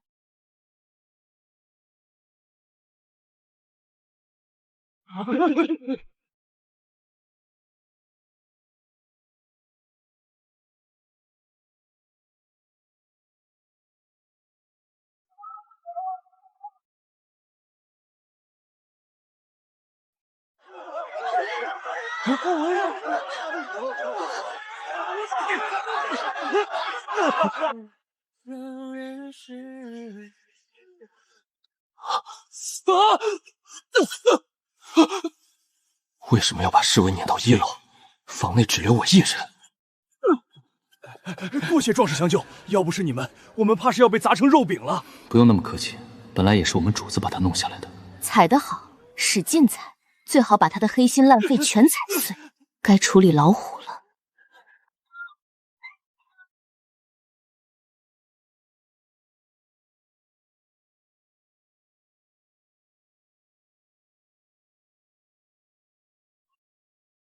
快走快走，不要停留！还好没有受伤，不然王爷一定会扒了自己的皮。他们没有被送回南疆吗？没有，因为宫宴上的事本来是要送回去的，可南疆使臣要出了正月才走。如果先把老虎送走，他们会上处法交代，所以才把这2只老虎一同留在驿站，等出了正月随他们一起回去。本来没什么事，可不知道为什么这2只老虎突然出现在这里。南疆使臣呢？属下已经派人去驿站了，不出意外的话，应该一会儿就到。你们放开我！你们好大的胆子！我可是南疆使臣，你们居然敢像押犯人一样押我！我要去告诉你们摄政王，让他砍了你们的脑袋！你要告诉本王何事？算了，你也别告诉本王是什么事。本王倒是想先问问这2只老虎是怎么回事。这2只老虎怎么在这里？你在问本王？不，我不是这个意思。我也不知道这2只老虎怎么会在这里，他们明明在驿站的。而且为了防止再发生宫宴上的事，我已经命人把他们关进铁笼子里了，是绝对不可能出来的。你管这叫绝对不可能出来？叫这2只老虎停下来。我指挥不了他们啊。他可以，上次在宫宴上就是他让老虎停下来的。那老虎能听懂他的话，让他来。主子，我去一下。我的胳膊！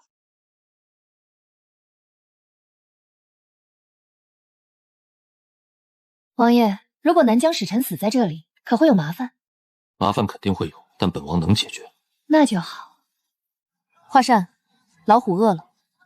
其实刚才看见那么多孩子受伤，他就想这么干。你要干什么？放开我！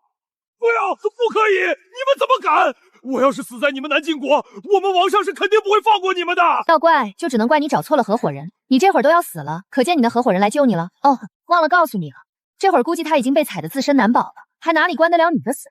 也不知道你身上的肉够那2只老虎吃几口的。毕竟个子这么矮，估计也不够吃。凑合着吧，总比饿肚子强。你这个妖女，你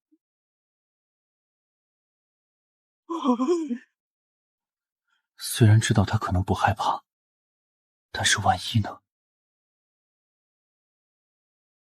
虽然知道他可能不害怕，但是万一呢？听着凤千具有力的心跳，贝寻忽然觉得这个男人好像也不是那么差劲。但也仅仅是不差几而已。表示自己学会了，呜呜，求抱抱。吃完了没？吃完了就放开我，要憋死。吃完了，恨不得再把人重新搂进怀里。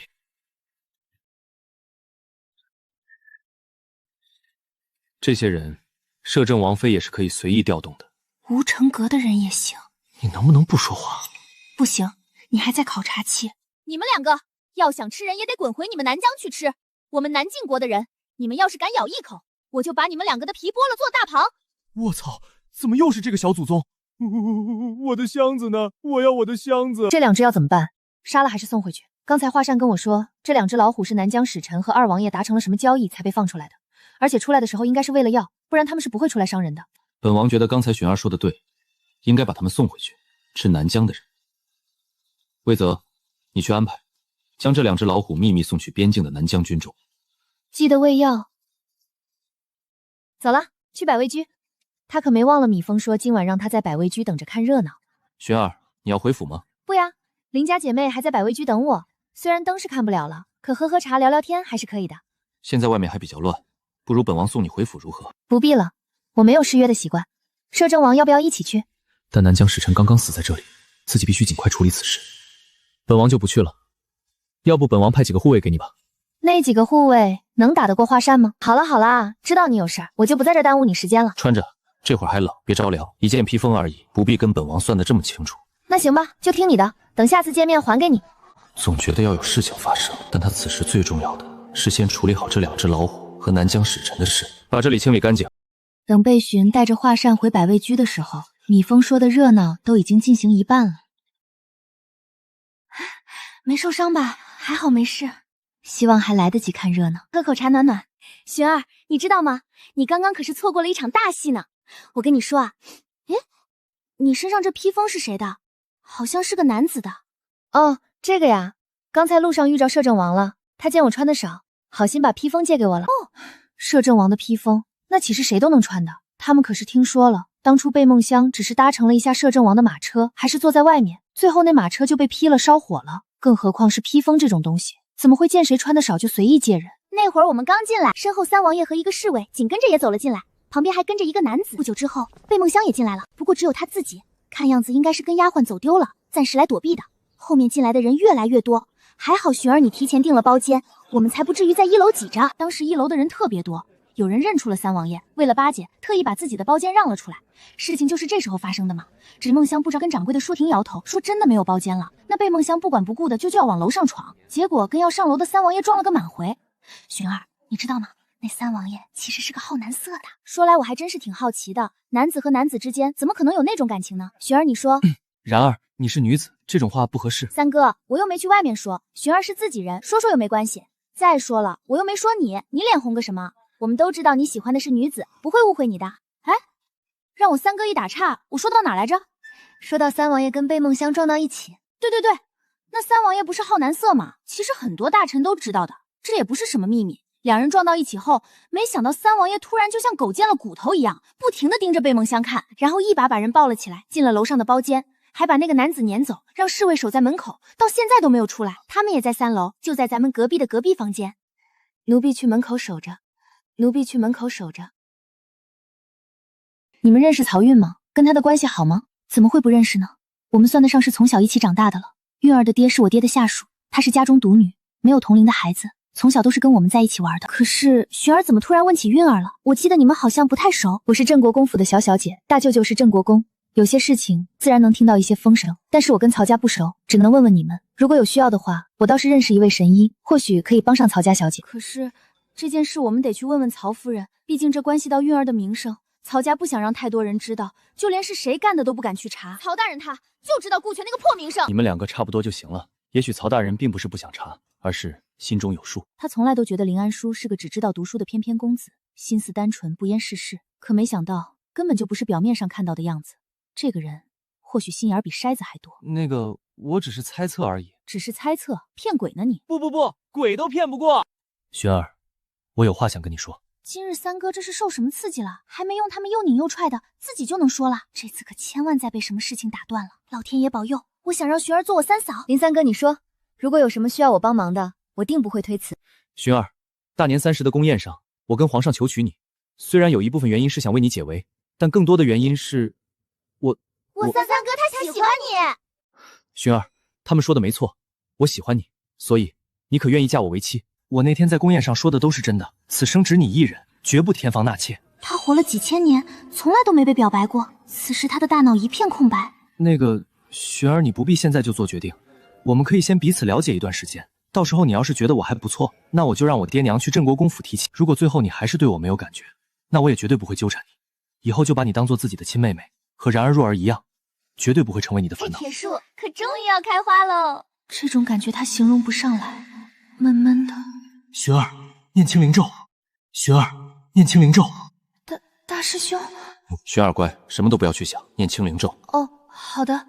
薰儿，你还好吗？大师兄，清灵咒第一句是什么来着？跟着我念：清心若水，清水即心，天塌不惊，万变有定。那个薰儿，你别紧张，我三哥没有冒犯你的意思。薰儿，如果你真的不喜欢我，或者已经有心上人了，直接告诉我就好，我真的不会缠着你的。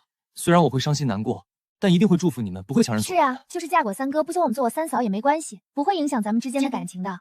咱们依旧还是好朋友，一辈子的那种。哭是绝对不可能的。不知道为什么，从他有意识以来，就从来没有掉过一滴眼泪。那个薰儿，他不行。大师兄，你管的是不是有点多？他不行谁行？你倒是告诉我呀。到时候你就知道了。反正他不行。那个林三哥，多谢你的喜欢，但我真的就只是把你当做朋友而已，就像然儿和若儿一样，是可以玩一辈子的朋友，并没有其他感情。真是抱歉。没关系，没关系，咱们还是好朋友。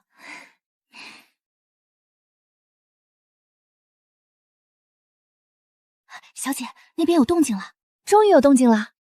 来了。你们这是华莎，别笑了，快给我们讲讲。三王爷问贝梦香对自己做了什么，贝梦香不停地哭，说自己什么也没做，刚想上楼就觉得脑袋一晕，后面的事就什么都不知道了。三王爷不信，说贝梦香这种女人他见得多了，可成功的却是第一个。贝梦香说她没有，还说自己根本就不喜欢三王爷，根本就不会为了当王妃做这种事。三王爷不信，然后呢？然后怎么样了？三王爷说，就当自己被狗咬了，他是不可能娶她进门的。今日的事儿就当没发生过，还说自己回去一定得好好洗洗，恶心死了。哎，好像还真的吐了呢，真的吐了，这得是多嫌弃贝梦香啊！真的吐了，这得是多嫌弃贝梦香啊！贝梦香说她的身子都已经给了三王爷，还说三王爷不负责任。然后三王爷问贝梦香到底想怎么办？难道还真想做王妃不成？贝梦香说自己根本就不想嫁给三王爷，说三王爷想多了，还说自己已经有了心仪之人。贝梦香的心仪之人不就是摄政王吗？她不想做三王妃，想做摄政王妃还差不多。做摄政王妃，除非摄政王瞎了，不对，瞎了都不可能娶她，因为我严重怀疑人家摄政王心里有人了。这位姑娘，您继续讲啊。对，我们正听得过瘾呢。原来这么多人跟自家主子臭味相投。三王爷问贝梦香，她既然不想嫁给自己，那有什么要求尽管提出来，能答应的她一定答应。贝梦香说让三王爷想办法让她当摄政王妃，刚才的事她就当没发生过，不然她就出去让所有人都知道三王爷对她做了什么，还说反正刚才那么多人都看见了，是三王爷把她带到这包间里来的。一个残花败柳还想嫁给凤千月，真是想屁吃呢。好累啊，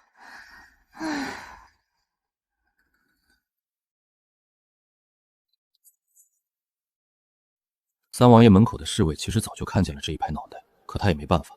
一是王爷还在里面，他怕离开以后王爷需要自己的时候不在；再一个，人家又没有凑到房间门口听，他倒想把人都赶走。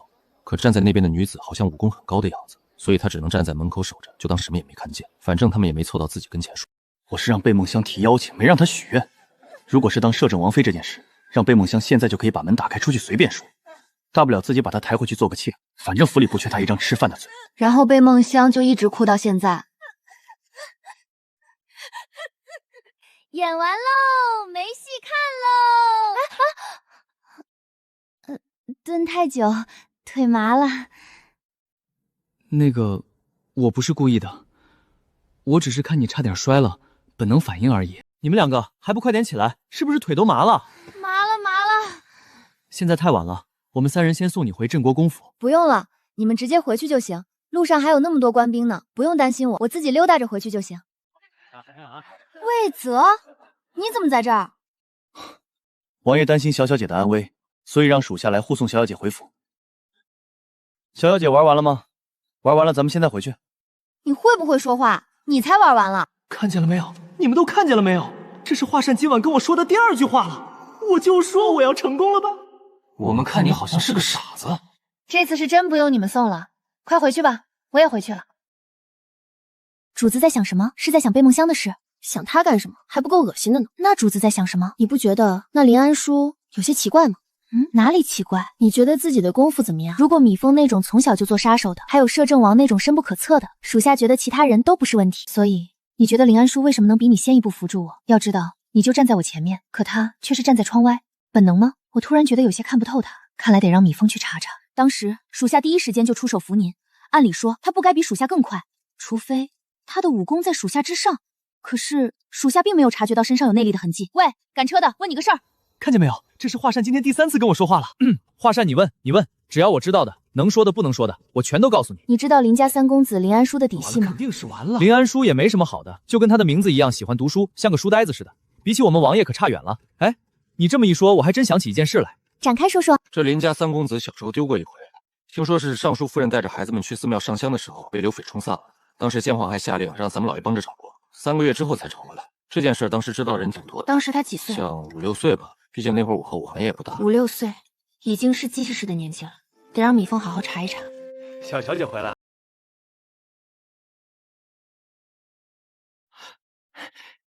怎么样，主子？这出戏好不好看？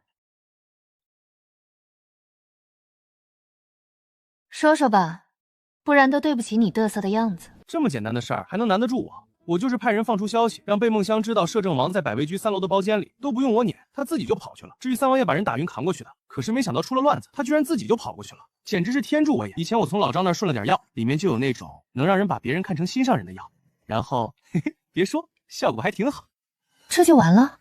怎么可能就完了？他们想神不知鬼不觉，那怎么可能？放心吧，明日一早，京都所有人都会知道贝梦香在亲爹死后未满1月就趁乱跟3王爷在外面偷偷苟合的事。你们那边怎么样？我听说2王爷联合南疆使臣把老虎都放出来了，好大的手笔啊！是啊，确实是好大的手笔。不过主子的手笔更大，南疆使臣被主子喂老虎了，我亲手扔的。你们把南疆使臣？至于那2王爷，干得漂亮！林家2位小姐来了，说有事要找您。快请进来。华善，泡好茶等着。玄儿，我们今日一早就去了曹侍郎府上看曹运，并跟曹夫人说了神医的事。没想到曹夫人一口就答应了，在她眼里，没有什么比女儿的性命更重要。什么名声，什么嫁人，她根本不在乎。她只想让女儿好好活着，就算嫁不出去又怎样？大不了自己养她一辈子就是了。那就好，你们跟曹夫人说，我明日一早会把神医带过去。主子在想什么？以前在地狱府的时候，他从来不多管闲事，是个无利不起老的性子。现在可能是在人间待久了，身边的人多了起来，有了下属，也有了朋友，现在更是有了亲人，慢慢也变得不像从前那样冷漠，还是会帮一把的。更何况他大舅舅是镇国公，曹侍郎可是管着兵器库的。不管怎样，关系维系好总归没错。去临张子时，又练，能不能换个方式？我媳妇救命的曹家，我上辈子欠你们无尘阁的。来了来了，是寻儿吧？真是麻烦你了。是寻儿，这位就是神医，快里面请。这么早就来临人，我还没吃早饭。你给我把嘴睡闭上，吵烦了我，小心我剥了你的皮。他从心里喜欢他。他见过太多官家小姐了，不是口蜜腹言，就是人前一套背后一套，装的不能再装了。像贝寻这种有什么说什么的性格，还真不多情。尤其是他听林家姐妹说是贝寻自己主动提认识神医，想要帮韵儿的时候，更是对贝寻好感大增。就知道自家女儿又没吃饭。韵儿，寻儿给你带了神医过来，这次一定会好的。娘，算了吧，您别费心了，看不好的。而且就算看好了又能怎样？我已经这样了，我没有以后了。虽然自己在地府千年，却从来没有被灌输过女子应该大门不出二门不迈、端庄大方之类的思想。叶白养贝寻的方式就是散养，随着他的性，只要他高兴就好。所以贝寻虽知道男女大防要爱护自身，但绝不认为一旦失就要青灯古佛或上吊去死没脸活着。你的以后就只有嫁人，不嫁人就没法活了。这一幕，直到曹韵老去时都记得清清楚楚。就是这样一个女子，缝补了她本该破破烂烂的一生。夫人，我能跟曹小姐聊聊吗？女子的一生本就不是为了嫁人生子、伺候他人而存在的。虽然我这话有些离经叛道，可能有人听见会让我回去背什么女责女训之类的，还会说如果以后谁家娶了我这样的女子，定会家宅不宁。曹小姐，我想问你，如果你可以靠自己，想买什么就买什么，想干什么就干什么，想去哪儿就去哪儿，没有人敢管你，也没有人敢对你指指点点，这样的以后你喜欢吗？嫁人重要吗？不重要，但是我不行。人不逼自己一把，永远都不知道自己行不行。失身了又怎么样？那个男人已经死了，不是吗？人不逼自己一把，永远都不知道自己行不行。失身了又怎么样？那个男人已经死了，不是吗？虽然那个男人死了，但他身后的人可还好好的活着呢。你不恨吗？恨？怎么可能不恨？我恨不得抽他的筋，拔他的皮，喝他的血。你相信我吗？相信，相信就好。等你身子好起来，我带你去报仇。报不了仇的。虽然爹娘都没说这事儿是谁主使的，但我已经猜到了，那人不是咱们能动的。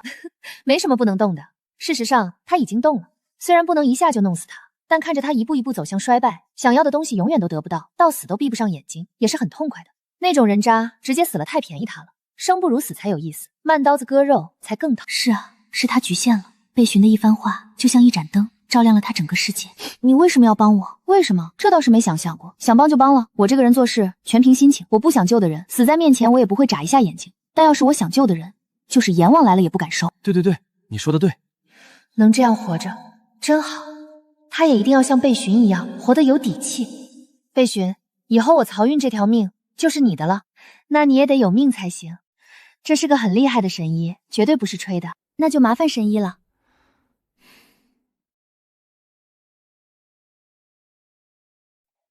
放心吧，1个月，保证你能恢复。多谢神医。这次绝对不可能被你抢走，这可是我的辛苦费。瞅瞅你那小气的样子吧，老娘有的是银子。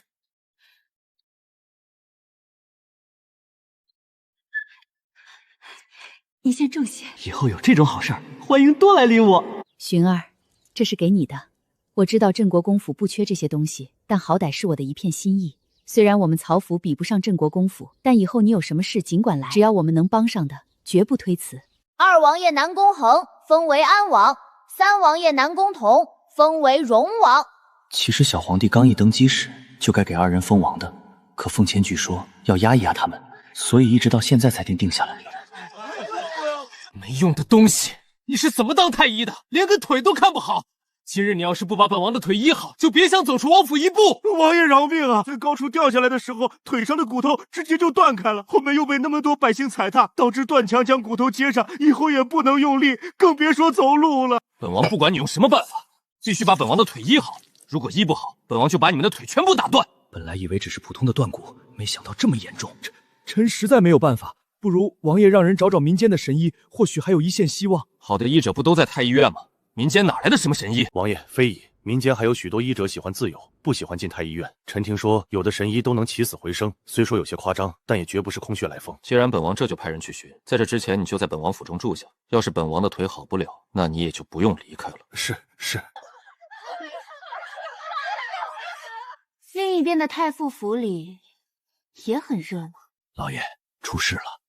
贝梦香那个蠢货在哪里？让他滚到书房去见我！娘，你说我可怎么办啊？这件事要是传出去，我还怎么嫁给摄政王？你就死了这条心吧。香儿，今你也只能嫁给3王爷了。不管用什么办法，你也必须嫁给3王爷。现在赶紧趁热打铁，不然你恐怕连个妾都当不上。你爹已经不在了，这件事要是让你祖父知道，这太傅府估计就再也没有咱们娘儿俩的容身之地了。娘，我不管，我就是要嫁给摄政王，哪怕做不了摄政王妃，就是当个妾都行。女儿从见到摄政王第一眼就喜欢上了，除了摄政王，女儿这辈子谁都不会嫁。小姐，老爷回来了，让您去书房一趟。娘，我不去，我不想去，祖父会杀了我的。娘陪你一起去。你们两个给我跪下！你们两个，一个不要脸，亲生父亲刚入土为安就跑出去跟人苟合，还闹得人尽皆知；另一个平日里就知道勾心斗角，算计着怎么搬空正室夫人的嫁妆，自己的女儿也不好好教养，让她做出这等有辱门楣的事，整个太傅府的脸都被你们母女俩丢光了，丢光了！等我死了之后，这让我到下面怎么跟列祖列宗交代啊？父亲是三王爷强迫香儿的，香儿是无辜的。你一个妇人知道什么？自己是蠢货就算了，生了个女儿也是蠢货。三王爷是绝对不可能强迫她的，绝对不可能。就是他强迫我的，当时我根本不知道发生了什么，只觉得头一阵阵发晕，后面的事就不知道了。等我醒来的时候，你以为三王爷为什么到现在都还没娶妻？难道就是为了等着今日强迫你？三王爷他是个好男色的。来，你告诉我，一个好男色的人是怎么强迫你的？您说的是什么意思？好男色是什么意思？你不明白没关系，问你娘，你娘肯定知道我说的是什么意思。他本想女儿已经这样了，还不如就让她嫁到三王府去，好歹还是个王妃，等着以后有个一儿半女的地位也就稳了。可没想到，父亲，这件事不能就这么算了。不能就这么算了，你来告诉我要怎么办？让香儿嫁给三王爷。嫁？你还想让这蠢货嫁到三王府去？别说现在三王爷被封了荣王，就是没有封号，他都不可能娶贝梦香。我刚才说的话，你是不是没听明白？他好男色，好男色，你听不懂吗？不然这么多年来，你以为他要娶什么样的女子娶不来，偏偏娶一个蠢得个要死的庶女做王妃？荣王府变会飞的鸟儿都是公的。我不嫁，我不要嫁给三王爷，我喜欢的是摄政王。摄政王，你可是真敢想啊！就算你现在是个黄花大闺女，是皇宫里的公主，她都不可能娶你。不对，不是不可能娶你，让你做个妾，做个粗使丫头不可能。就你这不清不白的身子，怕是摄政王看你一眼都嫌恶心。你不知道自己现在是怎么回事吗？还在那儿做美梦呢。就你这不清不白的身子，怕是摄政王看你一眼都嫌恶心。你不知道自己现在是怎么回事吗？还在那儿做美梦呢。就算自己的女儿千不好万不好，哪都不好，可贝太傅这话说的也实在是太伤人了。再怎么说，那也是自己的女儿。父亲，如今这事已经闹得人尽皆知了。如果香儿不能嫁给三王爷，那咱们太傅府的脸面也就没了。但如果香儿成了荣王妃，以后一旦荣王坐上了那个位置，香儿就是皇后，那咱们太傅府将会达到前所未有的高度。父亲，你好好想想。娘刚才在说什么？什么叫荣王坐上那个位置，自己就是皇后了？现在小皇帝不是已经继位了吗？难道说……没错，他虽然蠢，但他从祖父的眼中看出了犹豫。你们两个先下去吧，这些日子别出去丢人现眼，好好在府里待着，让我好好想想。老爷，难道真的要老爷三思啊？金夫人的提议那可是谋反啊！这件事如果成了还好，可一旦败了，咱们整个太傅府都要跟着诛九族啊！你以为我想这样吗？如今的太傅府已经被皇上厌弃了，别看皇上尊我一声帝师，可那点感情早就被那些琐事一次次磨没了。现在的太傅府已经没落了，如果再不找出路，等我死了，就再也没有太傅堂了。你也出去吧，让我好好想想，看看这件事要怎么办。来人，备马车，去荣王府，去跟那母女俩说，让贝梦香好好准备待嫁。下个月15，三王爷会来娶她进门做侧妃，太傅府也会给她准备一份嫁妆，让她老老实实的，别再出什么幺蛾子了。我不要嫁给三王爷，我不要嫁给三王爷。如果到时候闹出什么笑话，你们娘儿俩就一起滚出太傅府。香儿，你就听太傅的话吧。贝梦香下个月15就要嫁给三王爷做侧妃了。下个月15，那不是凤千仙发病要娶蛊虫的时间吗？又要闹什么乌蛾子？正好把他们绑在一起揍，省事。王爷，安王的腿断了，这会儿在遍寻名医。据府中暗卫来报，15晚上他们正帮着百姓撤离，有人看见安王从楼上摔下来的时候，阁主就在不远处。这事儿估计跟阁主脱不了干系。不过那安王也是活该，他打谁的主意不好，偏要打阁主的主意，那是一般的女子吗？谁要是敢打他的主意，那可真是自己想死想疯了。那个王爷您是个例外，您和阁主是郎才女貌，天生的一对儿，天生的一对儿。还好自己够机灵，不然这会儿想死的八成就是自己了。荣王和贝梦香又是怎么回事？那还用问吗？还是阁主的手笔。阁主应该是听说了兵部侍郎曹姑的女儿曹韵的事儿，看不惯出气呢。属下还听说阁主在16那天带了张神医去了曹府。璇儿是个心善的。王爷说的对，阁主哪儿都好，人美心善，一世一家。你俩说的跟我认识的是一个人吗？应该不是的话，我可以免费帮他们治治眼睛，看看他们两个是什么时候瞎的。下个月15的事儿都安排好了吗？放心吧，王爷，属下已经安排好了，目前能调动的暗卫已经全都回来了。如果情报没错的话，不会有事。只不过万无山庄的杀手出了名的凶残，如果小姐不是阁主的话，吴成阁倒是个不错的选择。属下听说吴成阁的杀手并不比万无山庄的差，甚至略胜一筹。那米峰更是江湖上的第一杀手，也不知道是怎么被收服的那么彻底的。15那天，璇儿是肯定会来看热闹的，保护好她，不要去吴成阁找杀手。本王不想把她牵扯进来，实在不行的话，把鬼市的人调过来吧。王爷，鬼市可是咱们的底牌，万一泄露出去，咱们会腹背受敌的。啊，对了，还有一件事，荣王已经答应了娶贝梦香做侧妃，婚期也定在下个月15。属下觉得这里会不会有什么事？将魏深和魏海暂时调回来，看着安王府和荣王府，以防万一。是，反正那日阁主也在，大不了多出些银子，求求阁主和华善。毕竟阁主是能踹动王爷的人。这么一想，心里就有信心多了。很快就又到了每月的初七，被寻回地府的日子。这次回来倒是很容易。哎，你们两个没看见我回来了吗？不是应该早早躲起来的吗？怎么站在这里发呆，还一副愁眉苦脸的样子？这么小，难道是新来的？小祖宗您辛苦了，真可爱呀！小祖宗，今日您要是没什么事儿的话，就早些回去吧。大人和崔大人今日都有事，不在地府。没关系，只要我回来，他们肯定就是不在的。我自己进去随便逛逛，没准儿他们就在了呢。你们两个可不要学别人哦，不然……嘿嘿。哎，我怎么觉得好像有哪里不对劲呢？平日里都吵吵嚷嚷的，怎么今天这么安静？难道大师兄发神经，把他们的舌头全拔了？哟呵，地府如今的气氛都这么好了吗？这拔舌地狱里居然没魂受刑，就连油锅里都没魂。哎，站住！说你呢，那像不像鸡窝那个？对，就是你，就是喊你呢！别往别处看了，赶紧过来，我有话要问你。小祖宗，您回来了，你有什么吩咐？大人和崔大人他们不在。你可比他们演的差远了。说吧，到底是怎么回事？其他的鬼差呢？都上哪儿去了？以前我回来的时候都热热闹闹的，怎么这次回来除了看门的就只剩下你了？我现在充分怀疑自己上辈子是倒霉倒死。你说不说？我这准头可不太好，瞄准的是腿，可万一像手一抖，就指不定是哪儿了。整个地府都知道我这护体的金光啊，无敌的很呢，就连大师兄都撑不了多久。你要不要试试？要是你能撑得比大师兄久，说不定你就是下一个阎王了呢。哎，你可别碰瓷儿啊，我还没碰到你呢。你赶紧把你的魂拢一拢，对，拢一拢，不然一会儿散了，我还得再找一个，怪麻烦的。整个地府都没有办法，就连阎王大人现在都束手无策，但也许小祖宗有办法呢，他可是小祖宗啊！小祖宗，您快去地府后面的黑山上看看吧，快去吧！黑山？那不是犯了大错受天罚的地方吗？那黑山据说已经近万年都没用过了，一般的小魂小差可没资格去那儿受罚。一定是发生了大事。而那犯了大事的人，一定是自己在乎的，一定是发生了大事。而那犯了大事的人，一定是自己在乎的。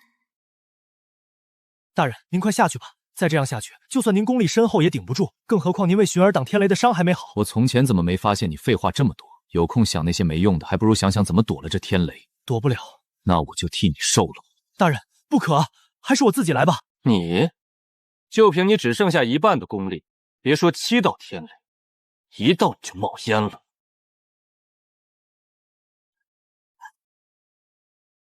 第7道了，还有3道。大人，您还是快下去吧，雪儿就快回来了，千万不能让她知道。还有，如果今日我真的要灰飞烟灭，请大人一定要保管好雪儿的命簿，那可是我用命撕下来的。你的命，你自己留着。以后雪儿问起来，您就随便找个理由，说我犯了个什么大错，没扛过天谴。你给我闭嘴！我是阎王，我不让你死，你敢给我死个看看！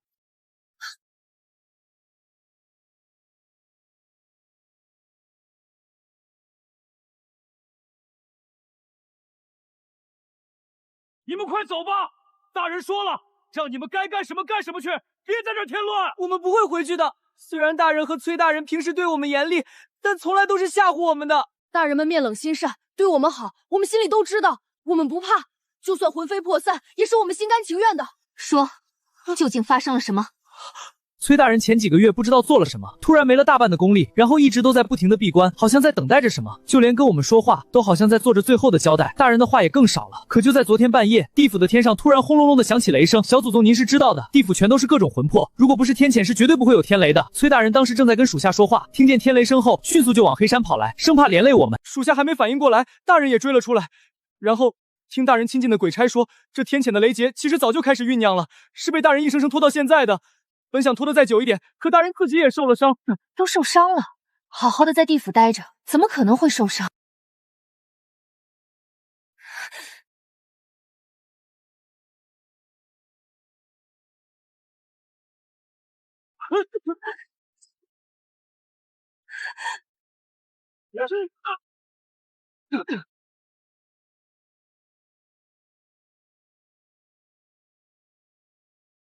快看快看，小祖宗生气了！是啊，或许大人和崔大人这次真的有救了。你要死啊！在外面批我就算了，还追到我家来批我家人，你是不是要死想疯了？怎么，你上次的伤好了，这是又能出来嘚瑟了？听不懂，有本事就说句人话给我听听，光在那儿轰轰的吓唬谁呢？有本事你下来，咱俩单挑，躲在天上算什么本事？你姑奶奶可不是好惹的，有本事你再批一下试试。璇儿，这没有你的事，快回去吧，我们两个都不会有事的。是啊，璇儿放心吧，等你下个月回来，大师兄一定不躲起来了，好好陪你行不行？你们两个一起陪我？对，我们两个一起陪你，说话算话，骗人的是狗，反正自己今日是注定要灰飞烟灭的，是狗就是狗吧。在灰飞烟灭之前看璇儿一眼，也算是对自己的安慰。只是璇儿命运的齿轮才刚刚开始转动，自己就这么消散在天地间，终归是放。崔哥哥是犯了什么事啊？向来遵守法则的你，居然也会有犯错的一天。崔珏这天谴跟璇儿的可不是一回事，璇儿在人间的天谴只稍作惩戒，毕竟她不是故意让贝成平灰飞烟灭的。而且最重要的是，虽然她的肉身是贝成平的女儿没错，但灵魂却不是。天道很清楚这点，所以也并没有真的想要贝寻的命。本以为自己替璇儿受2道天雷并不算什么，可是天道似乎知道自己帮崔珏拖延天谴的事，所以狠狠地批了他2下。不说就算了，那几道天雷总能说吧7道。璇儿，你还是……从现在开始，你们两个就给我在这里好好装死，装死懂不懂？要是你们两个谁敢动一下，但凡我还有一口气在，定拆了这地府。大人们呐，我亲爱的大人们呐，快躺下躺下，装死会不会？不会，我们可以亲自示范给你。让他俩装死呢，没让你们装死。你们这一群，赶紧的向后转，给我有多远跑多远，越远越好。实在想看热闹，也得跑到安全的地方，有命看才行。快点，现在就跑，不然一会儿都被踢飞了，我可不负责。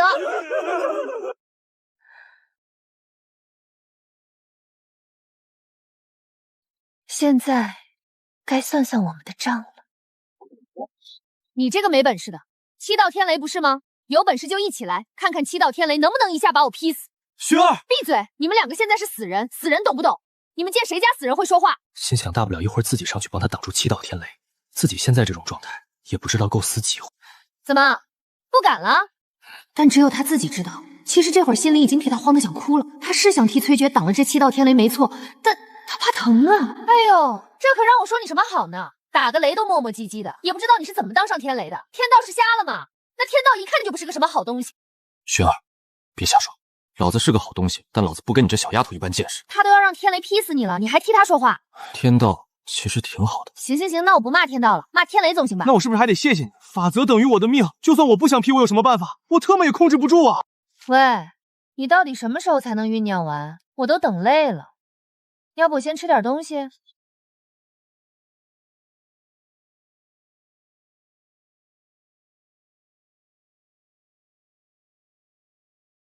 终于来了，终于来了。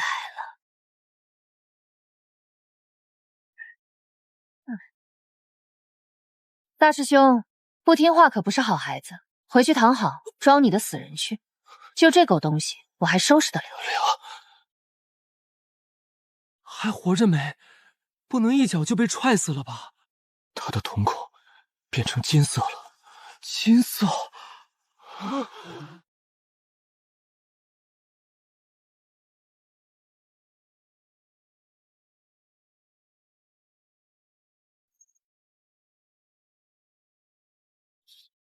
你这狗东西，今天老娘也让你尝尝被雷劈的滋味！摔下来！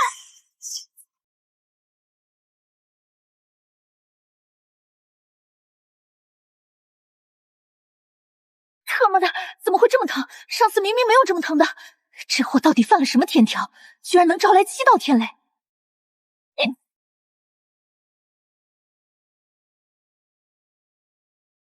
怎么样？自己劈自己好玩吧？如果你还有力气，还可以继续，老娘不在乎，多陪你玩一会儿。怎么样？要不要再来？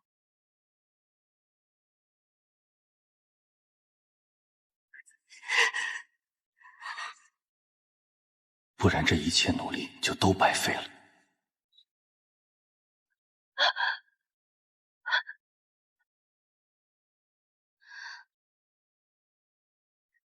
原来如此，天谴是谁的就是谁的，就像被寻的天谴，就算是叶白也只能替他挡2道，他自己要受1道。不然天雷就不会停止，一直追着他劈。崔珏的也一样，所以被寻拍崔珏那一下，就是为了把身上天雷的余威过到崔珏身上，这样就等于崔珏间接被天雷劈了。牛啊！这得是什么脑回路才能想到这种办法？用金鞭缓解了部分天雷的力量，还能把天雷抽回去，又知道那人必须得受天雷，所以在身上留下余威，过到天谴之人身上。不愧是做天做地的小祖宗。没被劈够，那你继续来，姑奶奶坐着也能将你抽散。不过下次就没那么好运了。刚才姑奶奶忘了将金光送上去，下次一定不会忘记。这应该算是劈完了吧？我能不能回想回家？这个女人简直太可怕了，这辈子都不想看到她，估计不太可能。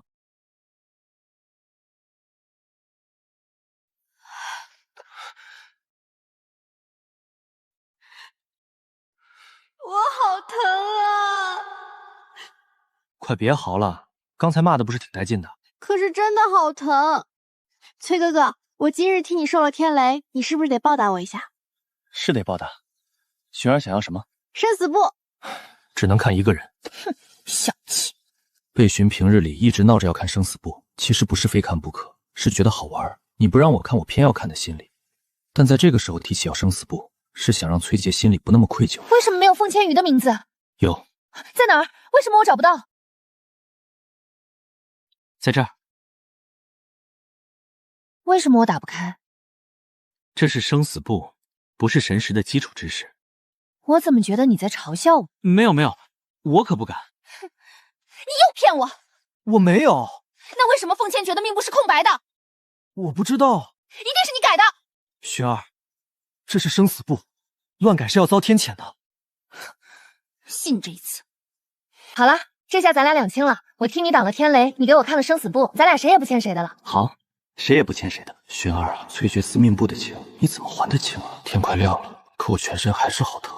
大师兄已经在你体内留下了法力，足够支撑你将人事修复好，身上不会再疼了。只不过……骗子，不是说不疼了吗？寻儿，大师兄刚才的话还没说完，你的身体不会疼了，因为你回来的时候是神识，但现在神识在你的脑袋里，所以头会疼几天。下次我一定要狠狠抽死那个破天雷。主子，你这是怎么了？哪里不舒服？头疼？快去看看，从老张头那儿搜刮来的丹药里面有没有治头疼的，或者止疼的，全都给我拿过来。主子，您吃一粒，先止疼，然后咱们找张子时去看看，看看是不是受风了。不用，他看不好。那您再躺会儿。特妈的，果然没用。什么没用？唉，没什么。走，找米峰去。唉，揍完人，全身心都舒畅了，连头都感觉不是那么疼了。主子，我哪儿做错了？您说啊！没做错，不能揍你了。老张头，主子让我来接你去给摄政王取蛊虫，还有记得别忘了金针。还得等一会儿，我还有一味丹药，马上就要炼好了。炼好了咱们就走。金针也……你这是……你把那小主子的祖坟给炸了？哼！我要是真把贝家的祖坟给炸了，主子说不定还得奖励我呢。老张头，快给我找药酒擦擦。小爷我还指着这张脸以后讨媳妇儿呢。我的药酒可都是名贵的药材，那小祖宗怎么不直接把你给打死，浪费我药材？别动，能轻点不？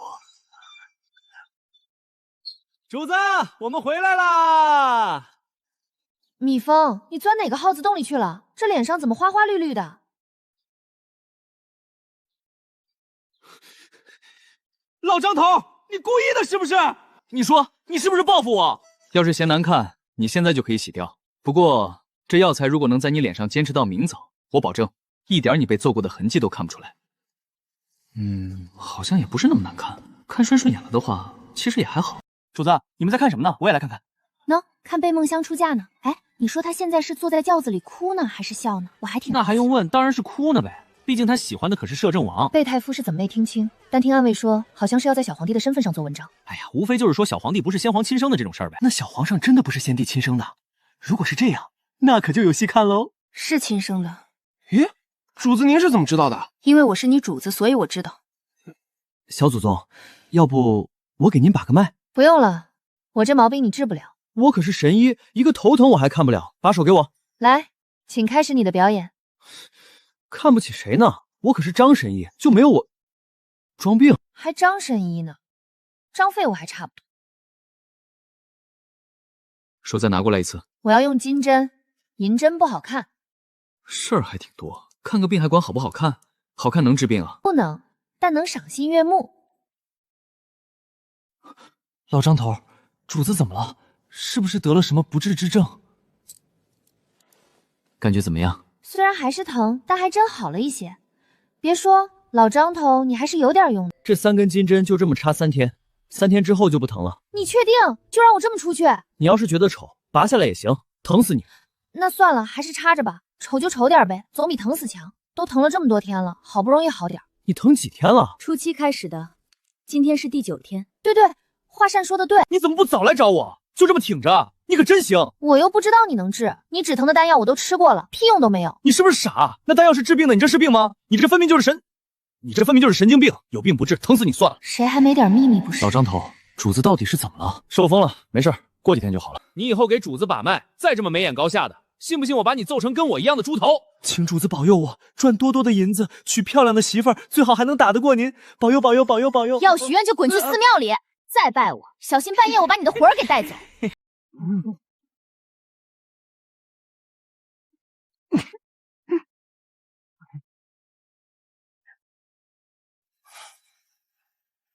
来了，阁主，你们来了，我已经在房间内等着了。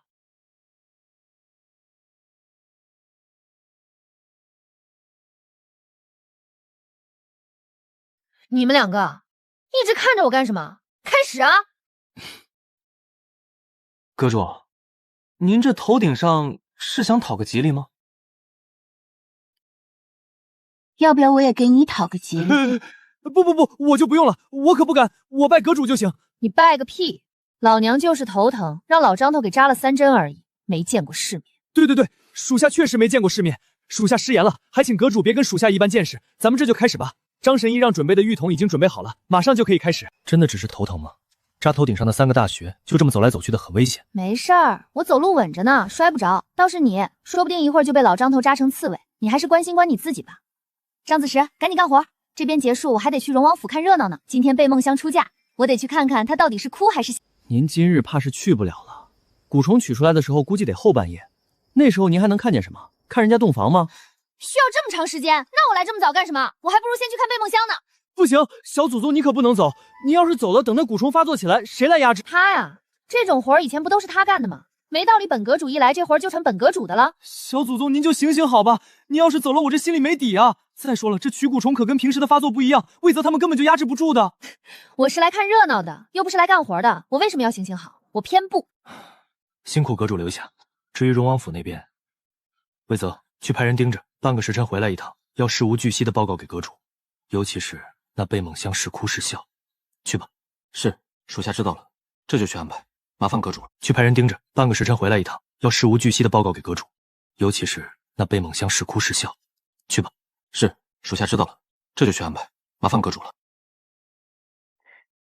那本阁主就受累在这儿待着吧。你们自己开始，不用管我，给我们拿点水果瓜子来就行。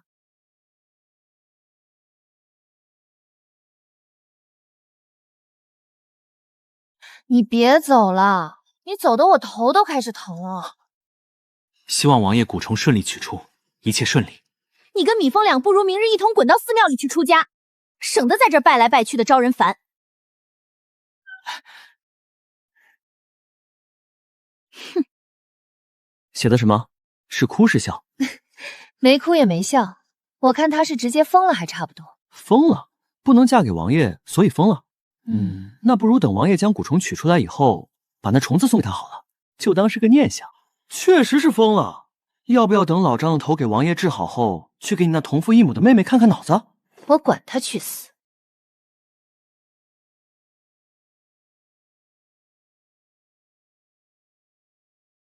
喂，老张头虽然看着年轻，但医术可真是没得说。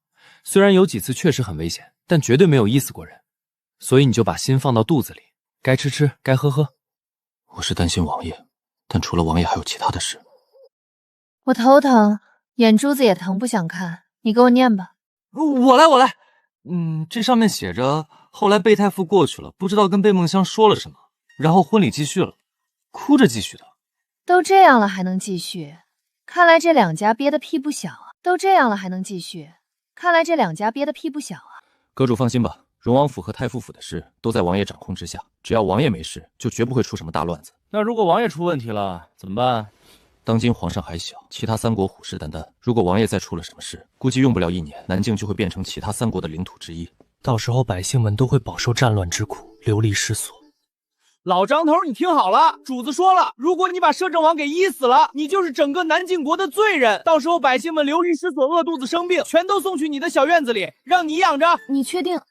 你主子是我？是啊。所以刚才那些话是我说的。哎呀，我知道主子向来心善，心里想的不好意思说，属下这不是帮您把心里话说出来吗？这都是身为属下应该做的。看来寻儿还是关心自己的，我要说这是误会，王爷会不会打死我？王爷，精神集中，不然一会儿发作就麻烦了。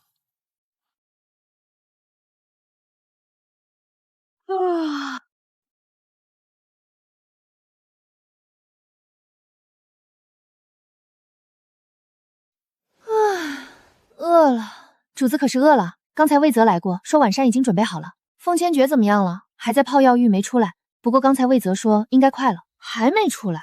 这都泡了半天了，好人也得泡浮囊了。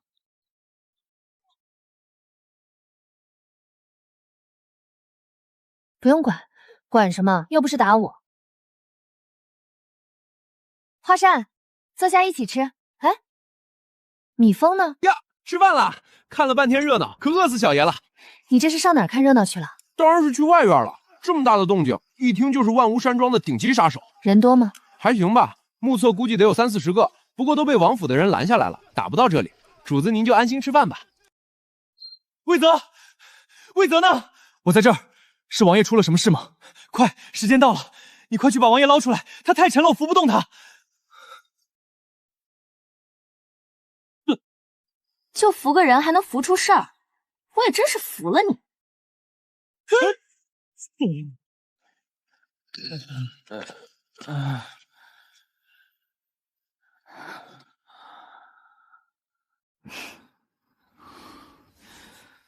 前期的准备已经全部完成了，接下来才是最重要的。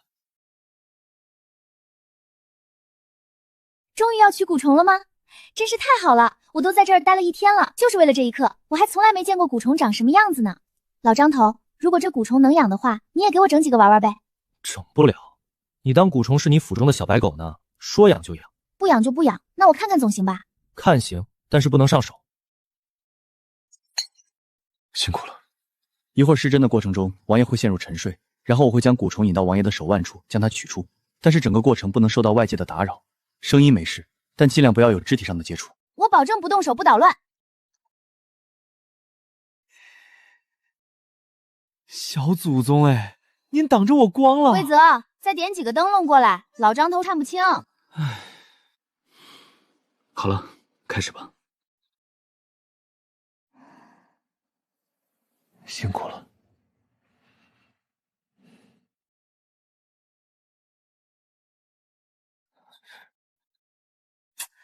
这世上怎么会有这么好看的男人？看我干什么？赶紧扎呀！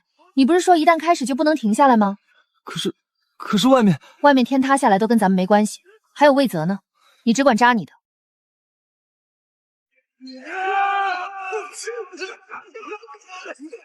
是不是怕外面的打斗？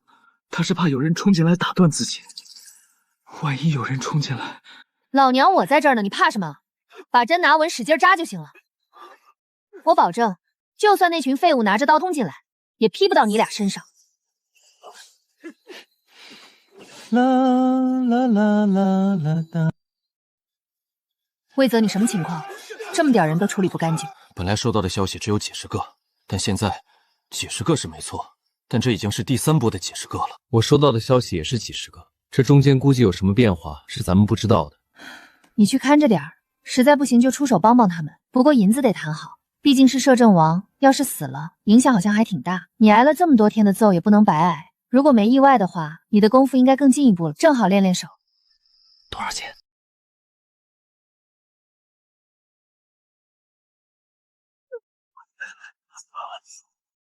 真是让人无可挑剔，人比人得死，货比货得扔。主子，别说，您揍我这几天，我还真突破了，现在的速度比以前更快了，连他们的残影都能看清楚了。不知道等王爷好了之后，自己也求着阁主揍一揍行不行？实在不行的话，让华善揍也可以。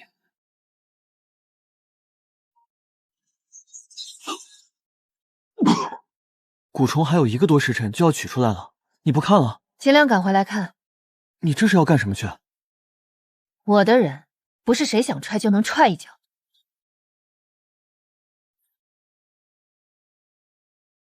看看人家阁主，自己的属下被人踹一脚都不行，再看看自家王爷，唉，不能比啊，不能比。也不知道以后如果阁主真的嫁给王爷，自己能不能被阁主圈在自己人里面。见过吴承阁阁主，今日我们接了任务，还望阁主行个方便。这个鞋印是谁的？阁主，我们的人真的没有。谁踹的你？指出来。喏，就是他。本阁主一直以为万无山庄是个他个敢做敢当的，没想到也不过如此。看来是当缩头乌龟当习惯了。你是谁？为什么我没有见过你？本堂主问你话呢。不对，你不是我们万无山庄的人。哎呦，脸都不要了，这就开始往外赖了。他真的不是。我不管他是不是你们万无山庄的人，他跟你们站在一起，穿一样的衣服，在本阁主看来，你们就是一起的。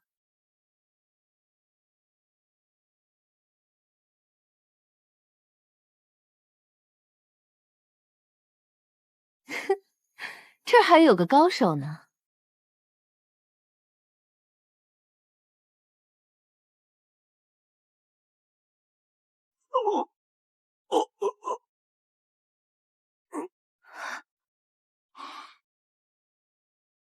果然不是我万无山庄的人，阁主，这件事是我们的疏忽，竟然让别人混进来伤了您的人。等这件事结束之后，我们万无山庄定会给您一个交代。你说不是你们万无山庄的人就不是，当本阁主好糊弄不成？阁主，我们万无山人庄跟吴承阁向来井水不犯河水，相安无事，并不知道阁主也在。如果打扰了阁主，还请包涵。本阁主不想包涵，磨磨唧唧的真是麻烦。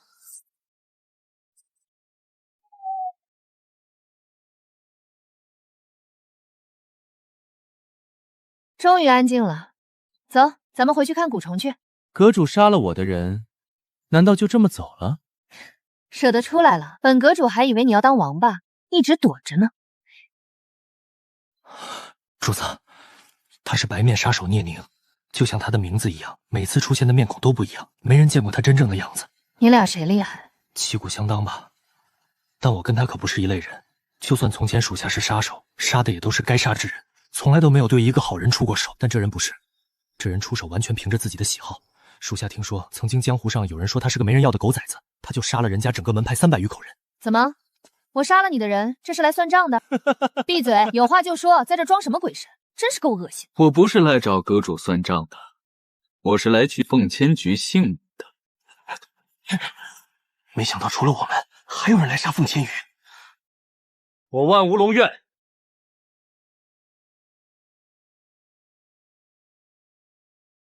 聒噪，月光下泛着冷光，仿佛他们只是一群碍眼的苍蝇。阁主这是要护着凤千羽了？要你管，反正今日本主是不可能让你杀凤千叶就是了。阁主，您就是我的神，是我祖宗。等王爷醒来以后，我一定会把现在发生的事一字不漏的告诉王爷。以后您若是嫁进来，属下一定时时跟您报告王爷的行踪，扫平一切凑到王爷身边的花花绿绿牛鬼蛇人。你脑子被打坏了吧？你是不是有病？有病的话，一会儿让张子时给你看看，尤其是嘴，实在不行的话，就让他给你缝起来，省得一天到晚到处喷粪。华山就连骂人的样子都这么好看。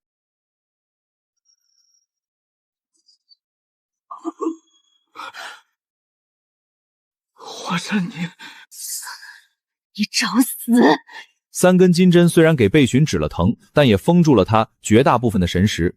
神识被封，贝寻也只能像刚才一样小打小闹的扔扔簪子、刮刮风。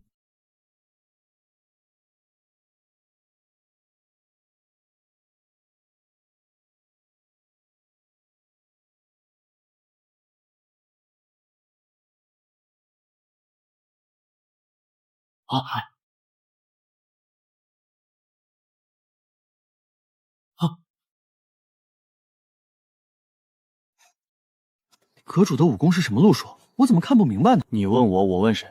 阁主不是你主子吗？是啊，那又怎么样？聂宁的内力跟你比，谁更胜一筹？如果他现在用的是全力的话，能打个平手，但打不赢。阁主，打人不打脸。老娘就喜欢打人脸。还有，你要是再用这种恶心的眼神看着我，眼珠子给你抠出来。你能跟聂宁打成平手，阁主能揍你，那为什么都这么久了也没把人打死？主子头疼，需要发泄。哎，你可不用同情我，你不知道我有多喜欢被主子揍，每次挨揍我都能有点感悟。求揍！你们有没有发现，主子好像有些不对劲？好像是有些不对劲。主子揍我从来没用过这么长时间。他人呢？还看不看蛊虫了？张神医，你怎么出来了？王爷呢？王爷怎么样了？叫什么叫？没看见人好好的在那儿躺着呢吗？不好意思，是我太紧张了。蛊虫取出来了吗？没有，不是等着那小祖宗的吗？小祖宗，您注意点，别把金针掉下。金针在这儿呢。这不是胡闹吗？他本来神经就有问题，最后几天最是严重。他私自把金针拔下来，也不怕脑袋疼炸掉。老张头，你快把主子叫回来啊！净说那些没用的，你能叫回来你叫啊！主子，该回来看热闹了！可去你的吧！老娘要回去看热闹了！太好了，终有人替我分担火力了。虽然被揍会有领悟，但是他的俊脸啊！就算你今日能护住他又怎样？我就不信你能一辈子都待在摄政王府。早晚有一天，我还是会杀了他。无所谓，只要今天你不耽误我看热闹就行。以后杀不杀，那不关我的事儿。裴大树1万两银子。1万两？这大树兴金边了。再说了，又不是你的大树，你管我赔不赔？是阁主的大树，摄政王府里所有的东西全都是阁主的，包括我家王。老娘今日心情不好，就喜欢管闲事。你要输裴大树，我就还出去揍你。那脸色估计不会比自己这会儿好多少。老娘今日心情不好，就喜欢管闲事。你要输裴大树，我就还出去揍你。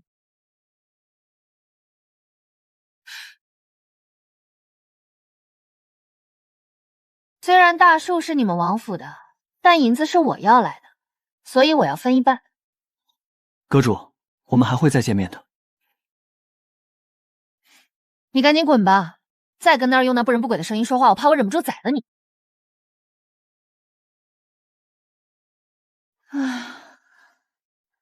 小祖宗，那我现在就开始取蛊虫了。你等一等，先把金针给我扎回去，不然我怕我一会儿头疼忍不住把他给拍死，到时候没死在黑衣人手上，再死到我这里，那就亏死了。我还没跟他要银子呢。阁主，价格刚才属下已经跟米峰谈好了，5万两银子，属下一会儿就让人送过来。那是他出手的价，可不是本阁主的。那阁主要多少银子？你跟米峰谈吧，本阁主不沾俗物。好的，属下会跟米峰谈，绝不会让阁主吃亏。我怂我认，但别说只是要银子了，就是阁主要摄政王，王爷也会马上搬出去给人家腾地方。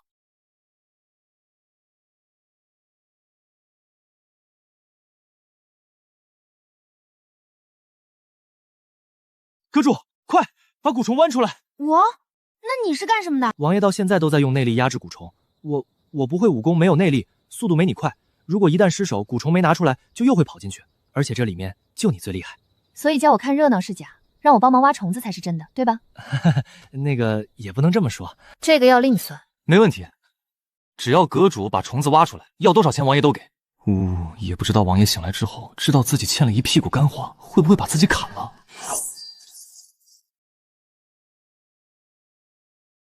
阁主的手法真是好，这伤口都省了我的止血散了。咦，长得真丑，就这东西让凤千诀变态了20年。可别小看这东西，这东西是在卵的时候就在他体内了。每次勤睡的时候，这蛊虫都在一点点长大，而每月15发作的时候，就是他蜕变的时候。那你的意思是现在这蛊虫还没成年？也可以这么说。看他这样子，再有个2、3年也就差不多。阁主的手法真是好，这伤口都省了我的止血散了。咦，长得真丑，就这东西让凤千诀变态了20年。张神医，这蛊虫如果长成的话，王爷会如何？这我就不知道了。那得看将蛊虫种下的人要如何了。不过我现在把蛊虫取出来，那人肯定是会知道的。剩下的事儿我就不管了，那是你们的事儿。但只有一条，别把祸事惹到我身上，不然我就让小祖宗揍你们。哟呵，你这玩的溜啊！我堂堂无尘阁阁主成你打手了？那个小祖宗，我不是那个意思。华善，你看这颜色好不好看？我觉得特别配你，别一天到晚穿的那么素，以后可怎么嫁得出去？主子看着好就行，主子给什么，属下就穿什么。老张头呢？怎么还没来？看着时辰，等着过来吃午饭呢。按理说应该早就到了，属下去看看。主子，这是细鸟带回来的，好像是张神医的。米峰呢？副阁主在旁边的百味居，好像还有一个商人，已经派人去叫了。主子，您找我。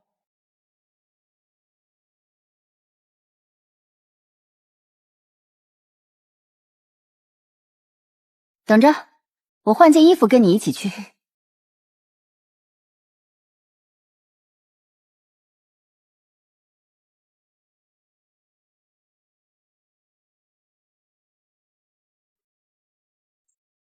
你们这群人，我不管你们什么这个王爷那个王爷的，我不去。你别给脸不要脸，我们王爷能让你去医治，那是你几辈子修来的福气，别人想求还求不来呢。哎呦，你们这群人求着人家办事还挺猖狂，我就是不去，怎么样？有本事你们进来抓我呀！别！是安王府的人，应该是昨日张子时医治摄政王的时候被看见了，这才找了过来。看来这个小院是不能待了，得换个地方。就是不知道老张头能不能同意。他要是有那一身傲骨，我就把从他那儿顺的所有丹药都还给他，再多给他10万两银子。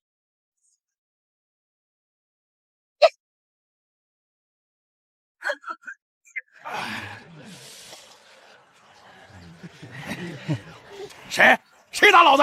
刚才是你拿石头揉老子，看你年纪也不大，一会儿跟我回王府，老子好好教教你规矩。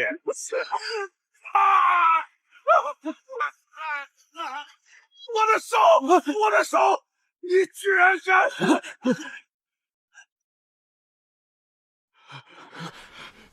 抓住他们，一个也不能放过！男的送去元阳馆，女的送到红莲阁，老子要让他们生不如死！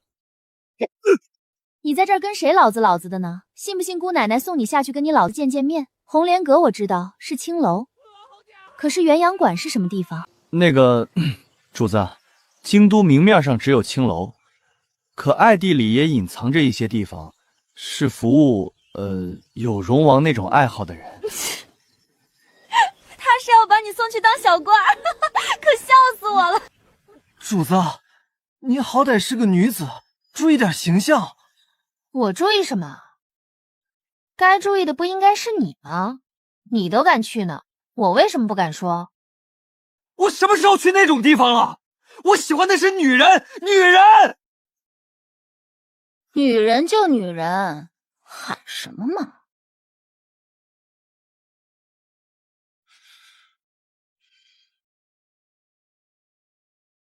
哎呦喂，我的腰哟！神清气爽，心情舒畅。你可真是我大爷！你就不能轻点踹？不知道修门很费劲的吗？你可真是我大爷！你就不能轻点踹？不知道修门很费劲的吗？我这门可是……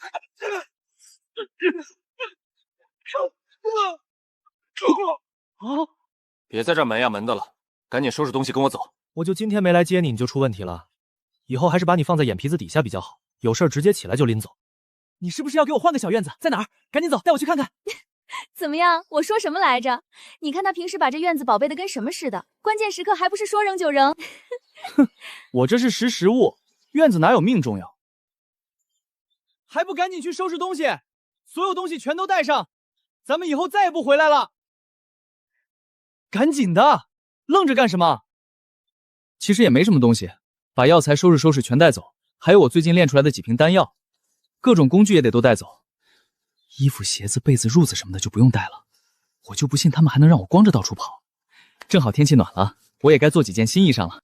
主子，我会不会接了个麻烦经回去？让他光着跑倒是不至于，但几件打补丁的粗布麻鸭还是找得出来的。敢算计我兜里的银子，做梦我都得让他哭出来。其实也不是被寻不近人情，实在是张子时太能花了，好几次因为算错银子，到月底不够了，差点饿死。还是那小药童知道自家师傅是个什么德行，平时偷偷藏了一些，这才没让这两人成了饿死的笑话。为什么每样东西要买这么多？这些破烂啊，买了这么多，没一个能比得上丢了的那个。不说外观和实用，只看年头就知道了。还想在集市上买个比他口中传世之宝还厉害的，那简直就是在明晃晃、赤裸裸的浪费我的银子。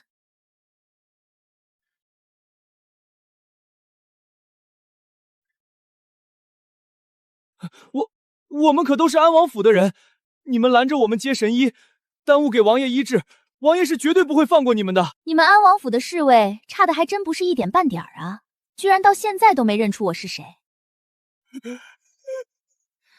我觉得我的名气最近好像小了很多，他们都认不出我来了。不是主子的问题，是安王府的人太废物了，不然怎么人家摄政王一眼就把主子认出来了呢？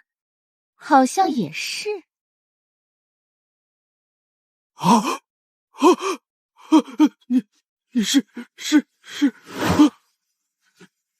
你是无尘阁的阁主叶芝，还不错，总算是认出来。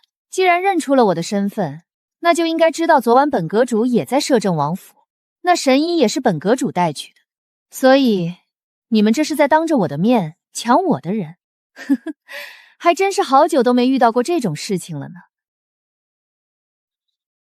不用请了，我不去。你们王爷身娇体贵的，我可看不起。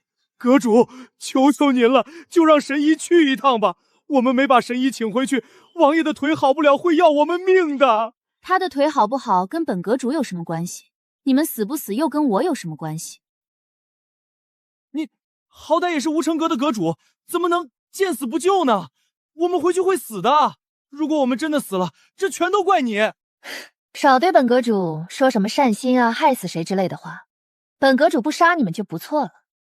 至于善心那种东西，抱歉呀，本阁主从来就没有。我不想死啊！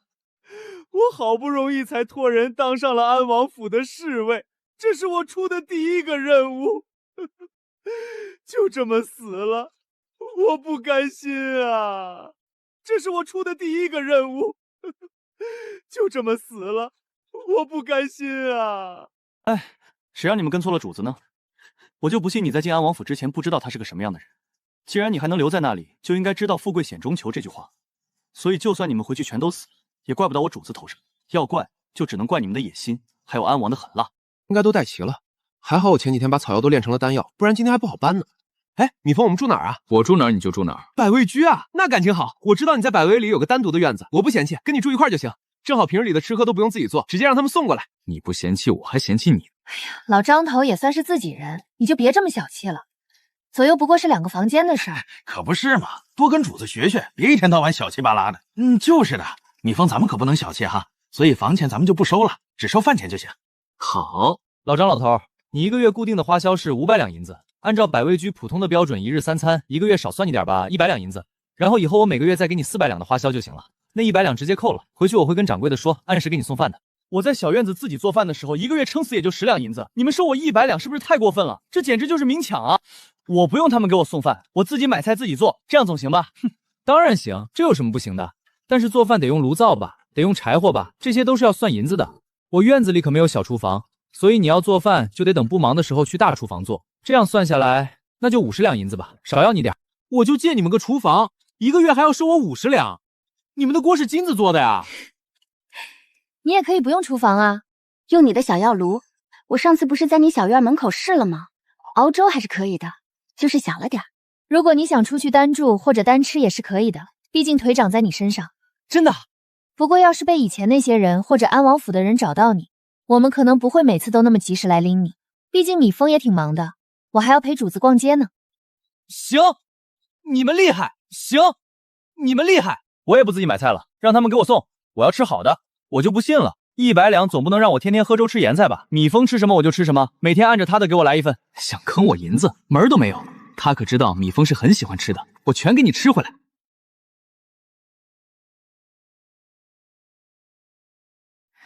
早就母亲却说您今日要来，我一直等着呢。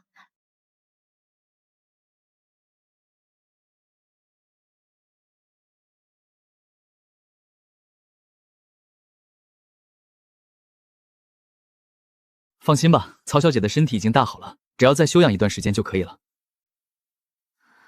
夫人是有什么话想问吗？神医，我女儿以后还能有子嗣吗？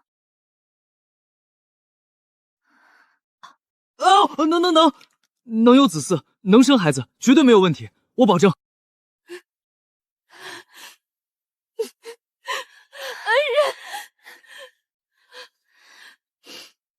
我说话算话，以后你就是我的主子，就算你要我马上去死，我也绝对不会皱一下眉头。你呀，好好活着比什么都强，我总让你死干什么呀？好了，你身体刚好，好好休息，剩下的事儿咱们不着急，我这就先回去了。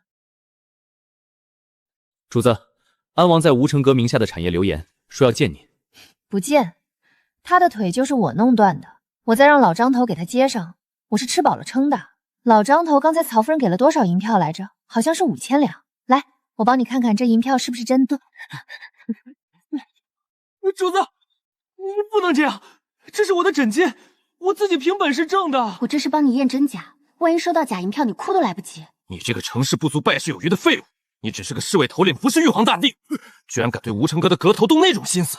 王爷，他们也是平时嚣张惯了。再说，但并没有说这神医是吴成阁的人啊。而且咱们和荣王的刺杀本来万无一失，都败在了那叶芝手上，不如……别以为你那点心思本王不知道，就是因为这小子是你侄子，所以才敢这么嚣张。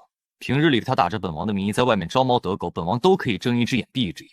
可现在他居然毁了本王站起来的希望，就冲这点，本王也绝不会放过他。王爷再也不敢了，而且这世上又不止这一个神医，老奴马上就继续去找，王爷的腿一定会好的。你可知万无山庄的人跟本王都说了些什么？他们任务失败，在退回银子的时候，免费送了本王一个消息，说是补偿。他们的人在前几年出任务的时候，曾经见过这个神医，在永墨古国附近。所以你觉得你还能找到更好的神医吗？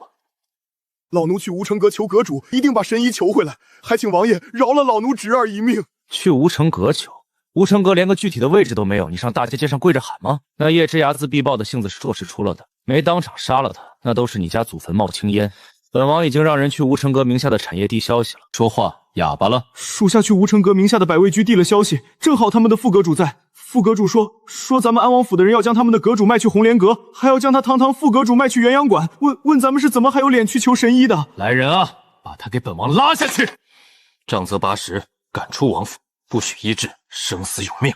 谢王爷。你去打听一下，那叶芝平日里都喜欢些什么，本王亲自去一趟。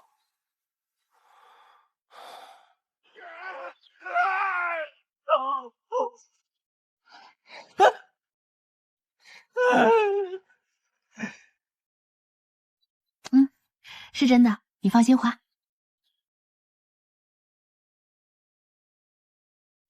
你是说，那天除了安王和荣王找到万无山庄的人，还有聂宁？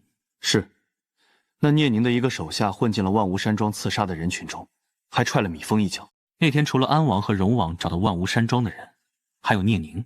是，那聂宁的一个手下混进了万无山庄刺杀的人群中，还踹了米峰一脚。后来阁主出去把人杀了之后，聂宁就出现了，还明说是来杀王爷您的。阁主说有他在，就绝不可能让他杀。华山为了保护属下，还被割伤了手。阁主当时就怒了，拔了头顶上的金针就跟聂宁打了起来，还抽了他好几个大嘴巴，最后把人踹到树上。属下觉得，要不是因为阁主那天头疼状态不好，现在就没有什么聂宁了。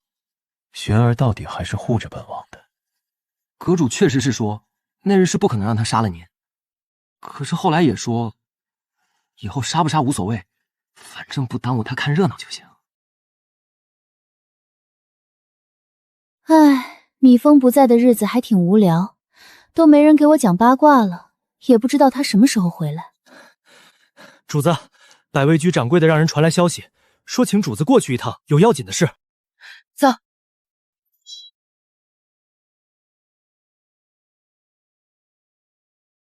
你确定米峰掉下悬崖了？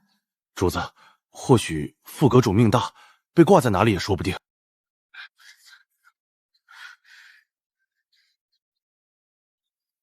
去准备马车，我要带华山去找人。主子，咱们的人已经第一时间去找了，可是那悬崖太过陡峭，还没有消息传回来，不然您再等等。那家伙是个命大的，死不了。我亲自去把他找回来，然后带他去报仇。万无山庄既然敢对我的人下手，那也就没有什么存在的必要了。是。止血散、生肌丹、固体丸，也不知道他还活着没有，能不能坚持到咱们去救他？虽然他总跟我作对，但其实人还是不错的。哼，他死不了，命大着呢。就算是摔残废了，我也会拎着他，让他亲眼看着我是怎么给他报仇的。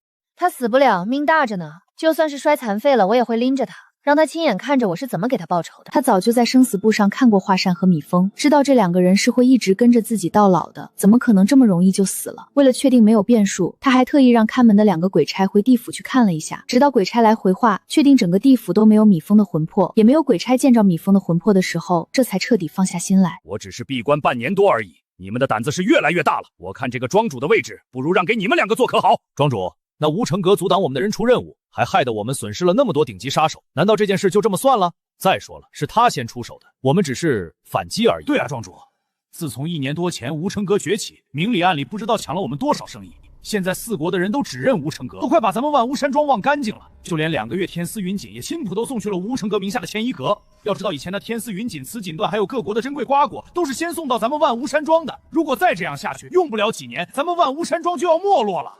天丝云锦、蚕丝锦缎，人家有办法拿到手，那是人家有本事。我早就说过，咱们万巫山庄100年来只重视2点：第一是培养顶级高手，第二就是消息渠道和这是老祖宗定下的规矩。现在你们倒好，生意做不过人家，杀手被人家揍得满头包。消息呢？那叶芝还有2日就到落日崖了，你们知道吗？那也不能就这么算了，再怎么说也是叶芝先出手的。我早就跟你们说过了，咱们的生意只针对江湖上，朝廷的事不要插手。那2个王爷是个什么货色，你们不知道吗？居然敢接他们的任务去杀摄政王，谁给你们的胆子？别说叶芝了，就算是摄政王也不会放过我们。现在开始全庄戒备，把外面的杀手全部调回来守着山庄，没有我的允许，任何人不许接任务。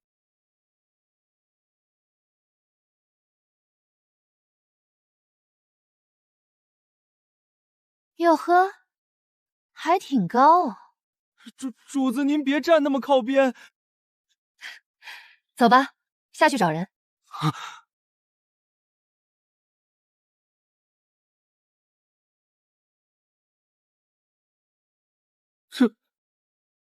这掉下去还能活？主子，还是属下下去找吧，您在上面等着就行。只要找到人，不管是死是活，属下肯定把他背上来。主子，还是属下下去找吧，您在上面等着就行。只要找到人，不管是死是活，属下肯定把他背上来。我亲自下去，不然还怎么嘲笑那个笨蛋？凤千诀，你来这里干什么？本阁主知道了，你也是来看热闹的，对不对？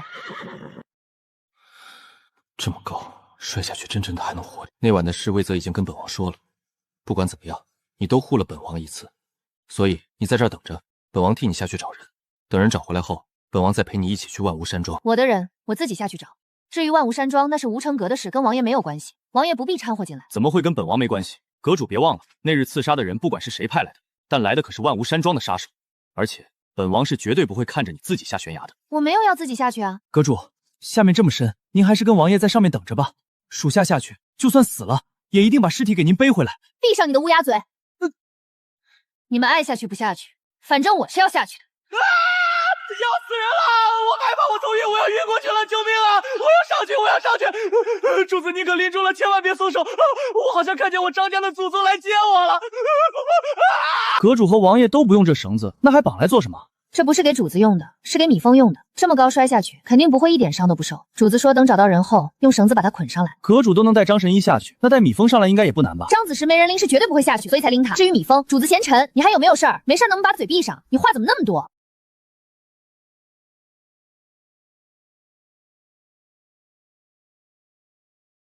别想了，你学不会。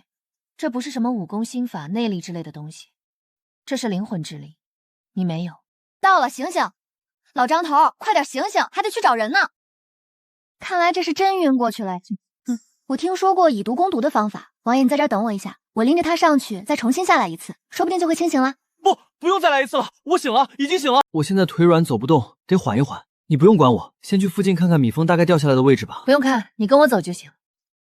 我下来的时候已经看过了，北边崖壁上的石头上有抓痕，有血迹，越到下面越多，后面还有被压断的树枝，所以往北走肯定没错。我自己走还不行吗？别拽了，屁股都磨得冒火星子了，快松手！不都说人美心善吗？明明长得是个绝色，心怎么就这么狠呢？看看给我这领子拽的，都回不去了，还有这后面磨的都快露肉了。走吗？我这不是在走呢吗？别瞪我，我害怕。我错了还不行吗？您是仙女，人美心也善的仙女，是救人救世的活菩萨。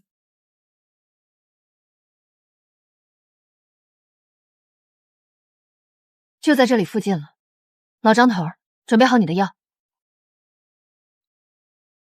流了这么多血，从收到消息到咱们来已经过了10几天了，这人还能活吗？他还活着，但是你回去以后跑跑步锻炼锻炼，别没走2步就喘得跟要死了一样。你不是有那些乱七八糟的药丸吗？赶紧找一个吃了，别人没找到，你先死了。你说你惹他干嘛？哼！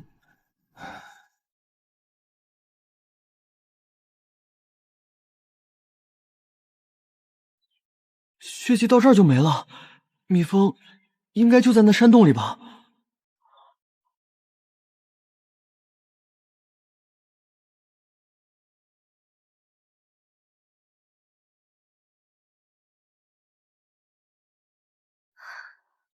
走吧。主子，我就知道你会来救我的。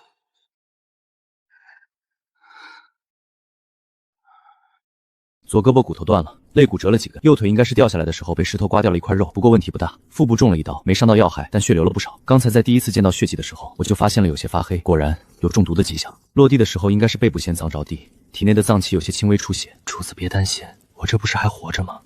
我就知道您一定会来找我的。看，门口那些野兽都是我杀的，我厉不厉害？放心吧，属下没饿着也没渴着，还好我跟华山学了个好习惯，随身带着匕首，不然连门口那些野兽的肉都割不下来。这山后面应该有水源，那边往下滴答的水就够我喝的了，就是每次爬来爬去有些费劲，所以主子你真的别哭，不然我会笑话你的。半条命都没了，废话还是那么多。蜜蜂这个样子，现在也不宜挪，所以我们应该要在这里待上几天。本王传了消息，让他们送了些东西过来，足够这几天的吃用了。谢谢。要不要出去走走？我刚才出去发现了一些东西，好像还挺有意思的。主子您快去吧，难不成是想在这里看我换衣服，占我便宜？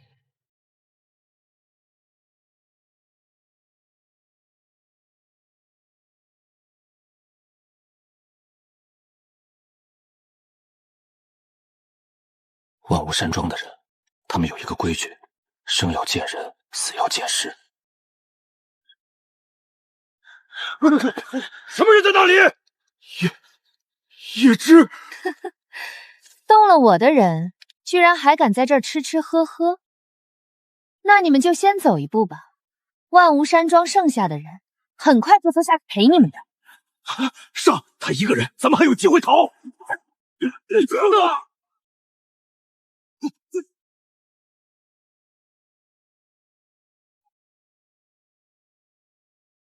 敢把我的人打下悬崖，那你们也下去吧，看看谁的命更大。唉，又要干活了。虽说这几个黑衣人的死期也就在这几天，但是能让小祖宗出手，也是他们的福气了。这几个人灵魂都黑透了，也不知道手上沾染了多少无辜人的性命。带回去之后好好照顾一下，等初期我回去的时候会去检查的。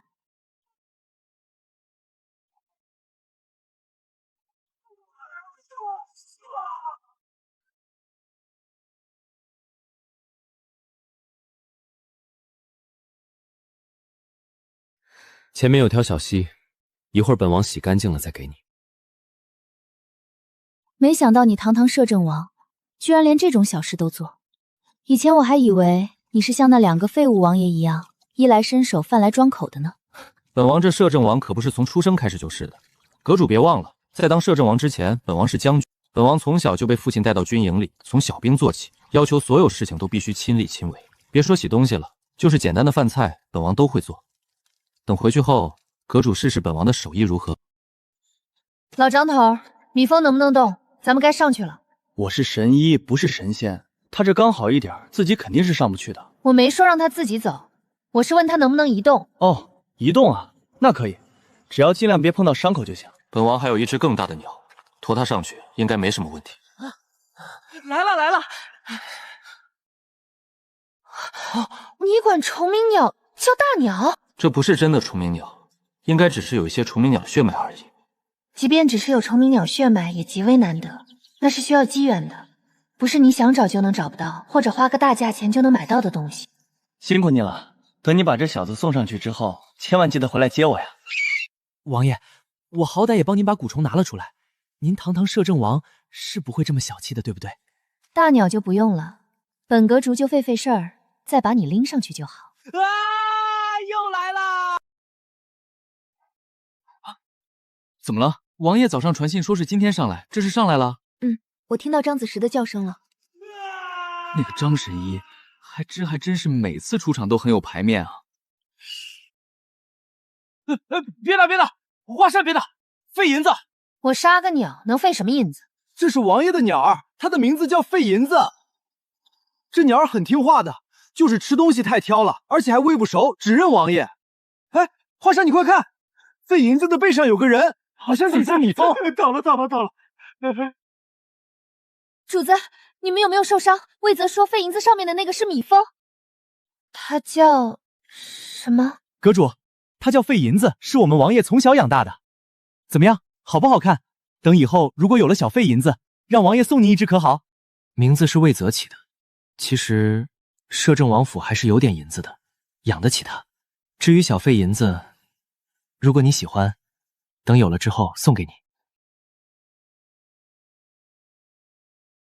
兄弟，等你好了之后，我们陪你一起去报仇。阁主说了，要将万无山庄杀的一个都不剩。主子，其实属下……快闭嘴吧你，别惹我生气。一个不分好坏以杀人为目的的山庄，没了就没了，有什么好大惊小怪的？轻点。这都过去2天了，也不知道王爷收到密信了没有。太后，哀家知道你想说什么。哀家知道千劫肯定是有要事才会出京都，哀家也相信。而且要不是他早就给哀家留下保命的丹药，以防万一，这会儿皇儿怕是已经……哀家不会怪千劫的，千珏是个好孩子。说到底，还是我们母子俩连累了他。刺杀的事，哀家已经听说了，是安王或者荣王干的吧？这孩子什么都不跟哀家说，也不知道伤着了没有。太后，你也别太忧心了，王爷没事，皇上也会没事的。王爷的丹药已经把毒素压制住了。虽然宫里的太医没办法把毒逼出来，但也说了，只要不再次中毒，是不会有生命危险的。太后，你也别太忧心了，王爷没事，皇上也会没事的。王爷的丹药已经把毒素压制住了。虽然宫里的太医没办法把毒逼出来，但也说了，只要不再次中毒，是不会有生命危险的。从现在开始，我和魏海会轮流守在这里，不会离开一步，绝不会再让人钻了空子。这次不是你们的错，那毒菇竟然一直藏在皇儿的枕头里，还特意等千珏出城后才把子引子拿出来让皇儿毒发。太王爷这会儿在路上，可能还没有收到消息回来。那位神医现在跟王爷在一起，相信王爷一收到消息，马上就会带着神医回来的，请太后宽心。皇儿，再坚持一下，你千珏哥哥快回来了。贝太傅，还是您的主意好。知道那小皇上从小就有认枕头的习惯，这才让本王轻易得手。现在那小皇帝已经中了毒，听说马上就快不行了，咱们现在只要等着就好。他一个帝师，学识渊博，没想到最后居然走上了这条路。那小皇上可以说是自己看着他长大的呀，可想到贝府的将来，他的眼神又坚定了。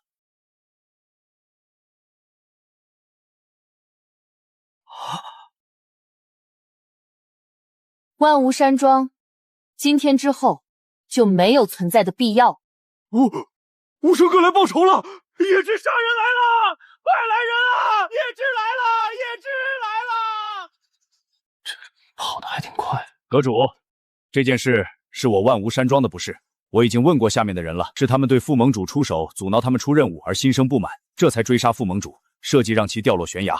还好副盟主吉人天相，不然本庄主怕是要以死谢罪了。那就死吧！你们的副阁主又没死，我们万无山庄愿意赔偿，阁主开个价吧，要多少银子这件事才能罢休？再说了，是你们先阻挠我们的人出任务的，这件事说起来双方都有过错。看见没？他们这是怪我没让他们杀了你呢。既然他们不满没能刺杀成功，本王现在就站在这里，放马过来吧。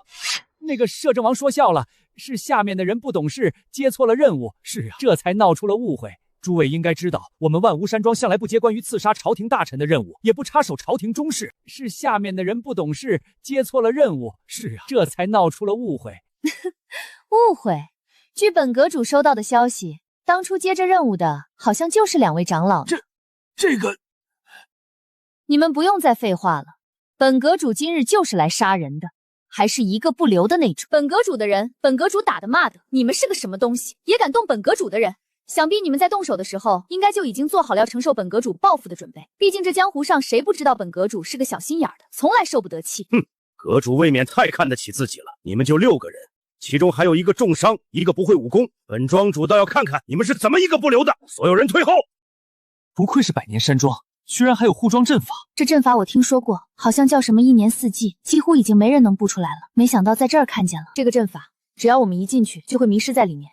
现在看着是春天，但只要进去后，温度和天气就会快速变化，经历一年四季的景象。这里面一共有4个阵眼，如果找不到或者速度不够快，到最后不是被他们偷袭杀死，就是被热死或者冻死。华山，你留下保护他们2个，我们3个进去，你们跟紧我，我会试着破阵。你们在说什么？什么阵法？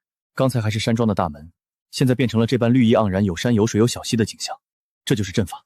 还有鸟儿的叫声呢。别怕，本王懂阵法，从前打仗的时候也用到过，一定会破阵的。绿意盎然，有山有水有小溪，在哪儿？鸟叫，哪个鸟？山在那儿呢，那么高，上面还有雾气，水从山上流下来，那么大的瀑布。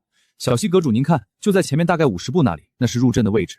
咱们只有破了阵法，才能看见万无山庄的大门。大门不就在那儿吗？那群人还跟傻子似的站在那里，期待的看着咱们呢，也不知道是有什么大病。你看得见山庄的大门？看得见啊，不就在那儿吗？大门又不会跑。那你看不见前面的阵法？哪有阵法？我还没见过呢。哪有阵法？我还没见过呢。玄儿，多看书有好处，比如神识的基础知识。大师兄，你有话就说，别绕弯子。玄儿，你是有神识的，所以呢？所以任何虚幻的障眼法在你眼中都是不存在的，除非是实体。如果你想看见，把神识封闭起来就好。所以大师兄，你还是赶紧疗伤去吧，我去看阵法了，别打扰我。哇，还真有哎！咦，这样就没有了？有没有？有没有？还挺好玩。这有大病的，怕不是他自己吧？我有大病。不用你，我带你们过去就行。阁主，您现在能看见阵法了？能啊，不仅能，我还想看就看，不想看就不看呢。看着，我给你们表演一个绝活。进去了，终于进去了。二长老吩咐下去，只要阵法一启动，就让咱们的人放箭。是。我就不信咱们老祖宗布下的阵法，今日不能把这几个人留在这。阵法虽然这次开启后就会作废，但能把叶芝留在算可惜。无尘阁的产业，我要全部收入囊中。本想着息事宁人，但既然避无可避，那就鱼死网破吧。你们在看什么呢？怎么可能？你不是进入阵法了吗？那阵法怎么会没有把你困在里面？你说那个啊？那破玩意儿对我没用。哎，那个几长老来着？赶紧眨眨眼睛，对，眨一眨，你眼珠子都要掉出来了。护装阵法毕竟就上百年了，会不会已经失效了？不会，那是老祖宗留下的阵法，绝对不会失效，所以连阵眼都还在，一定是出在人的身上。难道叶芝，你不是人？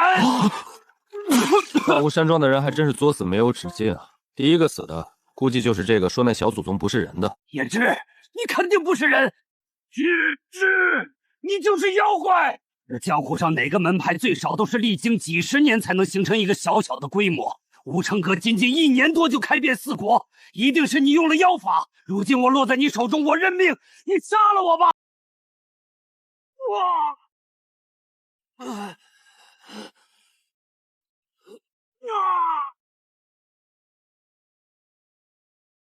主子，这是在给我报仇。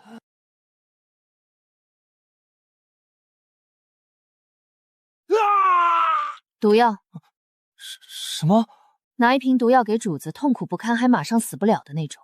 哦。杀了我吧！你杀了我吧！死？你想的倒是挺美，还没结束呢。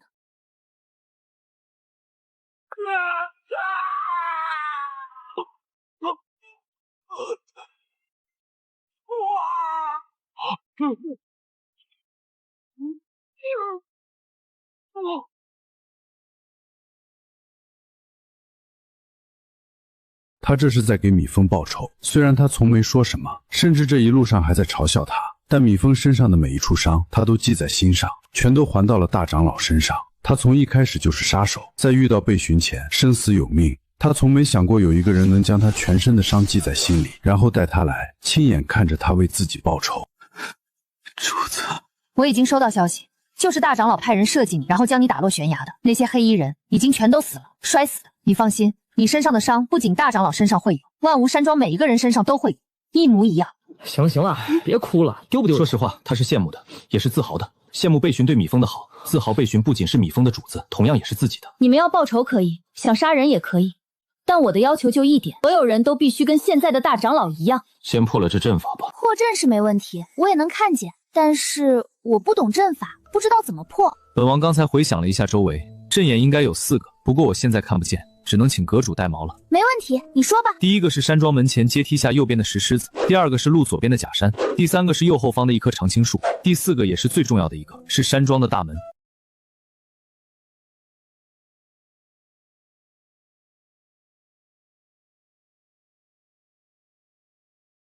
阁主，这都是你用树枝抽的？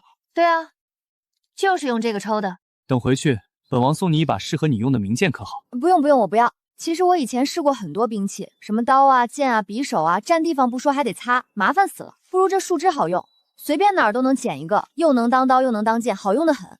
最主要的是它不用擦，用完扔了就行。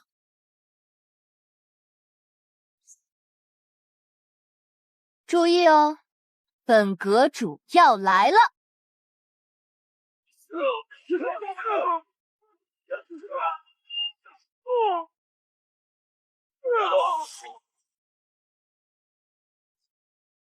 叶芝，你欺人太甚！他那口气还没出去，这会儿没空理你。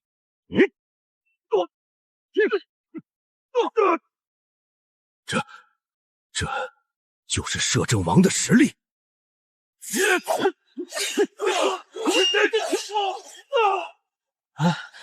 真慢，你守着他们两个，我来。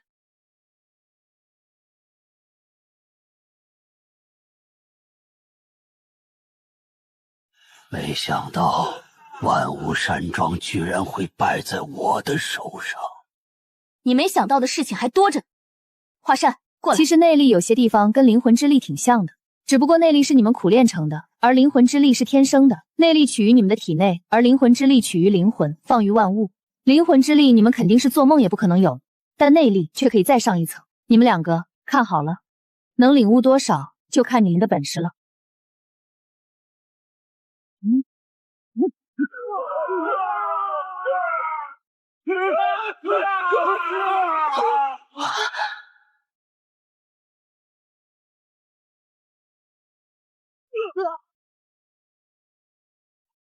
怎么样？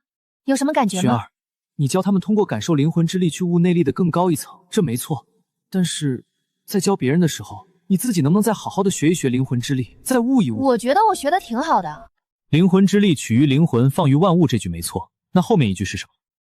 后面还有，不就2句吗？算了，你就当大师兄什么都没说吧。不就是以前看书时看一半吗？等心情好了，我看看剩下的还不行吗？小气鬼，这就不理人了。王爷，阁主刚才说的那些是咱们能听的吗？如果他不想让自己听见，大可以回京都后单独讲给他们两个。之所以当着他们的面说，就是想让他们也听见。能不能悟到什么，就看自己的造化了。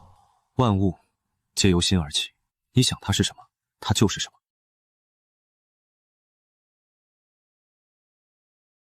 本王的武功想要再进一步很难，但还是谢谢你。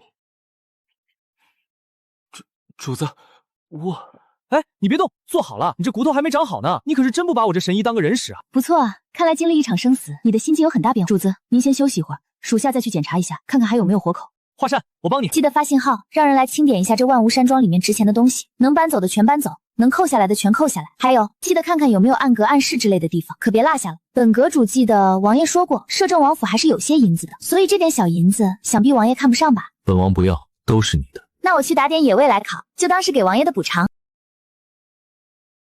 哎，那小不点儿不是吴成阁的信鸟吗？那不是吴成阁的，吴成阁的信鸟是淡蓝色的。哦，你眼神真好，那么高那么小还能看清楚是什么颜色，我只能看出那是个鸟，还跟信鸟长得有些像。确实不是吴成阁的，是王府的废一点。我们吴成阁用来传信的叫信鸟，通俗易懂。所以你们王府传信的鸟叫什么？叫废一点，也是魏则起的名字。信鸟就是要小，速度还要快，如果太肥的话，就飞不快了吧？是废一点银子的废一点。看见没有？这种眼里只有银子的男人不能要。那都是以前的华山，肯定是排在银子前面的。看见没有？这种把你跟银子比的男人也不能要。王府里的银子都是魏则在管，所以难免细致了一些。我的银子也都是华善在管，可我们华善就一点都不抠门。魏则，本王只能帮你到这儿了。王爷，请您过来一下。那个小祖宗啊，我能不能跟您商量个事儿？你就老老实实当你的神医就行了，其他的别想太多。不过，小祖宗您说，练武你是不可能练了，他们两个是从小练就的本事，本阁主是天生的，所以你要不就研究一下丹药吧，看看能不能研究出那种吃一粒就能成为绝世高手的丹药。如果真能研究出来，哎呦，老张头你就发财了。真要是有那种丹药，我还能被你们拎上拎下的。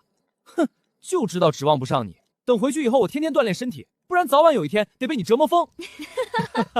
玄儿，皇上中毒了，情况不太好，我得马上赶回京都，而且宫中的太医都不能把毒逼出来，可能得麻烦张神医进宫一趟。好，咱们一起回去。你带着老张头去给那小皇上看看，正好米峰伤成这样，也得回去好好休养。我是个神医，你们好歹尊重我一下可不可以？每次都是想让我干什么我就得干什么，能不能问问我的意见？那你现在告诉我，你去不去？我去。哼，看，这不还是得去吗？所以我问不问你有什么区别？再说了，还我让你干什么你就得干什么？我让你干什么了？我让你出苦力了，还是让你去杀黑衣人了？我让你洗衣做饭了，还是让你出谋划策了？你一个看病鼓捣药的，除了医病你还能干什么？要不看在你是个神医有点用的份上，你现在绝对个骨头渣子都不剩了，哪还能在这儿跟我唧唧歪歪挑三拣四的？还不赶紧起来收拾收拾东西走了？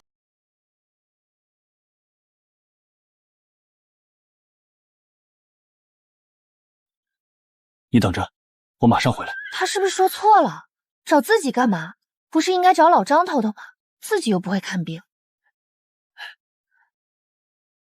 主子，魏梦香在店里闹了起来，说什么都不肯走。你好好躺着，我去。主子，您还没换衣服呢。她现在可是荣王侧妃，我只是镇国公府的小姐，换了衣服我还怎么抽她？哎，真想出去看看热闹啊！你等着，我好胳膊好腿的我去看，我看完了回来给你讲。踏青游园会上，贝梦香抬手狠狠扇了一个年轻女子一巴掌，那女子的母亲含泪低头道歉，年轻女子跪在地上，嘴唇咬出了血。贝梦香当上荣王侧妃以后，愈发嚣张起来。前几天还在踏青游园会时，掌压了一个三品大臣家的庶女。我知道你们有天丝云锦，赶紧拿出来，我没时间在这儿跟你们浪费，我还得早点回去陪王爷呢。不就是银子吗？本侧妃有的是。哟，这不是侧妃娘娘吗？什么风把您吹到我们这小店来了？贝大小姐，正好本侧妃要买天丝云锦，你赶紧拿出来，别耽误本侧妃的时间。侧妃，店里是真的没有天丝云锦，您就是在这儿待一天也是没有。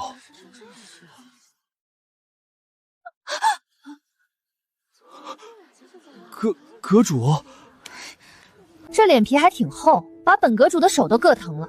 以后像他这种无理取闹、伸手就打人的，直接还手，不用给他留脸。本阁主的人从来不受这鸟气，就算是有错，那也得是本阁主来教。至于其他人，还真当自己是个东西。你居然敢打我！你一个平民百姓居然敢打我！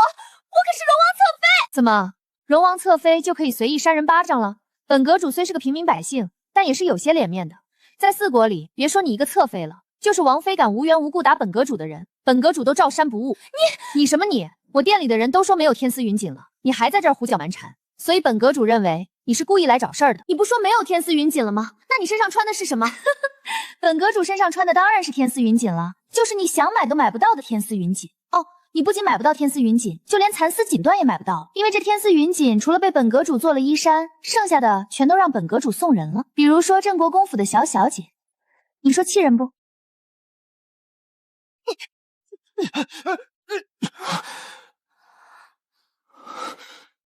王爷，这个庶民居然敢打我！你看我的脸都肿起来了。别说他打你，就是打死你，你的荣王都不敢问责一句。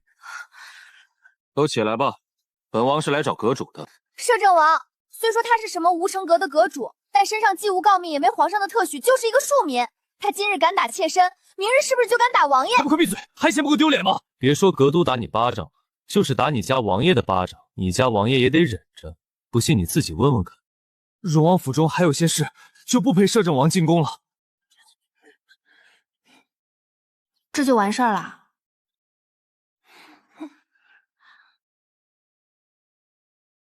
玄儿要是不满意，等见完本王陪你去荣王府一趟。去荣王府干什么去？当然是踹人去。刚才那一脚没踹出去，挺难受的吧？不是，你怎么知道我要踹他？我的脚都快伸出去了，结果被你家荣王给搅和了。本王在门口看到了，你的脚都抬起来了，然后又收回去了。哼！你不是说晚上找我吗？怎么这么快就来了？还跟荣王一起？